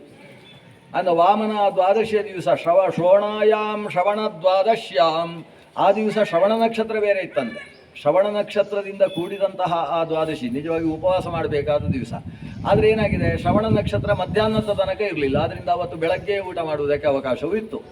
ಅಂತಹ ಶ್ರವಣದಲ್ಲಿ ಶ್ರವಣ ದ್ವಾದಶಿಯ ದಿವಸ ಈ ಭಗವಂತ ವಾಮನನಾಗಿ ಅವತರಿಸಿದ ಮಗು 2 ದಿವಸದಲ್ಲಿ 7 ವರ್ಷದ ಮಗು ಆಯಿತಾ. ಮಗುವಿಗೆ ಉಪನಯನದ ಸಂಭ್ರಮ. ಅಂದರೆ ಇವರು ಆಗಲೇ 7 ವರ್ಷ ಆದರೆ ಸಮಸ್ಯೆ ಏನು ಅಂದರೆ ಆಹ್ವಾನ ಕೊಡಲಿಕ್ಕೆ ಪುರುಸೊತ್ತಿಲ್ಲ ಅಂತ ಆಗ್ತದೆ. ಅದಕ್ಕೋಸ್ಕರ ಉಪನಯನಕ್ಕೆ ಕರಿಬೇಕಲ್ವ, ಸಪ್ತರ್ಷಿಗಳಾದರೂ ಬರಬೇಕು, ಆಮೇಲೆ ಉಳಿದವರೆಲ್ಲ ದೇವತೆಗಳೆಲ್ಲ ಸೇರಬೇಕು, ದೇವರ ಉಪನಯನ ಅದು ಅಂತ. ಉಪನಯನವನ್ನು 2 ದಿವಸ ವಿಳಂಬವಾಗಿ ಇಟ್ಟುಕೊಂಡಿದ್ದ ಭಗವಂತ. ಕಶ್ಯಪಾದಿಗಳು ಅಸ್ತು ಅಂತ ಹೇಳಿ ಅವತ್ತು ಉಪನಯನದ ವ್ಯವಸ್ಥೆ. ಉಪನಯನದಲ್ಲಿ ಭಿಕ್ಷೆ ಹಾಕುವುದಕ್ಕೆ ಕೈಲಾಸದಿಂದ ತರಿಸಿದ್ದಾರೆ. ಆಕೆಗೆ ಅನ್ನಪೂರ್ಣೆ ಅಂತ ಹೆಸರು. ಅನ್ನಪೂರ್ಣೆಯೇ ಬಂದು ಭಿಕ್ಷೆ ಹಾಕಬೇಕಂತೆ, ಹಾಗೆ ವ್ಯವಸ್ಥೆ. ಅಲ್ಲ, ಭಿಕ್ಷೆ ಹಾಕುವುದಕ್ಕೆ ಪಾತ್ರೆ ಕೊಡಬೇಕಲ್ವ ಯಾರಾದರೂ. ಈಗ ಸೋದರ ಮಾವ ಕೊಡುವುದು ಅಂತ ಲೆಕ್ಕ. ಯಾಕೆ ಸೋದರ ಮಾವನಿಗೂ ಅಷ್ಟಾದರೂ ಜವಾಬ್ದಾರಿ ಇರಲಿ ಅಂತ. ಉಪನಯನದ ಜವಾಬ್ದಾರಿ ಎಲ್ಲ ಆ ಕಡೆಯಿಂದ ಅಂತ ವ್ಯವಸ್ಥೆ. ಅವರು ಆಚಮನಕ್ಕೆ ಪಾತ್ರೆ ಕೊಡಬೇಕು, ಭಿಕ್ಷೆಗೆ ಪಾತ್ರೆ ಕೊಡಬೇಕು. ಈಗೆಲ್ಲ ಅಮ್ಮ ಹೇಳ್ತಾಳೆ, ನಿಮ್ಮ ಕಡೆಯಿಂದ ಬೇಡ, ಭಿಕ್ಷಾ ಪಾತ್ರೆ ಮಾತೃ ಭಿಕ್ಷೆ ನಮ್ದಲ್ವಾ, ನಾನೊಂದು ಕೊಡ್ತೇನೆ ಅಂತ ಈ ಕಡೆಯಿಂದ ಮಾಡ್ತಾರೆ. ಇಲ್ಲ, ಕೆಲವು ಕಡೆಯಲ್ಲಿ ಅದು ಸೋದರ ಮಾವನೇ ಕೊಡಬೇಕು ಅಂತ ಪುರೋಹಿತರ ಹತ್ರ ಕೇಳುದು. ಹೌದಲ್ವಾ ಪುರೋಹಿತರೆ ಅಂತ ಕೇಳುದು. ಇವರು ಪಾಪ ಅಲ್ಲ ಅಂತ ಹೇಳಿದ್ರೆ ದಕ್ಷಿಣೆಯಲ್ಲಿ ಕಡಿಮೆ ಆಗ್ತದೆ. ಅದಕ್ಕೋಸ್ಕರ ಹೌದು ಅಂತ ಹೇಳುವ ಪ್ರಸಂಗ ಅಂತೂ ಬಂತ. ಭಿಕ್ಷಾಪಾತ್ರೆ, ಇವನಿಗೆ ಭಿಕ್ಷಾಪಾತ್ರೆ ಯಾರು ಕೊಡುವುದು? ಅದಕ್ಕೆ ಕುಬೇರನಿಗೆ ಹೇಳಿ ಕಳಿಸಿದ್ದಾರೆ, ನಿಮ್ಮದು ಭಿಕ್ಷಾಪಾತ್ರೆ ನಿಮ್ಮ ಜವಾಬ್ದಾರಿ ಇತ್ತ. ಅವನು ಬಂಗಾರದ್ದು ಮಾಡಿಸಿಕೊಂಡು ಬಂದಿದ್ದಾನೆ, ಇವನು ಮಲ್ಕೊಳ್ಳಿಕ್ಕೆ ಆಗುವಷ್ಟು ದೊಡ್ಡ ಈ ವಟುವಿಗೆ. ಅಂಥ ಭಿಕ್ಷಾಪಾತ್ರೆ ಅಲ್ಲಿದ್ದ ವ್ಯವಸ್ಥೆ ಅಂತೆ. ಇನ್ನು ಅವನಿಗೆ ಸೊಂಟಕ್ಕೆ ಸುತ್ತುವುದಕ್ಕೆ ಹಗ್ಗ ಬೇಕಲ್ಲ, ಅದಕ್ಕೆ ಮುಂಜಿ ಅಥವಾ ಮೌಂಜಿ ಅಂತ ಹೆಸರು. ಮೌಂಜಿಯನ್ನು ತರುವುದು ಯಾರು? ಮೌಂಜಿಯನ್ನು ಈ ಶೇಷನಿಗೆ ಹೇಳಿದ್ದಾರಂತೆ. ಅವನು ವಾಸುಕಿ, ಶೇಷನ ತಮ್ಮ ವಾಸುಕಿ. ಅವನು ಆ ಮೌಂಜಿಯನ್ನು ಮಾಡಿಕೊಂಡು ಬರಬೇಕು ಅಂತ ಅವನಿಗೆ ಜವಾಬ್ದಾರಿ. ಒಂದೊಂದರ ಜವಾಬ್ದಾರಿ ಒಬ್ಬೊಬ್ಬರಿಗೆ. ಕೈಯಲ್ಲಿ ಆಚಮನೀಯ ಕಮಂಡಲು, ಚತುರ್ಮುಖ ಬ್ರಹ್ಮ ಅವನ ಕಮಂಡಲು ಅನ್ನೇ ಕೊಟ್ಟಾನೆ. ಹೀಗೆಲ್ಲ ಒಂದು ಉಪನಯನಕ್ಕೆ ಅವರನ್ನು ಕರೆಯುವುದಕ್ಕೋಸ್ಕರ 2 ದಿವಸ ಎಲ್ಲರೂ ಬಂದು ಸೇರಿದ್ದ ದಿವಸ ಅದ್ಭುತವಾದ ಉಪನಯನ. ಉಪನಯನದ ಪೌರೋಹಿತ್ಯವನ್ನು 7 ಋಷಿಗಳು ಜೊತೆ ಸೇರಿ ನಡೆಸಿದ್ರಂತೆ. 7 ಋಷಿಗಳು ಜೊತೆ ಸೇರಿಕೊಂಡು ನಡೆಸಿದ ಪೌರೋಹಿತ್ಯ ಬೃಹಸ್ಪತ್ಯಾಚಾರ್ಯರ ಸನ್ನಿಧಾನದಲ್ಲಿ ನಡೆದದ್ದು. ಉಪನಯನದ ನಂತರದಲ್ಲಿ ಭಿಕ್ಷೆಯನ್ನು ಅನ್ನಪೂರ್ಣೆ ಕೊಟ್ಟದ್ದಾಯಿತು. ಬಂಗಾರದ ಪಾತ್ರೆ ಇವ 2 ಕೈಗಳಲ್ಲಿ ಹೀಗೆ ಹಿಡ್ಕೊಂಡಿದ್ದಾನೆ ಭಿಕ್ಷೆಗೆ. ಅವನು ಹೀಗೆ ಹಿಡ್ಕೊಂಡು ಭಿಕ್ಷಾಂದೇಹಿ ಅಲ್ಲ, ಭಿಕ್ಷಾಂದೇಹಿ ಅಂತ ಹೇಳಿಕೊಂಡು ಪಾತ್ರೆ ಹಿಡ್ಕೊಂಡಿದ್ದಾನೆ. ಆ ಹೊತ್ತಿಗೆ ಆ ವಾಮನನಿಗೆ ಒಂದು ಸುದ್ದಿ ಬಂತು. ಭಿಕ್ಷೆ ಕೊಡುವುದಕ್ಕೆ ಅಪ್ರತ್ಯಾಖ್ಯಾಯಿನ ಮಗ್ರೇ ಭಿಕ್ಷೇತಾಹ ಅಂತ ವಿಧಿ ಇರುವುದು. ಯಾರತ್ರ ಭಿಕ್ಷೆ ಕೇಳಿದಾಗ ಆಗುವುದಿಲ್ಲ ಅಂತ ಸುತರಾಮ್ ಹೇಳಲಾರರೋ ಅವರಲ್ಲಿ ಭಿಕ್ಷೆ ಕೇಳಬೇಕು ಅಂತ ಇರುವುದು. ಈಗ ಅಮ್ಮನೇ ಅಂತವಳಾದ್ರಿಂದ ಅಮ್ಮನ ಹತ್ರ ಮೊದಲು ಭಿಕ್ಷೆ ಬೇಡುವುದು ಸರಿ. ಆದರೆ ಇಲ್ಲಿ ಬಲಿ ಅಂತ ಒಬ್ಬ ಯಾಗ ಮಾಡ್ತಾ ಇದ್ದಾನಂತೆ ನರ್ಮದಾ ತೀರದಲ್ಲಿ. ಅವನು ಕೇಳಿದ್ದನ್ನು ಕೊಡುವುದಿಲ್ಲ ಅಂತ ಇಲ್ಲಿಯ ತನಕ ದೃಷ್ಟಾಂತ ಇಲ್ಲಂತೆ. ಅವನನ್ನೇ ಕೇಳಿದರೆ ಅವನನ್ನೇ ಕೊಟ್ಟುಕೊಳ್ಳುವಷ್ಟು ಉದಾರಿಯಂತೆ. ಆದ್ದರಿಂದ ನಾನು ಅವನ ಹತ್ರ ಭಿಕ್ಷೆ ಬೇಡಿದರೆ ಹೇಗೆ ಅಂತ ಪಕ್ಕದಲ್ಲಿದ್ದ ಇಂದ್ರನ ಹತ್ರ ಕೇಳಿದ್ದೀವ. ಇಂದ್ರ ಇವನಿಗೆ ಅಣ್ಣ ಆಗಬೇಕು, ದೊಡ್ಡ ಅಣ್ಣ. ಅದು ಅಣ್ಣನ ಹತ್ರ ಕೇಳಿದ ಈ ತಮ್ಮ ಉಪೇಂದ್ರ. ಅದಕ್ಕೆ ಇಂದ್ರ ಹೇಳಿದ ಅದೇ ಬೇಕು ಅಂತ. ಕಣ್ಣು ದೊಡ್ಡದಾಯ್ತಂತ ಅವನಿಗೆ. ಸರಿ ಸರಿ ಹೊರಡುವ, ಮಾರ್ಗ ತೋರಿಸ್ತೇನೆ ಅಂತ ಎಲ್ಲರೂ ಸೇರಿಕೊಂಡು ಬಲಿಯ ಯಜ್ಞವಾಟಕ್ಕೆ ಹೋಗಿದ್ದಾರೆ ನರ್ಮದಾ ತೀರಕ್ಕೆ. ಶುಕ್ರಾಚಾರ್ಯರ ಜೊತೆಗೆ 99ನೇ ಯಾಗ ಅಲ್ಲ, ಅದು 100ನೇ ಯಾಗ. 100ನೇ ಯಾಗ ನಡೀತಾ ಇದೆ. ಸಂಕಲ್ಪದಲ್ಲಿದ್ದದ್ದೇನು ಅಂದರೆ ಇವನಿಗೆ ಇಂದ್ರ ಪದವಿ ಪ್ರಾಪ್ತಿಗೋಸ್ಕರ ಅಂತ, ಶಕ್ರ ಸ್ಥಾನ ಸಿದ್ಧಿಗೋಸ್ಕರ ಯಾಗ ನಡೀತಾ ಇದೆ. ಅಲ್ಲಿಗೆ ಹೋದರು. ಇವರು ಹೊರಗಿನಿಂದ ಅಲ್ಲಿ ಬರುವಾಗಲೇ ಕಣ್ಣು ಕುಕ್ಕುವುದಕ್ಕೆ ಪ್ರಾರಂಭ ಆಯಿತು ಬಲಿಗೆ. ಸೀದಾ ಎದ್ದು ನಿಂತ. ಆಕಾಶದಲ್ಲಿದ್ದ ಸೂರ್ಯ ಯಾಕೆ ನೆಲದಲ್ಲಿ ಓಡಿ ಬರ್ತಾನೆ ಅಂತ ಅವನಿಗೆ ಅನಿಸಿತಂತೆ. ಎದ್ದು ನಿಂತಿದ್ದಾನೆ. ಎದ್ದು ನಿಂತಾಗ ವಾಮನನ ಪ್ರವೇಶ ಆಯಿತು. ಹತ್ತಿರಕ್ಕೆ ಬರ್ತಾ ಇದ್ದ ಹಾಗೆ ಇದೊಂದು ವಟು ಅನ್ನುವುದು ಅವನಿಗೆ ಗೊತ್ತಾಯಿತು. ಪತ್ನಿಯಾದ ವಿಂಧ್ಯಾವಲಿ ದತ್ತವಾದ ಜಲದಿಂದ ಆತನ ಪಾದ ಪ್ರಕ್ಷಾಲನೆ ಮಾಡಿದ. ಕೈ ಹಿಡಿದು ತಂದು ಉಚ್ಚಾಸನದಲ್ಲಿ ಕುಳ್ಳಿರಿಸಿದ. ನಾನು ಎದ್ದು ಬಂದದ್ದು ತಪ್ಪಾಯಿತು ಅಂತ ಅನಿಸಿತು ಆ ಹೊತ್ತಿಗೆ ಅವನಿಗೆ. ಕೂಡಿಸಿ ಆದಮೇಲೆ ಇಲ್ಲಿ ಯಜಮಾನ ವರ್ಗ ಕೂತವರು ಹೇಳುವ ಹಾಗಿಲ್ವಲ್ಲ, ನಾನು ಎದ್ದದ್ದು ತಪ್ಪಾಯಿತೋ ಏನೋ ಅಂತ ಪುರೋಹಿತರು ಎಲ್ಲಿ ಬೈತಾರೋ ನೋಡಿದರೆ ಪುರೋಹಿತರು ಎದ್ದು ಬಂದುಬಿಟ್ಟಿದ್ದಾರೆ. ಸಮಾಧಾನ ಆಯಿತು. ಪುರೋಹಿತರೇ ಎದ್ದಿದ್ದಾರೆ ಅಂದಮೇಲೆ ನಾನು ಎದ್ದ ತಪ್ಪಲ್ಲ ಅಂತ. ಅದೇ ಬಂತಲ್ಲ ಆಗ ಪಾರಮೇಷ್ಟ್ಯದಿಷಣಂ ಅದಿತಿಷ್ಠನ್. ಯಾರು ಬ್ರಹ್ಮಸ್ಥಾನದಲ್ಲಿ ಕೂತವ ದೊಡ್ಡವರು ಬಂದಾಗ ಹೇಳಬಾರದು ಅಂತ ಹೇಳ್ತಾರೋ ಅವರಿಗೆ ಬುದ್ಧಿ ನೆಟ್ಟಗಿಲ್ಲ ಅಂತ ಮಾತು ಬಂತಲ್ಲ, ಅದು ಇಲ್ಲಿ ಸ್ಪಷ್ಟವಾಗಿ ಗೋಚರಿಸಿದ. ಬಲಿ ಬಂದು ಉಪಚರಿಸಿದಾಗ ಈ ವಾಮನ ಹೇಳ್ತಾನೆ ಸ್ವಲ್ಪ ಕೂತ್ಕೊಳ್ಳಿ ಅಂತ ಹೇಳ್ತಾನೆ. ಅವನ ಪಾದದ ಹತ್ತಿರದಲ್ಲಿ ಯಜಮಾನ ವರ್ಗ ಕೂತುಕೊಳ್ತದೆ. ತ್ರಿವಿಷ್ಟಪಕ್ಕೆ ಅಧಿಪತಿಯಾದ ಬಲಿ, ದೇವೇಂದ್ರನನ್ನು ದಿಕ್ಕಾಪಾಲು ಓಡಿಸಿದಂತಹ ಬಲಿ, ಅಂತಹ ಬಲಿ ಅವನ ಪಾದ ತಲದಲ್ಲಿ ಕೂತಿದ್ದಾನೆ. ದೇವೇಂದ್ರಾದಿಗಳೆಲ್ಲ ಹೊರಗಡೆಯೇ ಕೂತು ಏನು ಕಥೆ ನಡೀತದೆ ಆಮೇಲೆ ಕೇಳುವ ಅಂತ ದೂರದಲ್ಲಿ ಕೂತಿದ್ದಾರೆ. ಇಲ್ಲಿ ವಾಮನ ಅವರ ಮುಂದೆ ಮಾತು ಶುರು ಮಾಡಿದ. ವಾಮನನ ಮಾತು ಶುರು ಆದ ಮೇಲೆ ಬಲಿಗೆ ಕಿವಿ ಮುಚ್ಚುವುದಕ್ಕೆ ಮನಸ್ಸಾಗಲಿಲ್ಲ. ಅಷ್ಟು ಚಂದದ ಮಾತು. ಅವನು ವಟು ವಾಮನ ಅಂತ ಹೇಳಿದರೆ ಸಾಮಾನ್ಯ ಅಲ್ಲ. ನಾವು ಹೇಳುವುದಿಲ್ಲ ಅಜಿನ ದಂಡಕ ಮಂಡಲು ಮೇಖಲಾ ರುಚಿರ ಪಾವನ ವಾಮನ ಮೂರ್ತಯೇ ಮಿತ ಜಗತ್ರಿತಯಾಯಜಿತಾರಯೇ ನಿಗಮ ವಾಕ್ಪಟವೇ ವಟವೇ ನಮಃ. ಅದು ವಾಕ್ಪಟುವಾದ ವಟು. ಅದು ಮಾತಾಡುವಾಗ ಶುರು ಮಾಡಿತ್ತು, ನಿಮ್ಮ ವಂಶ ಭಾರಿ ದೊಡ್ಡದು, ಎಂಥ ವಂಶ ನಿಮ್ಮದು ಅಂತ. ಹಿರಣ್ಯಕಶಿಪುವಿನಿಂದ ಹಿಡಿದು ವರ್ಣನೆ ಶುರು. ಹಿರಣ್ಯಕಶಿಪು ಎಷ್ಟು ಒಳ್ಳೆಯವ ಅಂತ ಗೊತ್ತಾದದ್ದು ಈತನ ಬಾಯಿ ಮಾತು ಕೇಳಿದ ಮೇಲೆ ನಾವು. ಅಷ್ಟು ಚಂದ ಹೇಳಿದ. ಎಂಥ ಹಿರಣ್ಯಕಶಿಪು, ತಪಸ್ಸು ಹೇಗಂತೆ, ಬರೀ ಎಲುಬು ಇರುವಾಗ ತಪಸ್ಸಂತೆ, ಯಾರು ಏನು ಕೇಳಿದರೂ ಇಲ್ಲ ಅಂತ ಹೇಳದೇ ಇದ್ದಂಥ ಹಿರಣ್ಯಕಶಿಪು. ಅವನ ಗುಣವನ್ನು ನೋಡಿ ನಾರಾಯಣನಿಗೂ ಆಶ್ಚರ್ಯವಾಗಿ ಹೋಗಿತ್ತಂತೆ. ವಾಸ್ತವ, ಸುಳ್ಳೇನಿಲ್ಲ. ಇವು ಹೇಳಿದ್ದೆಲ್ಲ ವಾಸ್ತವ. ಅಂಥ ಗುಣಧರ್ಮ ವಿಶಿಷ್ಟ. ಆದರೆ ವಿಷ್ಣುವಿನ ಮೇಲೆ ಭಾರಿ ದ್ವೇಷ ಅಂತೆ ಅವನಿಗೆ. ಅದೊಂದು ಕಾರಣದಿಂದ ತನ್ನ ಮಗನನ್ನೂ ಸ್ವಲ್ಪ ಹಠ ಹಿಡಿದು ಗಲಾಟೆ ಮಾಡಿದಂತೆ. ಆದರೆ ಅವನ ಸದ್ಗುಣಗಳನ್ನೆಲ್ಲ ಕೇಳಿದರೆ ನಮಗೆ ಮೂಗಿಗೆ ಬೆರಳಿಡಬೇಕು ಅಂತ ಅನಿಸುತ್ತೆ. ಅಂಥ ಹಿರಣ್ಯಕಶಿಪುವಿನ ವಂಶ ಸಂಜಾತರಲ್ವೇ ನೀವು? ಆ ಹಿರಣ್ಯಕಶಿಪುವಿನ ಮಗನಾದಂತಹ ಪ್ರಹ್ಲಾದನ ಬಗ್ಗೆ ಹೇಳಬೇಕಾ ಅಂತ ಕಣ್ಣಲ್ಲಿ ಧಾರಾಕಾರ ನೀರಂತೆ ವಾಮನನಿಗೆ. ಎಂಥ ಪ್ರಹ್ಲಾದ! ಅವನ ಬಗ್ಗೆ ಒಂದಷ್ಟು ಹೇಳಿ. ಆ ಪ್ರಹ್ಲಾದನ ಮಗ ವಿರೋಚನ ಅಸಾಧಾರಣವಾದ ವ್ಯಕ್ತಿ. ದೇವೇಂದ್ರನ ಜೊತೆಗೆ ಪಾಠ ಕೇಳಿದ್ದಂತೆ ಅವ. ಪಾಠ ಅವನ ಜೊತೆಗೆ ಬೃಹಸ್ಪತಿ ಆಚಾರ್ಯರ ಮುಂದೆ ವ್ಯಾಕರಣ ಶಾಸ್ತ್ರವನ್ನು ಓದಿದವಂತೆ. ಅಂತಹ ವಿರೋಚನನ ಮಗ ಈ ಬಲಿ. ನೀನಂತೂ ಏನು ಕೇಳಿದರೂ ಇಲ್ಲ ಅಂತ ಹೇಳುವುದಿಲ್ಲ ಅಂತ ಊರಲ್ಲೆಲ್ಲ ಮಾತಾಡ್ಕೊಳ್ತಾರೆ. ನಾನೀಗ ನೋಡ್ತಾ ಇರೋದು, ಈಗ ಯಾಗಶಾಲೆ ನೋಡಿದರೆ ಅರ್ಥ ಆಗ್ತದೆ ಅಂತಹ ವ್ಯಕ್ತಿತ್ವ ನಿನ್ನದು ಅಂತ ಹೊಗಳಿದರೆ ಇವನು ಪೂರ್ತಿ ಠಣ್ಣಾಗಿ ಹೋಗಿದ್ದಾನೆ. ಬೆಲೂನಿಗೆ ಗಾಳಿ ಹಾಕಿದರೆ ಹೇಗೋ ಹಾಗೆ ಆಗಿ ಹೋಗಿದೆ. ಇವನು ತಮಗೆ ಏನು ಬೇಕು ಅಂತ ಕೇಳಿ ಅಂತ ಶುರು ಮಾಡಿದ. ದಯವಿಟ್ಟು ತಾವು ಇವತ್ತು ಅದ್ಯಮೇ ಪಿತರಸ್ತೃಪ್ತಾ ಅದ್ಯಮೇ ಪಾವಿತಂ ಕುಲಂ. ಇವತ್ತಿಗೆ ನನ್ನ ಹಿರಿಯರೆಲ್ಲ ತೃಪ್ತರಾದರು. ಇವತ್ತು ಕುಲವೇ ಪವಿತ್ರಿತವಾಯಿತು. ಯಾಕಂದರೆ ನಿಮ್ಮಂತಹ ತೇಜಸ್ವಿಗಳ ಆಗಮನ ನಮ್ಮ ಯಜ್ಞವಾಟದಲ್ಲಿ ನಡೆದು ಹೋಯ್ತಲ್ಲ ಅಂತ ಮತ್ತೆ ಅವರ ಪಾದ ಜಲವನ್ನು ಒರೆಸಿ ತೆಗೆದು ತಲೆಗೆ ನೇವರಿಸಿಕೊಳ್ತಾರೆ. ತಮಗೆ ಏನು ಬೇಕಿತ್ತು ಹೇಳಿ ಅಂತ ಕೇಳಿದ. ಈ ವಾಮನ ನನಗೆ 3 ಹೆಜ್ಜೆ, ನಿನ್ನ ಹೆಜ್ಜೆ ಅಲ್ಲಲ್ಲ, ಅದು ನನ್ನ ಹೆಜ್ಜೆಯ ಲೆಕ್ಕಾಚಾರದಲ್ಲಿ 3 ಹೆಜ್ಜೆ ಭೂಮಿ ನನಗೆ ಬೇಕು. ಬಲಿ ಎದ್ದು ನಿಂತ ಅಂತೆ, ಕೊಡ್ಲಿಕ್ಕೆ ಆಗುದಿಲ್ಲ ಅಂತ ಹೇಳಿ. ನಾವೆಲ್ಲ ಇಷ್ಟು ಚಿಕ್ಕದು ಕೊಟ್ಟ ಅಭ್ಯಾಸವೇ ಇಲ್ಲ. ಯಾಕಂದ್ರೆ ನಮ್ಮಲ್ಲಿ ಯಾರಾದರೂ ಬೇಡುವುದಾದ್ರೆ ಇಂಥದ್ದನ್ನು ಬೇಡಬೇಕು ಅಂದರೆ ಇನ್ನೊಂದು ಕಡೆ ಮತ್ತೆ ಬೇಡುವುದಕ್ಕೆ ಹೋಗಬಾರ್ದು. ಹೋದರೆ ನಮಗೆ ಅವಮರ್ಯಾದೆ. ನಮ್ಮಲ್ಲಿ ಬೇಡಿದ ಮೇಲೆ ಮತ್ತೊಂದು ಕಡೆ ಬೇಡಲಿಕ್ಕಿಲ್ಲ. ಆದ್ರಿಂದ ಸ್ವಲ್ಪ ದೊಡ್ಡವರ ಹತ್ರ ಕೇಳು. ನಿನಗೆ ಏನು ಕೇಳಬೇಕು ಅಂತ ಗೊತ್ತಿಲ್ಲ, ಚಿಕ್ಕ ಹುಡುಗ ನೀನು. ಆದ್ರಿಂದ ಸ್ವಲ್ಪ ಈ ದೊಡ್ಡವರೆಲ್ಲ ಇದ್ದಾರಲ್ಲ ಅವರ ಹತ್ರ ಕೇಳು, ಏನು ಕೇಳಿದರೆ ಒಳ್ಳೆಯದು. ಬಲಿ ಹತ್ರ ಬಲಿ ಏನೆಲ್ಲ ಕೊಡುವುದಕ್ಕೆ ಸಮರ್ಥ ಅದನ್ನು ವಿಚಾರ ಮಾಡಿ ಆಮೇಲೆ ಕೇಳು. ಈ ವಾಮನ ಹಠ ಬಿಡುವುದಿಲ್ಲ. ಅಸಂತುಷ್ಟೋ ದ್ವಿಜೋ ನಷ್ಟ ಸಂತುಷ್ಟಶ್ಚ ಮಹೀಪತಿ. ಬ್ರಾಹ್ಮಣನಿಗೆ ಎಷ್ಟು ಬೇಕೋ ಅಷ್ಟು ಮಾತ್ರ ಕೇಳಬೇಕವ, ಅದಕ್ಕಿಂತ ಜಾಸ್ತಿ ಪಡೆದು ಇನ್ನೂ ಸಾಕಾಗಲಿಲ್ಲ ಅಂತ ಅನಿಸಿದರೆ ಅವನಿಗೆ ಪೃಥ್ವಿಯನ್ನು ಕೊಟ್ಟರೂ ಸಾಕಾಗುವುದಿಲ್ಲ. ಆದ್ದರಿಂದ ನನಗೆ ಸಂಧ್ಯಾವಂದನೆ ಮಾಡುವುದಕ್ಕೆ 3 ಹೆಜ್ಜೆ ಜಾಗ ಸಾಕಾಗ್ತದೆ, ನಿದ್ದೆ ಬಂದಾಗ ಬಿದ್ದುಕೊಳ್ಳುವುದಕ್ಕೂ 3 ಹೆಜ್ಜೆ ಸಾಕಾಗ್ತದೆ, ಕೊನೆಗೆ ಶರೀರ ತ್ಯಾಗ ಮಾಡಿದ ಮೇಲೆ ಮಣ್ಣು ಮಾಡುವುದಕ್ಕೂ 3 ಹೆಜ್ಜೆ ಸಾಕು. ಅದಕ್ಕಿಂತ ಜಾಸ್ತಿ ಯಾವುದಕ್ಕೆ ಬೇಕು ಹೇಳು, ಅಷ್ಟು ಕೊಡು. ಎಲ್ಲವನ್ನು ನೀನಿಟ್ಟುಕೊಂಡದ್ರಿಂದ ಕೇಳಿದ್ದು, ಇಲ್ಲೇ ಹೋದರೆ ಅದು ಕೇಳಲಿಕ್ಕೆ ಬರ್ತಿರ್ಲಿಲ್ಲ ನಿನ್ನ ಹತ್ರ. ದೇವೇಂದ್ರನಿಗೆ ಸಂಬಂಧಪಟ್ಟದ್ದು ನೀನೇ ನುಂಗುತ್ತಾ ಇದ್ದಿ. ಆ ಕಡೆ ಅಧೋಲೋಕಗಳಲ್ಲಿ ಅತಲ ವಿತಲ ಸುರಾದಿಗಳು ನಿನ್ನ ಕೈಯಲ್ಲಿದೆ. ಇಲ್ಲಿ ನೋಡಿತು ಅಂತಾದರೆ ಭೂಮಿಯಲ್ಲೂ ನಿನ್ನದೇ ಕಾರಬಾರು. ಆದ್ದರಿಂದ ನಿನ್ನ ಹತ್ರ ಕೇಳದೆ ಇನ್ನ ಹತ್ರ ಯಾರ ಹತ್ರ ಕೇಳಬೇಕು? ನನಗೆ 3 ಹೆಜ್ಜೆ ಬೇಕಾದಷ್ಟು ಸಾಕು, ಕೊಡು. ಇಷ್ಟಾದಾಗ ಪಕ್ಕದಲ್ಲಿ ವಿದ್ಯಾವಲಿ ಇದ್ದಾಳೆ. ವಿದ್ಯಾವಲಿ ಹೇಳ್ತಾರೆ, ಕೇಳಿದ್ದನ್ನು ಕೊಡುವುದಕ್ಕೆ ನಿಮ್ದೇನು ಗಲಾಟೆ, ಮೊದಲು ಅದು ಕೊಡಿ, ಆಮೇಲೆ ಏನು ಕೊಡಬೇಕು ಅದನ್ನು ಸೇರಿಸಿ ದಕ್ಷಿಣೆ ಅಂತ ಕೊಡಿ ಅಂತ. ಅವಳು ಬುದ್ಧಿವಂತೆ. ಜಾಸ್ತಿ ಕೊಡಬೇಕು ಅಂತಿದ್ರೆ ಒಟ್ಟಿಗೆ ಬಂಗಾರವನ್ನು ಮುತ್ತನ್ನು ಸೇರಿಸಿ ದಕ್ಷಿಣೆ ಅಂತ ಹೇಳಿ ಕೊಡ್ಬೋದು. ಈಗ ಕೇಳಿದ್ದನ್ನು ಮೊದಲು ಕೊಡಬೇಕೋ ಬೇಡ. ಆ ಒಟ್ಟು ಹೇಳ್ತಾ ಇದ್ದಾನೆ ಕೊಡ್ಲಿಕ್ಕೆ ಆಗೋಲ್ಲ ಅಂದರೆ ನಾನು ಬೇರೆ ಕಡೆಗೆ ಹೋಗ್ತೇನೆ ಅಂತ ಬೇರೆ ಹೇಳ್ತಾ ಇದ್ದಾನೆ. ಗುರುಗಳ ಮುಖವನ್ನು ನೋಡಿದ. ಯಾಕಂದರೆ ಇನ್ನೂ ದಾನ ಕೊಡುವುದು ಯಜ್ಞದ ಪೂರ್ಣಾಹುತಿ ಆದಮೇಲೆ ಮಧ್ಯದಲ್ಲಿ ದಾನ ಕೇಳ್ತಾ ಇದ್ದಾನೆ, ಕೊಡಬಹುದು ಅಂತ ಗುರುಗಳ ಮುಖ ನೋಡಿದ. ಗುರುಗಳು ಸ್ವಲ್ಪ ತಾಳು, ಬಂದದ್ದು ಸಾಮಾನ್ಯ ಅಲ್ಲ. ಮಾಯಾ ಮಾಣವಕೋ ಹರಿಹಿ, ಇದು ಬರೀ ಮಾಣಿ ಅಲ್ಲ, ಮಾಯಾ ಮಾಣವಕಃ. ಇದು ರೂಪವನ್ನು ಮಾಯೆ ಮಾಡಿಕೊಂಡು ಬಂದಿರತಕ್ಕಂತಹ ಹರಿ. ಹರಿ ಅಂದರೆ ಅಪಹರಿಸಿ ಎಲ್ಲ ಕಿತ್ತುಕೊಂಡು ಹೋಗುವ ಅಂತ ಅರ್ಥ. ಅವನು ಬಂದಿದ್ದಾನೆ. ಆದ್ದರಿಂದ ಏನು ಬೇಕಾದರೂ ಕೊಡ್ತೇನೆ ಅಂತ ಒಂದು ಮಾತು ಹೇಳಿದೆಯಲ್ವಾ, ಈ ಸದ್ಯಕ್ಕೆ ಉಫಿ ಅಂತೇಳು, ಅದು ಬೇರೆ. ಈಗ ಕೊಡ್ಲಿಕ್ಕೆ ಆಗುದಿಲ್ಲ. ಯಾಕಂದರೆ ಅವನೇನು ಕೇಳ್ತಾನೆ, ಅವನ ಅಣ್ಣನಿಗೆಲ್ಲ ತಲುಪಿಸುವುದಕ್ಕೆ ಬಂದಿರತಕ್ಕಂಥ ವ್ಯಕ್ತಿ. ನೀನೆಲ್ಲ ಕೇಳಿದೆ ಅವನ ಹತ್ರ, ನಿನ್ನ ಕುಲ ಎಲ್ಲ ಹೇಳಿದವ. ಕುಲ ಹೇಳಿದ್ದಕ್ಕೆ ನೀನು ಉಬ್ಬಿ ಬಿಟ್ಟೆ ಅಷ್ಟೇ. ಅವನ ಹತ್ರ ಕೇಳಬೇಕಿತ್ತಲ್ಲ, ನೀನು ಯಾರ ಮಗ ಅಂತ ಒಂದು ಕೇಳಬೇಕಲ್ವ. ಕೇಳಿದ್ಯಾ?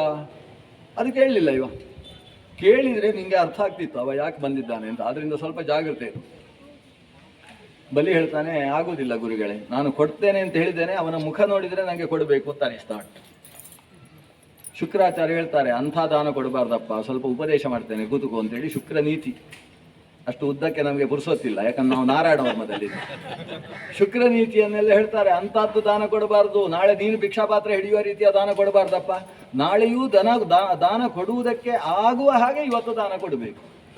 ಆದ್ರಿಂದ ಇದು ನಾಳೆ ನಿನ್ನಂತರ ಭಿಕ್ಷಾಪಾತ್ರೆ ಅವಂದು ಕೊಟ್ಟು ಅಲ್ಲ, ಅವ ಬೇರೆ ಪಾತ್ರೆ ನೀನು ಕೊಡ್ತಾನೆ. ಅವನ ಪಾತ್ರೆ ಕೊಟ್ಟರೆ ನೀನು ಮತ್ತೆ ಶ್ರೀಮಂತ ಆಗ್ತಿ. ಆದ್ರಿಂದ ಅವನಿಗೆ ಇದು ಕೊಡಬೇಡ. ಕೆಲವೊಂದು ಸಲ ಸುಳ್ಳು ಹೇಳಿದರೆ ಪಾಪ ಬರುವುದಿಲ್ಲ. ಸರ್ವ ಧನಾಪಹಾರ ಅನ್ನುವ ಪ್ರಸಂಗ ಬಂದಿದೆ. ಆದ್ದರಿಂದ ಇಲ್ಲ, ನೀನು ಬೇರೆ ಕಡೆ ಭಿಕ್ಷೆಗೆ ಹೋಗು ಅಂತ ಕಳಿಸಿಬಿಡು ಸಾಕು, ಯಾಗ ಮುಂದುವರಿಸುವ. ಬಲಿ ಹೇಳ್ತಾನೆ, ಸ್ವಾಮಿ ತಾವು ಸಂಕಲ್ಪ ಮಾಡಿಸಿದ್ದು ಹೇಗೆ? ಶ್ರೀಹರಿ ಪ್ರೇರಣೆಯ ಶ್ರೀಹರಿ ಪ್ರೀತ್ಯರ್ಥಂ. ಇದಕ್ಕಿಂತ ಹಿಂದೆ 99 ಯಾಗ ಮಾಡಬೇಕಾದ್ರೆ ಶಕ್ರಸ್ಥಾನ ಪ್ರಾಪ್ತ್ಯರ್ಥಂತಿತ್ತು ನಿಮ್ಮ ಸಂಕಲ್ಪ. ಯಾಗಕ್ಕಿಂತ ಉದ್ದದ ಸಂಕಲ್ಪ ಮಾಡುವಲ್ಲಿ ಮಹಾಪಂಡಿತರು ನೀವು. ಆದರೆ ಇವತ್ತು ಭಗವತ್ ಪ್ರೇರಣೆಯ ಭಗವತ್ ಪ್ರೀತ್ಯರ್ಥ ಅಂತ ಸಂಕಲ್ಪ ಮಾಡಿದ್ದೀರಿ. ಅದೇ ಶ್ರೀಹರಿ ಮನೆಗೆ ಬಂದಿದ್ದಾನೆ ಅಂತ ಹೇಳ್ತೀರಿ. ಆ ಶ್ರೀಹರಿಗೆ ನಾನು ಕೊಡ್ತೇನೆ ಅಂದರೆ ಬೇಡ ಅಂತ ಹೇಳ್ತೀರಿ. ಇದೇನು ನಿಮ್ಮದು ಸಂಕಲ್ಪ ಬೇರೆ, ಈ ಕಡೆ ಮಾತು ಬೇರೆಯಾ? ಆದ್ದರಿಂದ ನಾನು ಅವನಿಗೆ ಕೊಡುವುದು ಅಂತ ತೀರ್ಮಾನಿಸಿದ್ದೇನೆ. ಶುಕ್ರಾಚಾರ್ಯಗೆ ಸಿಟ್ಟು ಬೇರೆ ಬಂತು, ಶಾಪ ಕೊಟ್ಟರು. ವಿಂಧ್ಯಾವಲಿಯ ಮುಖ ನೋಡಿದ. ಆಕೆ ಗಿಂಡಿಯಲ್ಲಿ ನೀರು ಹಿಡ್ಕೊಂಡು ಸಿದ್ಧವಾಗಿದ್ದಾಳೆ. ನೀವು ಕೊಡ್ತೇನೆ ಅಂತ ಮನಸ್ಸಲ್ಲಿ ಇಟ್ಕೋಬೇಡಿ, ಕೆರೆಯ ನೀರನ್ನು ಕೆರೆಗೆ ಚೆಲ್ಲಿ. ನಾವು ಕೊಡುವುದಕ್ಕೆ ಏನು ದೇವರದ್ದೇ ಅಂತ ಅಂದುಕೊಂಡು ಅವರಿಗೆ ಸಮರ್ಪಣೆ ಮಾಡುವುದು ಅಂತ ಭಾವಿಸಿಕೊಳ್ಳಿ ಅಂತ ಹೇಳುವಷ್ಟು ಎತ್ತರದಲ್ಲಿದ್ದಾಳೆ ವಿಂಧ್ಯಾವಲಿ. ಆದರೆ ನೀರು ಹಾಕುವಾಗ ನೀರು ಬರುವುದಿಲ್ಲ ಗಿಂಡಿಯಲ್ಲಿ. ಗಿಂಡಿಯಲ್ಲಿ ನೀರು ಬರಲಿಲ್ಲ ಅಂತ ಹೇಳಿದರೆ ಅರ್ಥ ಏನು? ಅಪಶಕುನ ಅಂತ ಅರ್ಥ. ಅವತ್ತಿಗೆ ನಿಲ್ಲಿಸಬೇಕು, ಮರುದಿವಸ ಮುಂದುವರಿಸಬೇಕು. ಶುಕ್ರಾಚಾರ್ಯದ ಕೊನೆಯ ಪ್ರಯತ್ನ ಇದು, ಒಂದು ಅಪಶಕನ ಮಾಡಿ ಹಾಕುವ, ಆವಾಗ ನಾಳೆಗೆ ಮುಂದುವರಿತದೆ. ಒಂದು ಸಲ ಕೊಡುವ ದಾನ ನಿಲ್ಲಿಸಿದರೆ ಆಮೇಲೆ ಬಚಾವು. ಅದರಿಂದ ದಾನ ಕೊಡುವವರಿಗೆ ಎಚ್ಚರಿಕೆ ಕೊಡುವುದವರು. ಕೊಡಲಿಕ್ಕೆ ಹೋದಾಗ ಒಂದು ಸಲ ನಾಳೆ ಮಾಡುವ ಅಂತ ಹೇಳಿದರೆ ಮುಗೀತು, ಅದು ಆಮೇಲೆ ಗಾಡ್ರೇಜ್ ಒಳಗೆ ಅಂತ ಅರ್ಥ. ಆದ್ದರಿಂದ ಇವತ್ತು ಒಂದು ಸಲ ನಿಲ್ಲಿಸುವ ಅಂತ ಶುಕ್ರಾಚಾರ್ಯ ಪ್ರಯತ್ನ. ಒಂದು ಬೇಕಾದ ರೂಪದಲ್ಲಿ ಅಂತಃ ಪ್ರವೇಶ ಮಾಡಿ ನೀರು ನಿಲ್ಲಿಸಿದ್ರಂತೆ. ನಮ್ಮ ವಾಮನ ಹೇಳ್ತಾನೆ, ನೀರು ಸುರಿತಾ ಇಲ್ವಾ ಅಂತ ಕೈಯಲ್ಲಿ ದರ್ಬೆ ಬೇರೆ ಹಿಡ್ಕೊಂಡು ಬಂದಿದ್ದಾನೆ ಅಗ್ನಿ ಕಾರ್ಯಕ್ಕೆ. ಒಳಗೆ ಚುಚ್ಚಿದ. ಕಣ್ಣು ಮಾತ್ರ ಹಿಡ್ಕೊಂಡು ಒಳಗೆ ಜಿಗಿದ್ರಂತೆ ಶುಕ್ರಾಚಾರ್ಯರು.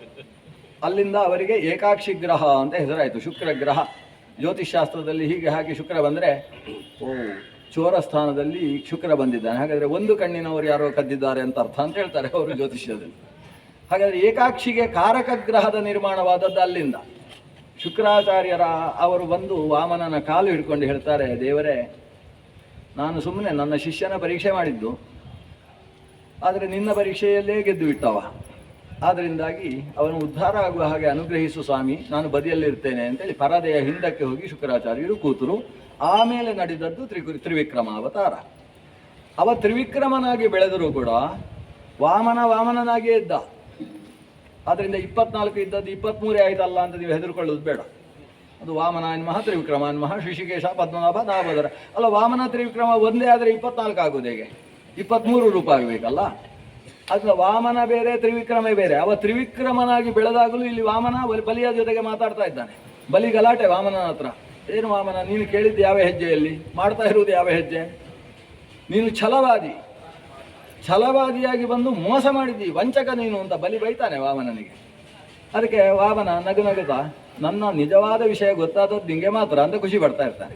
ನಾನು ಮಹಾವಂಚಕ ಅಂತ ಇವತ್ತಾದರೂ ಅರ್ಥ ಆಯ್ತಲ್ಲ ನಿಂಗೆ, ಬಹಳ ಖುಷಿಯಿಂದ. ವಂಚಕ ಅನ್ನೋದು ದೇವರಿಗೊಂದು ವಿಶಿಷ್ಟವಾದ ಹೆಸರು, ಅದರ ಅರ್ಥ ಮಾತ್ರ ಬೇರೆ. ಇವ ಹೇಳಿದ್ದು ಯಾವುದೋ ಅರ್ಥದಲ್ಲಿ, ದೇವರು ಖುಷಿ ಪಟ್ಟದ್ದು ಇನ್ಯಾವುದೋ ಅರ್ಥದಲ್ಲಿ.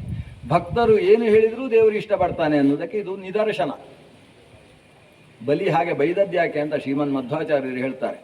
ಕೆಟ್ಟದಾಗಿ ಬೈದ ಅಲ್ವಾ ವಾಮನನಿಗೆ? ಯಾಕೆಂದರೆ ಆ ಬಲಿಯಲ್ಲಿ ಒಬ್ಬನ ಅಸುರನ ಆವೇಶ ಅಂತೆ. ಅವನಿಗೂ ಬಲಿ ಅಂತಲೇ ಹೆಸರು. ಅವನು ಶ್ರೀಮಾನ್ ಬಲಿ ಅಲ್ಲ, ಅದು ದುಷ್ಕೀರ್ತಿಯ ಬಲಿ. ಅವ ಒಬ್ಬ ಬಲಿ, ಇವನೊಬ್ಬ ಬಲಿ. ಈ ಬಲಿಯಲ್ಲಿದ್ದ ಬಲಿಯ ಆವೇಶದಿಂದಾಗಿ ಅಂತಹ ಕೆಟ್ಟ ಮಾತುಗಳನ್ನಾಡಿದ. ಆದರೆ ಆಗಾಗ ಆ ಬಲಿ ವಾಮನ ಅವನನ್ನು ದಿಟ್ಟಿಸಿ ನೋಡಿದರೆ ಸಾಕು, ಆ ಬಲಿ ಓಡಿ ಹೋಗ್ತಾನೆ, ನಿಜವಾದ ಬಲಿ ನಿಲ್ತಾನೆ. ಅವ ವಾಮನನನ್ನು ಹೊಗಳ್ತಾನೆ. ನಿನ್ನದ್ದೇ ಸ್ವಾಮಿ ಎಲ್ಲವನ್ನೂ ತೆಗುವಂತ ಆತ ದೊಡ್ಡದಾಗಿ ವಿಷ್ಣುವಾಗಿ ತ್ರಿವಿಕ್ರಮನಾಗಿ ಬೆಳೆದಿದ್ದಾನೆ. ವಾಮನನ ಜೊತೆಗೆ ಸ್ತೋತ್ರ ಮಾಡ್ತಾನೆ ಇವ ತ್ರಿವಿಕ್ರಮನನ್ನು. 2ನೇ ಹೆಜ್ಜೆ ಆಯಿತು.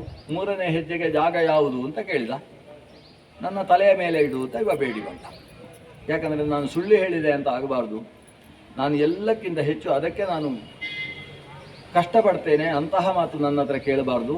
ಆದ್ದರಿಂದ ನನ್ನನ್ನೇ ನಿನಗೆ ಅರ್ಪಿಸಿದ್ದೇನೆ. 3ನೇ ಹೆಜ್ಜೆಗೆ ನಾನು ಅಂತ ತಿಳ್ಕೊಂಡೆ. ಯಾಕಂದರೆ ದಾನ ಕೊಟ್ಟಾಗ ಜಾಗವೆಲ್ಲವೂ ನಿನ್ನ ಕೈಗೆ ಹೋಯಿತು, ನಾನು ಇದ್ದ ಜಾಗವೂ ನಿನ್ನಲ್ಲಿ ವ್ಯಾಪಿಸಿಯೂ ಆಯಿತು. ಆದರೆ ನಾನು ನಿಮಗೆ ಸಿಗಲಿಲ್ಲ ಅಲ್ವಾ, ನನ್ನನ್ನು ಆತ್ಮನಿವೇದನೆ ಮಾಡಿಕೊಳ್ತೇನೆ ಅಂತ ಭಕ್ತಿಯ ಕೊನೆಯ ಹಂತವಾದ ಸಖ್ಯಂ ಆತ್ಮನಿವೇದನಂ ಅಂತ ಆತ್ಮನಿವೇದನ ಅನ್ನುವ ಭಕ್ತಿಯ ಎತ್ತರಕ್ಕೆ ಬಲಿ ಸಾಗಿದಾಗ ಭಗವಂತ ಆತನ ಹತ್ರ ಹೇಳ್ತಾನೆ, ಹಾಗಾದರೆ ತಲೆಯ ಮೇಲೆ ಕಾಲು ಇಟ್ಟಿದ್ದೇನೆ, ಇಟ್ಟು ಕಾಲು ತೆಗೆದ. ದೇವರ ಪಾದವನ್ನು ತಲೆಗಿಟ್ಟು ತೆಗೆದ. ಬಲಿಗೆ ಆನಂದವೋ ಆನಂದ, ರೋಮಾಂಚನಗೊಂಡಿದ್ದಾನೆ, ಆನಂದ ಬಾಷ್ಪ ಸುರಿಸ್ತಾ ಇದ್ದಾನೆ. ವಾಮನ ಹೇಳಿದ, ತ್ರಿವಿಕ್ರಮ ಅಲ್ಲಿಂದ ಹೇಳಿದ್ದಲ್ಲ, ಇಲ್ಲಿಂದ ವಾಮನ ಮಾತಾಡು. ವಾಮನ ಹೇಳ್ತಾನೆ, ಬಲಿ, ನೀನು ಅವಸರ ಮಾಡಿದ್ದಕ್ಕೆ ಇಂಥ ಪೆಟ್ಟು ತಿನ್ನಬೇಕಾಯ್ತು. ನೀನು ದೇವೇಂದ್ರನ ಸ್ಥಾನಕ್ಕೆ ಅರ್ಹನಾದ ವ್ಯಕ್ತಿ. ಮುಂದಿನ ಮನ್ವಂತರದಲ್ಲಿ ನೀನೇ ಇಂದ್ರ, ಬಲಿ ಇಂದ್ರ ಅಂತ ನಿನ್ನನ್ನು ಪೂಜೆ ಮಾಡ್ತಾರೆ. ಮುಂದಕ್ಕೆ ಇಂದ್ರನಾಗುವವ ನೀನು. ಆದರೆ ಅವಸರವೇ ಅಪಘಾತಕ್ಕೆ ಕಾರಣ. ಅಂದರೆ ಈಗ ಈ ವೈವಸ್ವತ ಮನ್ವಂತರದಲ್ಲಿ ಪುರಂದರ ಇಂದ್ರನಾಗಿರಬೇಕಾದವ ಅವನನ್ನು ಬಿಸಾಡಿ ನೀನು ಕೂತಿಯಲ್ವಾ, ಇದು ಅವಸರ ಮಾಡಿದಿ. ಆದ್ದರಿಂದ ಮುಂದಿನ ಮನ್ವಂತರ ಬರುವಲ್ಲಿಯ ತನಕ ನಿನ್ನದ್ದಾದಂತಹ ಸುತಲ ಅನ್ನುವ ಲೋಕದಲ್ಲಿ ನಿನ್ನ ಗೆಳೆಯರು ಈ ನಮುಚಿ, ರಾಹು ಎಲ್ಲ ರಕ್ಕಸರನ್ನು ಕರ್ಕೊಂಡು ಹೋಗು, ಅಲ್ಲಿ ವಾಸ ಮಾಡು. ಅಲ್ಲಿ ನಿನ್ನಲ್ಲಿ ಬಲಿ ಎಂಬ ಅಸುರಾವೇಶ ಆಗಿ ಮತ್ತೆ ನೀನು ಅದಪ್ಪಾತ ಹೊಂದಬಾರ್ದು. ಅದಕ್ಕೆ ನಿನ್ನ ಮುಂದೆ ನಾನೇ ಅಲ್ಲಿ ಬಂದು ನಿಂತಿರ್ತೇನೆ ನಿನ್ನ ರಕ್ಷಣೆಗೋಸ್ಕರ ಅಂತ ಹೇಳಿ ಅವನನ್ನು ಸುತಲ ಲೋಕಕ್ಕೆ ಕಳಿಸಿಕೊಡ್ತಾನೆ. ಅದು ಬಿಟ್ಟು ಅವನ ತಲೆ ಮೇಲೆ ಹೀಗೆ ಕಾರಿಟ್ಟು ಬೋರ್ವೆಲ್ ಮಿಷನ್ ತರಿಸಿ ಅವನನ್ನು ಕೆಳಗೆ ಕಳಿಸಿದ್ದ. ಹಾಗೆ ನೆಲದ ಒಳಗೆ ಹೋದರೆ ಅಲ್ಲಿ ಅತಲ ಸುತಲಗಳು ಸಿಗುವುದೂ ಇಲ್ಲ, ಹಾಗಿರುವುದೂ ಅಲ್ಲ. ಬೇರೆ ಬೇರೆ ಸಮುದ್ರ ಪ್ರದೇಶದ ಅಡಿಯಲ್ಲಿರ್ತಕ್ಕಂತಹ ಭೂಮಿಯ ಬಿಲಸ್ವರ್ಗಗಳು ಅಂತ ಅತಲ ವಿತಲಾದಿಗಳಿಗೆ ಹೆಸರು. ಇವನು ಅವನಿಗೆ ನಿರ್ದೇಶನ ಕೊಟ್ಟು ಅವನ ಸಂಕಟದ ಜೊತೆಗೆ ಸುತಲ ಲೋಕವನ್ನು ಪ್ರವೇಶ ಮಾಡ್ತಾನೆ. ಅಂತಹ ವಾಮನ ಭೂಮಿಗೆ ಸಂಬಂಧಪಟ್ಟಂತಹ ದೇವ. ನಾವು ಭೂಮಿಯಲ್ಲಿ ಇರುವಾಗ ನಮ್ಮ ರಕ್ಷಣೆ ಮಾಡಬೇಕಾದವ. ಸ್ಥಳೇ ಚ ಮಾಯಾವಟು ವಾಮನೋ ವ್ಯಾತ್. ಸ್ಥಳ ಅಂದರೆ ಭೂತಲ. ಭೂತಲದಲ್ಲಿ ಮಾಯಾವಟು ಅನಿಸಿರ್ತಕ್ಕಂತಹ ಭಗವಂತ ಅವನು ಅವ್ಯಾತ್, ರಕ್ಷಣೆ ಮಾಡಲಿ. ಅಲ್ಲಿ ಸ್ಥಳ ಅಂತ ಶಬ್ದ ಬಳಸಿದ್ದಾರೆ, ಭೂಮೌ ಅಂತ ಬಳಸಲಿಲ್ಲ. ಯಾಕೆ ಅಂತೇಳಿದರೆ ಭೂಮಿ ಅಂದರೆ ನಮ್ಮ ಭಾವನೆ ನೆಲದ ಮೇಲೆ ಅಂತ ಅರ್ಥ ಆಗ್ತದೆ. ಸ್ಥಳ ಅಂತ ಹೇಳಿದರೆ ಭೂಮಿಯ ಒಳಗೂ ಆಗ್ಬೋದು. ಗುಹೆಯಲ್ಲಿರುವಾಗ ನಮ್ಮ ರಕ್ಷಣೆ ಯಾವ ಮಾಡಬೇಕು, ಬಾವಿಗೆ ಇಳಿದು ಬಾವಿ ತೋಡ್ತಾ ಇರಬೇಕಾದ್ರೆ ನಮ್ಮ ರಕ್ಷಣೆ ಆ ದೇವರು ಮಾಡಬೇಕು. ಅದು ವಾಮನನ ಜವಾಬ್ದಾರಿ ಅಂತ ಅವನಿಗೆ ಬಿಟ್ಟು ಬಿಡಬೇಕು. ಇನ್ನು ಆಕಾಶದಲ್ಲಿ ಹಾರ್ತಾ ಇರುವಾಗ, ಇಲ್ಲಿ ಹೋದರೆ ನಾರಾಯಣ ಸರೋವರಕ್ಕೆ ಒಂದೇ ದಿವಸದಲ್ಲಿ ಬರುವುದು ಹೇಗೆ ಎಂದು ಆಕಾಶದಲ್ಲಿ ಹಾರುವಾಗ ಹೇಗೆ ರಕ್ಷಣೆ ಅಂದರೆ ತ್ರಿವಿಕ್ರಮ ಖೇ ಅವತು ವಿಶ್ವರೂಪ. ಖಂ ಅಂದರೆ ಆಕಾಶ. ಆಕಾಶಕ್ಕೆ ಸಂಸ್ಕೃತದಲ್ಲಿ ಒಂದಕ್ಷರದ ಶಬ್ದ ಸಿಕ್ಕಾಬಿಟ್ಟ ಇದ್ದಾರೆ. ಕಮ್ ಅಂದರೆ ನೀರು, ಅದು ಬಿಟ್ಟು ಕಮ್ ಅದಲ್ಲ. ಇಲ್ಲಿ ಕಮ್ ಅಂದರೆ ನೀರು, ಕಮಲ, ಕಂಜ ಇದೆಲ್ಲ ಕಮ್ ಅನ್ನೋ ಶಬ್ದದಿಂದ ಹುಟ್ಟಿರ್ತಕ್ಕಂಥದ್ದು. ಆದರೆ ಖಮ್ ಅಂದರೆ ಆಕಾಶ ಅಂತ ಅರ್ಥ. ಖೇಚರ ಅಂದರೆ ಅರ್ಥ ಏನು? ಖೇ ಅಂದರೆ ಆಕಾಶದಲ್ಲಿ, ಚರ ಅಂದರೆ ಸಂಚರಿಸುವಂಥದ್ದು. ಹಕ್ಕಿಗಳನ್ನು ಖೇಚರ ಅಂತ ಕರೆಯುವುದು ಅದಕ್ಕೋಸ್ಕರ, ಖಗ ಅಂತ ಕರೆಯುವುದು ಅದಕ್ಕೋಸ್ಕರ. ಖೇ ಗಚ್ಚಂತೀತಿ ಖಗಾಹ. ಖ ಅಂದರೆ ಆಕಾಶ. ಖೇ ಅಂದರೆ ಆಕಾಶದಲ್ಲಿ ವಿಶ್ವರೂಪ ತ್ರಿವಿಕ್ರಮ ಅವತು. ನೆಲದಲ್ಲಿ ವಾಮನ, ಆಕಾಶದಲ್ಲಿ ತ್ರಿವಿಕ್ರಮ. ಆಕಾಶದಲ್ಲಿ ಅಂದರೆ ಹೇಗೆ? ಹಿಂದಿನ ಕಾಲದಲ್ಲಿ ಎಲ್ಲರೂ ವಾಮನದ ಆ ವಿಮಾನದಲ್ಲಿ ಹೋಗ್ತಾ ಇರಲಿಲ್ಲ. ಅಂದ ಆಕಾಶದ ರಕ್ಷಣೆ ಅಂತ ಹೇಳಿದರೆ, ನಾವು ನೆಲದಲ್ಲಿ ಹೆಜ್ಜೆ ಇಟ್ಟು ಮತ್ತೊಂದು ಹೆಜ್ಜೆ ಇಡುವಾಗ ನೆಲವನ್ನು ಬಿಡುವುದಿಲ್ಲ. ಅಲ್ಲಿ ಹೆಜ್ಜೆ ಇಟ್ಟ ಮೇಲೆ ಇಲ್ಲಿ ಈ ಹೆಜ್ಜೆಯನ್ನು ಬಿಡ್ತೇವೆ. ಆದರೆ ಓಡುವಾಗ ಹಾಗೆ ಮಾಡುವುದಿಲ್ಲ. ಓಡುವಾಗ ಒಂದು ಹೆಜ್ಜೆ ಇಟ್ಟು ಭಟ್ ಅಂತ ಜಿಗಿದು ಅಲ್ಲೊಂದು ಹೆಜ್ಜೆ ಇಡುವುದು. ಆಗ ಆಕಾಶದಲ್ಲಿ ಹೋಗುವುದೇ ಜಾಸ್ತಿ. ಓಡುವುದು ಅಂದರೆ ಆಕಾಶದಲ್ಲಿ, ನಡೆಯುವುದು ಅಂದರೆ ನೆಲದಲ್ಲಿ. ಇಷ್ಟು ವ್ಯತ್ಯಾಸ ಇದೆ. ಇದನ್ನು ಕಾಳಿದಾಸ ವರ್ಣನೆ ಮಾಡ್ತಾನೆ. ನನ್ನ ತಂಗಿ ಒಬ್ಬಳಿದ್ದಾಳೆ, ಅವಳು ಆಕಾಶದಲ್ಲಿ ಓಡುವುದು ಅಂತ ವರ್ಣನೆ ಅವನು. ಕೆಲವು ಹುಡುಗಿಯರು ಹಾಗಿರ್ತಾರೆ, ಓಡುವುದು ಅಂದರೆ ಅವರು ನೆಲದಲ್ಲಿ ನಿಲ್ಲುವುದೇ ಇಲ್ಲ. ಜಿಂಕೆಯನ್ನು ವರ್ಣನೆ ಮಾಡುವಾಗ ಹಾಗೆ ಹೇಳ್ತಾರೆ, ಭೂಮಿಯಲ್ಲಿ ತೋಕಂ ಭುವಿ ಗಚ್ಚತಿ, ಭೂಮಿಯಲ್ಲಿ ಬರೀ ಕ್ಷಣ, ಮತ್ತೆಲ್ಲ ಆಕಾಶದಲ್ಲೇ ಹೋಗ್ತಾ ಇದೆ ಆ ಜಿಂಕೆ ಅಂತ. ದುಷ್ಯಂತ ಜಿಂಕೆಯನ್ನು ಓಡಿಸುವಾಗ ಕಾಳಿದಾಸ ವರ್ಣನೆ ಮಾಡುವುದು. ಹಾಗೆ ಆಕಾಶದಲ್ಲಿ ನಾವು ಸಂಚರಿಸುವಾಗ ಕೈಕಾಲು ಮುರಿಯದೇ ಇದ್ದ ಹಾಗೆ ವಿಶ್ವರೂಪ ತ್ರಿವಿಕ್ರಮ ಮಾಂ ಅವತ್. ಯಾಕಂದರೆ ತ್ರಿವಿಕ್ರಮನ ಕಾಲು ಎತ್ತಿದಾಗ ತಾಗಿದ್ದು ಸಾಮಾನ್ಯ ಅಲ್ಲ. ಬಂಗಾರ ಬೆಳ್ಳಿಗಳಿಂದ ನಿರ್ಮಿತವಾದ 100 ಕೋಟಿ ಯೋಜನದಷ್ಟು ದಪ್ಪಗಿರತಕ್ಕಂತಹ ಬ್ರಹ್ಮಾಂಡದ ಕರ್ಪರ ಭಗವಂತನ ಕಾಲಿಗೆ ತಾಗಿದ್ರೆ ಕಾಲು ನಿಜವಾಗಿ ಫ್ರ್ಯಾಕ್ಚರ್ ಆಗಬೇಕಿತ್ತು. ಆದರೆ ಆದದ್ದೇನು? ಆ ಕರ್ಪರ ಒಡೆದ ಕಾರಣದಿಂದ ಹೊರಭಾಗದಿಂದ ನೀರು ಒಳಗೆ ಸುರಿದದ್ದು. ದೇವರಿಗೆ ಬೇಕಿದ್ದದ್ದು ಬ್ರಹ್ಮಾಂಡದ ಬಾಕ್ಯೋದಕ, ಬ್ರಹ್ಮಾಂಡದ ಪ್ರಜೆಗಳಿಗೆ ಸಿಗಬೇಕು. ಯಾಕಂದರೆ ನನ್ನ ಪಾದ ಜಲ ಅದು ಅಂತ. ಹಾಗೆ ಅಲ್ಲಿ ತುಂಬಿದ್ದಂತಹ ಜಲಾವರಣ ಒಳಗೆ ನುಗ್ಗಿತು ಅಂತಾದರೆ ಇಡೀ ಬ್ರಹ್ಮಾಂಡ ಮುಚ್ಚಿ ಹೋಗುವ ಪ್ರಸಂಗ ಇತ್ತು. ಆವಾಗ ನಮ್ಮ ಬ್ರಹ್ಮದೇವರು ಅಲ್ಲಿ ಸುರಿದ ನೀರನ್ನು ತಮ್ಮ ಕಮಂಡಲುವಿನಲ್ಲಿ ಧಾರಣೆ ಮಾಡ್ತಾರೆ. ವಾಯುದೇವರು ಒಡೆದ ಭಾಗಕ್ಕೆ ಅಷ್ಟಕ್ಕೂ ಕೂಡ ಸಿಮೆಂಟ್ ಹಾಕ್ತಾರೆ. ಆ ವಾಯುದೇವರು ಅವತ್ತು ಅದನ್ನು ರಿಪೇರಿ ಮಾಡದೆ ಹೋದರೆ ಇವತ್ತಿಗೆ ಬ್ರಹ್ಮಾಂಡ ಇರ್ತಿರ್ಲಿಲ್ಲ ಅಂತ, ಈ ನೀರಿನಿಂದ ಕೂಡಿ ಹೋಗ್ತಿತ್ತು. ಯಾಕಂದರೆ ಈ ಬ್ರಹ್ಮಾಂಡದ ಒಳಜಾಗ ಎಷ್ಟಿದೆಯೋ ಅದರ 10 ಪಟ್ಟು ನೀರು ಹೊರಗಿದೆ. ಅದಕ್ಕೆ ಜಲಾವರಣ ಅಂತ ಹೆಸರು. ಅದು ನುಗ್ಗಿದಾಗ ಅದನ್ನಷ್ಟನ್ನು ಸರಿಪಡಿಸಿದ್ದು ವಾಯುದೇವರು ತಾವೇ ಒಳಗೆ ಪ್ರವೇಶ ಮಾಡಿ ಒಳಗೆ ಬಿಸಿಯಾಗಿ ಅವುಗಳು ಸೇರಿಕೊಳ್ಳುವ ಹಾಗೆ ಮಾಡಿದರಂತೆ. ತುಂಬಿಸಿಕೊಂಡ ನೀರಿನಿಂದ ಭಗವಂತನ ಪಾದದ ಪ್ರಕ್ಷಾಲನೆಯಾಯಿತು. ಪ್ರಕ್ಷಾಲಿತವಾದ ಜಲ ಭೂಮಿಗೆ ಸುರಿಯುವುದಕ್ಕೆ ಪ್ರಾರಂಭವಾಯಿತು. ಸುರಿದ ಜಲ ಸಪ್ತರ್ಷಿ ಮಂಡಲದ ಮೇಲೆ ಇರುವ ಧ್ರುವಮಂಡಲಕ್ಕೆ ಬಿತ್ತು. ಅಲ್ಲಿರತಕ್ಕಂತಹ ಧ್ರುವ ಅದರಲ್ಲಿ ಸ್ನಾನ ಮಾಡಿ ಪುಳಕಿತ ಗಾತ್ರನಾದ. ಆಮೇಲೆ 10,000 ವರ್ಷ ದಾಟಿದ ಮೇಲೆ ಸಪ್ತರ್ಷಿ ಮಂಡಲಕ್ಕೆ ಬಂತು ಆ ನೀರು ಇಳಿದು ಬರಲಿಕ್ಕೆ. ಅಂದರೆ ಧ್ರುವನಿಗೂ ಸಪ್ತರ್ಷಿ ಮಂಡಲಕ್ಕೂ ಅಷ್ಟು ವ್ಯತ್ಯಾಸ ಇದೆ, ಅಷ್ಟು ದೂರದ್ದು. ಆ ಸಪ್ತರ್ಷಿ ಮಂಡಲಕ್ಕೆ ಬಿದ್ದಾಗ ಆ ನೀರಲ್ಲಿ ಸಪ್ತರ್ಷಿಗಳು ಕೂಡ ಅಲ್ಲಿ ಅನುಷ್ಠಾನಗಳನ್ನು ಮಾಡಿದೆ. ಅಲ್ಲಿಂದ ಎಷ್ಟೋ ವರ್ಷಗಳಾದ ಮೇಲೆ ಸ್ವರ್ಗಲೋಕಕ್ಕೆ ಬಂತು. ಆಮೇಲೆ ಸೂರ್ಯಲೋಕದ ಮೂಲಕವಾಗಿ ಸಾಗಿ ಬಂದಂತಹ ಆಕಾಶ ಗಂಗೆ ಅದು ಹಿಮವತ್ ಪರ್ವತದ ಗಂಗೋತ್ರಿಯಲ್ಲಿ ಶಿವನ ಜಟಾಜೂಟದ ಮೇಲೆ ಹರಿದು ಬಿದ್ದಿದ್ದಾಳೆ. ಬಿದ್ದಂತಹ ಗಂಗೆಯನ್ನು ಶಿವ ಧರಿಸಿ ಸಾಗಿದ. ಮತ್ತೆ ಜಟಾಜೂಟದಿಂದ ಒಂದಷ್ಟು ಗಂಗೆ, ಸ್ವಲ್ಪ ಗಂಗೆಯನ್ನು ಈ ಭೂಮಿಗೆ ಇಷ್ಟು ಸಾಕು ಅಂತ ಬಿಟ್ಟಂತಹ ಗಂಗೆ ಹರಿದು ಬಂದು ಭಾಗೀರಥಿಯಾಗಿ ಈ ಭೂಮಿಯಲ್ಲಿ ಹರಿದಿದ್ದಾಳೆ. ಆ ಗಂಗೆಯಲ್ಲಿ ನಾವು ಮುಳುಗುವುದು ಅಂತ ಹೇಳಿದ್ರು, ವಿಷ್ಣು ಪಾದೋದಕದಲ್ಲಿ ಮುಳುಗು ಹಾಕುವುದು ಅಂತ ಹೇಳಿದ್ರು, ಅರ್ಥ ಒಂದೇ. ಅಂತಹ ಗಂಗಾಜನಕ ತ್ರಿವಿಕ್ರಮಖೇವತು ವಿಶ್ವರೂಪ. ಗಂಗಾಜನಕನಾದಂತಹ ತ್ರಿವಿಕ್ರಮ ಆಕಾಶದಲ್ಲಿ ಸಂಚರಿಸುವ ನಮ್ಮನ್ನು ವಿಶ್ವರೂಪನಾಗಿ ರಕ್ಷಣೆ ಮಾಡಲಿ. ತ್ರಿವಿಕ್ರಮ ಅಂದರೆ ವಿಶ್ವರೂಪ, ಎಲ್ಲೆಡೆ ತುಂಬಿದ ರೂಪ. ಎಲ್ಲೆಡೆ ತುಂಬಿದ ರೂಪದಿಂದ ನಮ್ಮನ್ನು ರಕ್ಷಣೆ ಮಾಡಲಿ. ದುರ್ಗೇಶು ಅಟವ್ಯಾಜಿ ಮಖಾದಿಷು ಪ್ರಭು ಪಾಯಾತ್ ನೃಸಿಂಹ ಅಸುರ ಯೂಥ ಪಾರಿಹಿ. ವಿಮುಂಚತೋ ಯಸ್ಯ ಮಹಾಟ್ಟಹಾಸಂ ದಿಶೋ ವಿನೇದುರ್ನ್ಯಪತನುಶ್ಚ ಗರ್ಭಾಃ. ನರಸಿಂಹನ ಬಗ್ಗೆ ಮಧ್ಯಾಹ್ನ ಆದಮೇಲೆ ಮಾತಾಡಬೇಕು ಅಂತಿರುವುದು.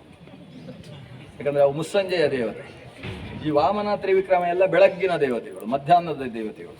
ಅದಕ್ಕೋಸ್ಕರ ಈಗ ನರಸಿಂಹನ ವಿಷಯವನ್ನು ಮತ್ತೆ ಮಧ್ಯಾಹ್ನ 3 ಗಂಟೆಗೆ ಅಲ್ಲ, ಈಗ 12 ಆಯಿತು, ಇವಾಗ 1 ಆಯಿತು, 3:30 ಮತ್ತೆ 3:30ಗೆ ಸೇರಿದಾಗ ಅವಲೋಕನೆ ಮಾಡೋಣ. 3:30ಗೂ ಕೂಡ ಇಲ್ಲೇ ಹೊರಗೆ ಎಲ್ಲಿಯಾದರೂ ಕೂತ್ಕೊಳ್ಳೋಣ, ಎಲ್ಲಿ ನೆರಳುಂಟು ಅಲ್ಲಿ ಕೂತ್ಕೊಂಡು ಮತ್ತೆ ಮುಂದುವರಿಸುವ. ಶ್ರೀಕೃಷ್ಣಾರ್ಪಣಮಸ್ತು.